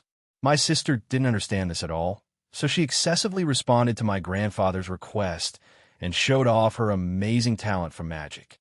In the end, she was abandoned by my grandfather. At this point, Aozaki Aoko stopped her explanation, her eyes fluctuating with emotions that outsiders couldn't understand. Was it sympathy and pity for her sister's final fate? Or was it anger for her grandfather's ruthless abandonment of her sister? No one knew about this, not even Noah and Yuju, who were with Aozaki Aoko all the time. However, according to Aoko's explanation, Noah understood the relationship between Aoko and Oko. Aozaki Orange's talent in magic was amazing, but no matter how good her talent in magic was, it had nothing to do with the Aozaki family. After all, the purpose of a magician's research was to reach the origin, while the Aozaki family already possessed magic that could reach the origin, so there was no need for them to research any more magic, as long as they could inherit the magic. Therefore, no matter how outstanding or even monstrous Ouchie Orange's magic talent was, if she only had magic, she would never be able to enter her grandfather's eyes. In the end, it seemed that Aoko Aozaki was more suitable for the purpose of inheriting magic. As a result, Aozaki Aoko was abandoned by the previous Aozaki family's magic envoy, while Aozaki Aoko inherited the Aozaki family's magic and became the manager of Sano City's spirit vein. And now, Aozaki Orange had returned. Sister didn't come back for revenge, nor did she come back to teach her grandfather a lesson for abandoning her a lesson, nor did she come back to take back what once belonged to her. Aozaki Aoko asserted, Sister only came here as a magician who has dedicated her life to magic, to seize the magic that can reach the origin. Hearing Aozaki Aoko's words, Noah and Yuju both became silent, because they both understood that Aozaki Aoko's words were probably the most correct. This was the so-called magician. They didn't have the moral standards of a human, nor did they have self-restraint. As long as they could reach the origin, they would try any method, use any means to obtain it. Compared to the ultimate goal of a magician's life, hatred, ethics, and all human emotions had to be put behind. This was the ideal requirement of a magician. Noah didn't know how many magicians in this world could reach this ideal state that he disdained, but in Aozaki Aoko's eyes, Aozaki Orange was definitely that kind of existence. I should have guessed it was that idiot's sister, Aozaki Aoko said, while gnashing her teeth. Whether it was that doll that looked like me last time, or seizing Sano City's spiritual vein, they were all just tricks that idiot's sister used to annoy me. She is such a capricious person. Sorry, I can't agree with your point of view this time. Noah spread his hands. That doll might have been used to annoy you, but your sister most likely wanted to weaken you and Yoju's strength by attacking Sano City's barrier. After all, you and Yuju can both obtain the support of Sano City's spiritual vein. If this path was cut off, she would have more confidence in seizing the magic on your body. If she wanted to have more confidence in seizing the magic on my body, then why didn't she make a move on me 2 years ago when I inherited the magic? At that time, she would have been 100% confident, right? Aozaki Aoko retorted, her tone full of anger. My sister is such a person. Compared to the process, she cares more about the results. Even if the results are not the same, as long as she can make me angry, she will do anything to achieve her goal. Are all magicians such awkward people? Noah couldn't help but say this. Ayako rolled her eyes in response. Don't compare me to Yuju. Yuju is the one who is really awkward. No matter what Orange's motive was for attacking Sano City's barrier, it is certain that she is an enemy. There is no need to speculate about her motives and thoughts. Yuju stopped Noah and Ayako from speculating. Her tone was reproachful for Ayoko's words. She then looked at Noah. Why did Orange ask you to go out? She asked a few questions. Noah frowned and said thoughtfully, but I feel that Ayozaki's sister only cares about the last question. Originally, Noah thought that Ayako wanted to test him through the conversation to get a clue about his identity and the reason for the mutation of Bio, the golden wolf. But if Ayako was really like what she said, only caring about the results and not the value of the process, then Ayako wouldn't care about Noah's identity and the reason for the mutation of Bio, the golden wolf that had nothing to do with magic.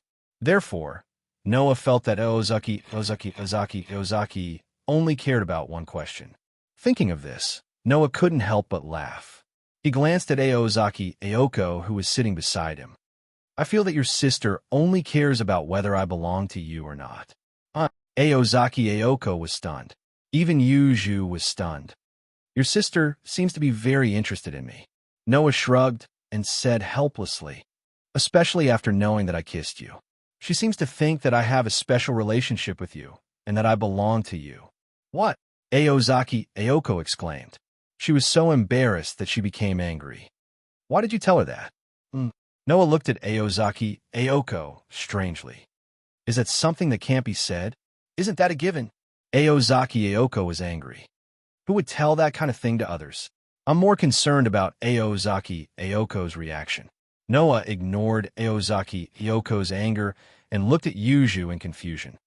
I feel that Ayako treated me as a dispensable existence until she found out that I kissed her sister. What's the reason? Yuju stared at Noah and said in a displeased tone, because Ayako treats you as her belonging. That girl has liked to steal my things since she was young. Ayako said with hatred. She's so annoying. In other words, your sister asked me if I belong to you, because if the answer was yes, she would want to steal me. Noah didn't know whether to laugh or cry. She's really an awkward girl. Ayako and Yuju looked at Noah with displeasure. They seemed to be in a bad mood. Of course, only Ayako and Yuju knew why they were in a bad mood. Noah was in a good mood. Very well.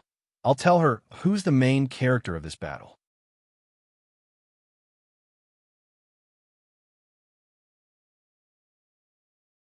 Chapter 334. Kacha. The door on the east side of the hall on the first floor that led to the living room was gently opened. Soft moonlight shone down from the glass skylight at the top, bathing Noah as he walked into the cold hall. Raising his head, Noah looked at the bright moon hanging high in the clear night sky under the soft moonlight from outside the glass skylight, and sighed. Although he seemed calm and strong when he was discussing the matter of Ayako and Yuju in the living room, only Noah knew that after knowing about the matter of Ayako, his mood became quite irritable. The reason for his irritation was very simple. It was because of the battle between the two sisters, Ayako and Ayako. From Noah's point of view, he really couldn't understand why Ayako and Ayako, who were biological sisters, would fight each other. Was it because someone had committed a heinous crime? Was it because someone had done something wrong? Was it because someone had forced them? Was it because someone had threatened them? None of them. It was all of their own accord. As if it was natural, Ayako had attacked the barrier of Sano City, and also issued a challenge to her own sister. As if it was only natural, Ayako was not surprised that her own sister would make a move against her. She was even ready to fight. Why could the two sisters take all of this for granted? This was a reason why Noah could not understand. Of course, from an objective point of view, the battle between Ayako and Ayako seemed to be natural. There was only one magic in the Ayako family. In order to obtain this one inheritance, Ayako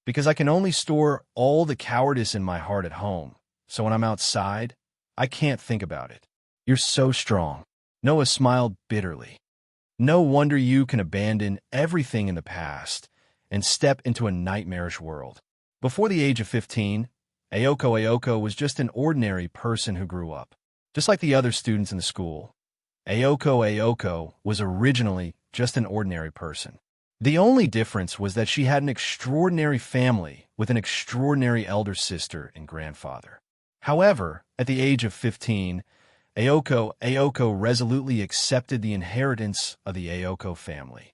She abandoned her past life, abandoned her past dreams, abandoned her past values, and even abandoned her past identity as a human. She was born as an inhuman being with contradictions. From the perspective of an ordinary person, the path of the magician was filled with blood and slaughter. It was a path that was filled with pain. No matter who it was, when faced with such a monstrous world, their only thought was to escape. But Ayoko endured it all. At that time, she was still an ordinary person. Wasn't that enough for Noah to praise her for being strong? I just don't allow myself to escape. Ayoko's strong and powerful voice echoed in the surroundings. Since it's an unavoidable fate, then I'll bear it. Before the day comes when I can't stand it and collapse, I'll walk through it beautifully. With that, Ayoko turned around and looked directly at Noah with strong emotions in her eyes, as if she wanted to see through Noah's heart. What about you? If it were you, what would you choose? Would you escape? Me? Noah smiled, and his smile was unusually strong. I don't care about *T fate. Noah turned his back, and his voice echoed throughout the manor.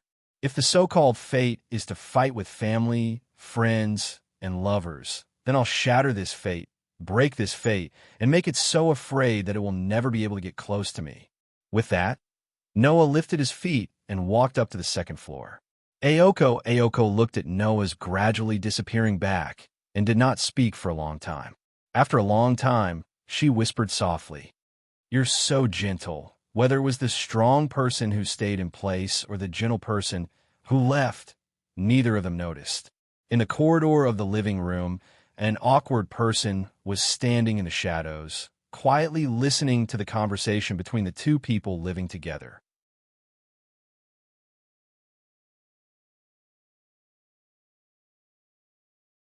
Chapter 335. The next morning, I'm full. After enjoying a peaceful breakfast in the sunroom, Shinji Kusakajiro had a satisfied expression on his face as he cleaned up all the tableware that belonged to him. Don't you want to eat more? Noah, who was sitting opposite Shinji Kusakajiro, leisurely gnawed on a piece of bread as he glanced at Shinji Kusakajiro. Aochi and Yuju are not here, so this time no one will think that you are an eyesore. Also, there's still a long time before school starts. You don't have to rush, right? It's okay, I'm full. Shinji Kusakajiro showed a sincere smile, which was an undisguised emotion that ordinary people couldn't show. I still have a newspaper delivery job, so I have to go out first. After that, Shinji Kusakajiro looked at Noah in confusion. Aochi and Miss Kanoji, why are they so late today? Hearing this, Noah shrugged and didn't immediately answer. Normally, unless they had stayed up late the night before to do some work, Ayoko and Yuiza would have already woken up. But today, Aochi and Yuju didn't come to the sunroom at a fixed time. Noah knew that Aochi and Yuju didn't stay up late to do any work last night, but went to bed early.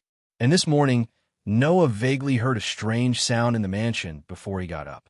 Therefore, Noah guessed that Ayoko, Ozaki, and Yuju were not still sleeping in bed, but had woken up early in the morning. As for why they woke up so early, the reason was easy to guess. Aochi and Yuju probably knew that their opponent was Aochi Chung, so they more or less had their own ideas, so they woke up early in the morning. At this time, Aochi and Yuju should be doing something to deal with Aochi Chung. The two probably finished their breakfast early, so it was useless to worry. Thinking of this, Noah said to Shinji Kusakajiro, "A lot of things will happen recently. Shinji, if you have nothing to do, come back early, don't want her outside, okay?" Shizuka Kusanagi tilted his head with a puzzled expression before nodding. Although I don't know what happened, I'll come back as soon as I'm done. That's fine. Noah spread his hands and continued to eat his bread. Seeing that Noah had no intention of answering his previous question, Shizuchi Kusanagi tactfully put away the tableware in front of him and stood up. Are you still going to ask for leave from Aochi today? I guess he won't be able to go to school for a while. Noah waved at Shizuka Kusakadru. Anyway, that perfectionist Aochi must have asked for leave in advance, and she must have dragged me along without my consent. I'll just stay in the mansion today. Then I'll go out first. Shizuka Kusanagi turned around and left the sunroom without any hesitation. Looking at the back of Shizuchi Kusanagi, Noah fell into deep thought. Looks like Jingshi isn't Aochi Orange's backup plan. Now, Sanyo City's barrier only had one fulcrum left. If this fulcrum was taken, Sanyo City's ley line would officially be declared ownerless, and Aochi Aoko and Yuju would leave with nothing. However, Aochi Orange wouldn't be stupid enough to recklessly make a move on the only remaining fulcrum. If Shizuchi Kusanagi was really one of Aochi Orange's people, in order to let the situation develop and not continue to be in a stalemate, Aochi Orange would definitely let Shizuchi Kusanagi do everything possible in the enemy's base camp. However, until now, Shizuchi Kusanagi still hadn't made any moves, and Yoju's familiar who was in charge of monitoring Shizuchi Kusanagi also didn't report anything strange.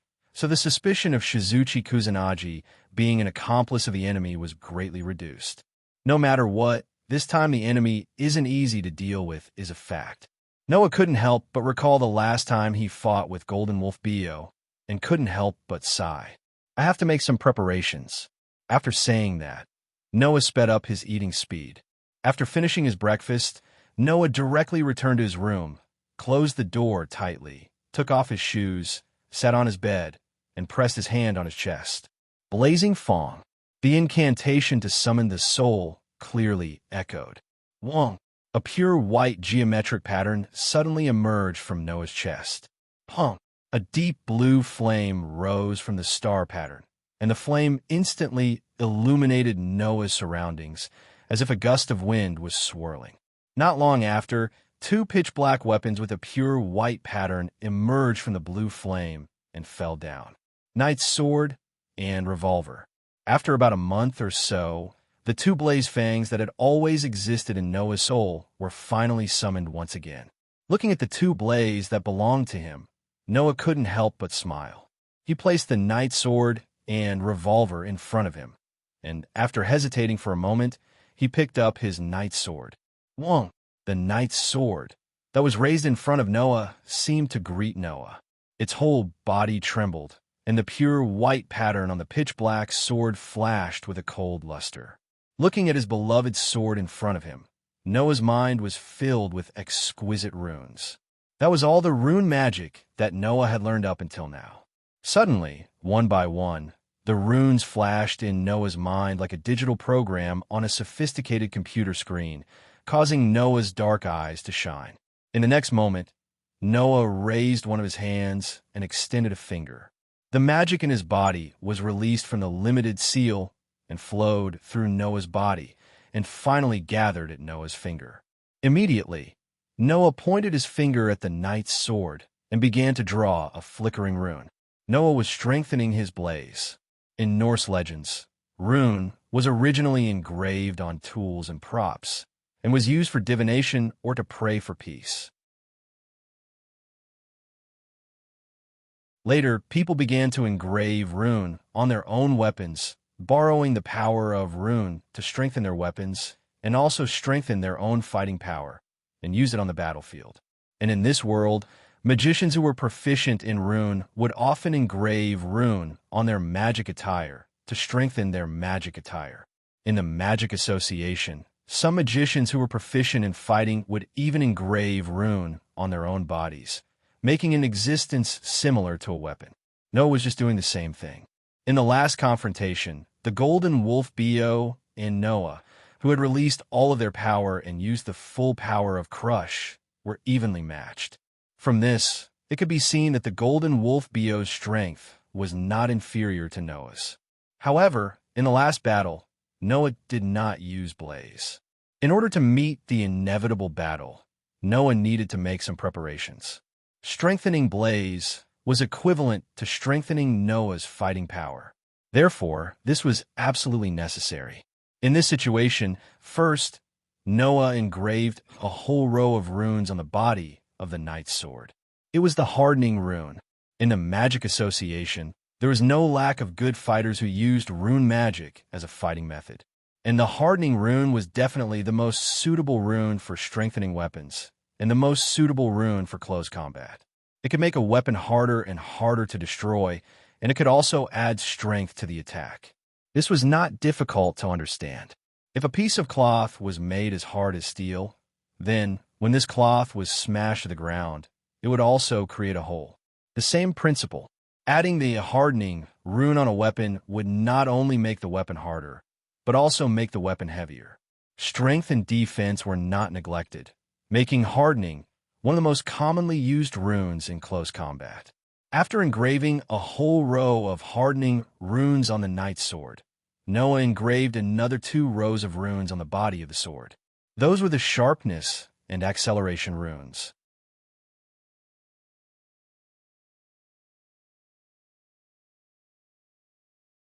Chapter 336. The difference between enhancement magic and rune magic was that one was essence and the other was knowledge. If a magician was constantly improving his strengthening magic trick, then the degree of enhancement he could get when using strengthening magic trick would increase accordingly. For example, if a magician used enhancement magic to strengthen his fist, then, as the magician improved his enhancement magic, the strength of the strengthened fist would also increase accordingly. But rune magic was different. Compared to the enhanced magic that could become stronger as the user progressed, the improvement of the rune magic was mainly reflected in the 2 aspects of whether the user could use it faster and whether the user could master more runes.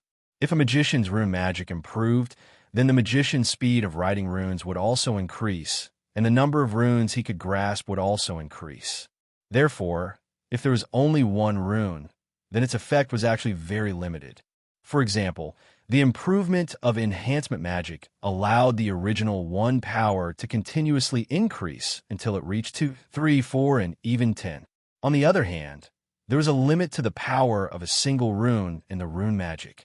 If it was 1, then no matter how high or how fast the user's magic skills improved, the power of the rune would still be 1. However, rune magic could be stacked. For example, hardening rune. A single rune could only display the power of 1. If 10 of these runes were engraved, then even if the power of hardening did not reach 10, it could still reach 5. Therefore, Noah engraved hardening, sharpening, and acceleration runes on the knight's sword in 3 rows that covered the entire blade. These 3 rows of runes could allow Noah's knight's sword to display its full power. Among them, the hardening rune had the greatest effect. After all, the hardening runes could not only make the knight's sword heavier, but also indirectly increase its attack power. This row of hardening runes could also make Noah's knight's sword extremely sturdy. It must be known that the blaze was the soul itself. If the blaze was destroyed, it would be equivalent to the soul being shattered once. The owner of the blaze would suffer an unimaginable blow because of this. At the very least, they would be unconscious for an entire day before waking up. Noah's blaze was rather special. It was born from a weapon that originally existed and became a part of his soul. If the blaze was destroyed, then only a part of Noah's soul would be destroyed, but it would still cause a certain amount of mental damage. Now that there was a whole row of hardening, plus the original strength of the knight's sword, and Noah's magic buff, it was estimated that even if the Golden Wolf BO was 10 times or even 100 times stronger, he would not be able to cause a single crack on the knight's sword. As for the sharpening rune, its effect was to make Noah's knight's sword even sharper. It was believed that now, Noah's knight's sword would not be able to cut through anything. As for the haste rune, it did not increase Noah's speed, but increased the speed at which Noah swung his sword. With this whole row of haste runes, Noah's swinging sword speed would probably reach an extremely frightening level. After carving these 3 rows of runes, Noah carved the last rune on the hilt of the knight's sword, forever firm. All the runes carved on the knight's sword were like miniature suns, emitting a blinding light that immediately disappeared into the knight's sword. Wong Wong, the knight's sword that was emitting a blinding light, trembled. After a long time, it gradually dimmed and stopped. In the next second, the knight's sword that was imprinted in Noah's eyes had already changed. The runes that were originally flickering like fireflies on the body of the knight's sword had all disappeared. In their place, the knight's sword had the same runes engraved on it. It was as if the runes were originally engraved on the knight's sword. They were surrounded by the rippling, pure, white lines on the sword, constantly displaying their effects. This was the Forever Firm rune. Holding the knight's sword that was engraved with runes on the sword body and hilt, Noah felt the power on it. His tense face finally relaxed. The pitch-black knight's sword turned into a blue flame, disappeared, and returned to Noah's body. After this experience, the time that Noah needed to strengthen the revolver was greatly reduced. On the body of the revolver, Noah also engraved the hardening rune, which made the revolver even harder. He also engraved the acceleration rune, which greatly increased the speed of the revolver in all aspects. However, the revolver did not need the sharpness rune. Thus, Noah engraved a new row of runes on the revolver vitality. This was a very interesting rune. It was similar to the magic enhancement rune. When used on the human body, it could increase the endurance and physical strength of the person. When used on a light bulb, it could make the light bulb brighter. It was similar to the magic enhancement rune. With the vitality rune, the revolver, its firepower would become more intense. If the revolver's true power was released, the firepower would be even more intense.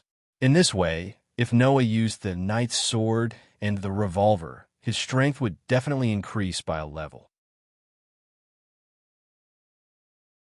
In addition, with the protection of Avalon, Noah did not need to be afraid of the Golden Wolf Bio. The world fragment inside the Golden Wolf Bio's body was something that Noah was determined to obtain. Bang! The moment Noah walked out of his room, an astonishing loud noise and a burst of dazzling phosphorescent light suddenly exploded without warning, startling Noah. What happened? Noah quickly went to the window in the corridor, opened the window, and looked outside. He saw that in the manor's courtyard, a burst of thick smoke rose up as if there was a fire somewhere. In front of the thick smoke, Ayoko was standing there with one hand raised, pointing in the direction of the rising smoke. On her raised hand, the flickering light from the magic engraving was still fluctuating. Obviously, this was Ayoko's doing. Not far from the courtyard, Yuju was also there. Quietly looking at the rising smoke in front of Ayoko, Yuju could faintly feel that there seemed to be a hole in the ground inside, which made Yuju emit a sense of unhappiness. Even Noah, who was upstairs, could feel it. What the hell are these 2 girls doing? Noah raised his eyebrows, closed the window again, and walked downstairs. When Noah arrived at the courtyard, the thick smoke had already dissipated, and as expected, there was a hole left in the ground. Ayoko and Yuju were facing each other, one face full of awkwardness. The other face was still emotionless, but her eyes were surging with obvious dissatisfaction. Noah, who opened the door, was surprised. "What are you doing?" Hearing Noah's voice, Ayoko and Yuju turned their heads at the same time and looked at him. As you can see, the awkwardness on Ayoko's face disappeared, and she casually replied while flicking her waist-length hair. "I'm practicing." "Practicing?" Noah was startled at first, then immediately understood. "You also know how to cram at the last minute?" Ayoko looked like she wanted to refute, but no words came out. She could only snort and turn her head. The battle with Ayoko could come at any time. Ayoko didn't say it on the surface, but in her heart, she was more or less nervous. It was not strange that she wanted to seize the time to improve her strength. I should have known that Aoko's talent in destruction is unparalleled. Yuju took a deep breath and glanced at Aoko. Aoko. Agreeing to let her practice in the courtyard was the most unwise decision I made. Although Yoju's most treasured place was the mansion, this courtyard was obviously in the category of treasures. After being wantonly destroyed by Aoko, Yuju didn't directly attack, which was something to be happy about. After all this time, you got up early in the morning to practice? Noah didn't know whether to laugh or cry. However, Aoko and Yuju both fell silent. You're tuning into the Romance Rendezvous YouTube channel. We're so grateful for your support, and don't forget to subscribe to join us on this incredible journey through captivating stories. Your generosity through donations truly makes a world of difference, as it's the primary source of revenue that allows me to expand and enhance this channel for you. Thank you from the bottom of my heart for being a part of this adventure.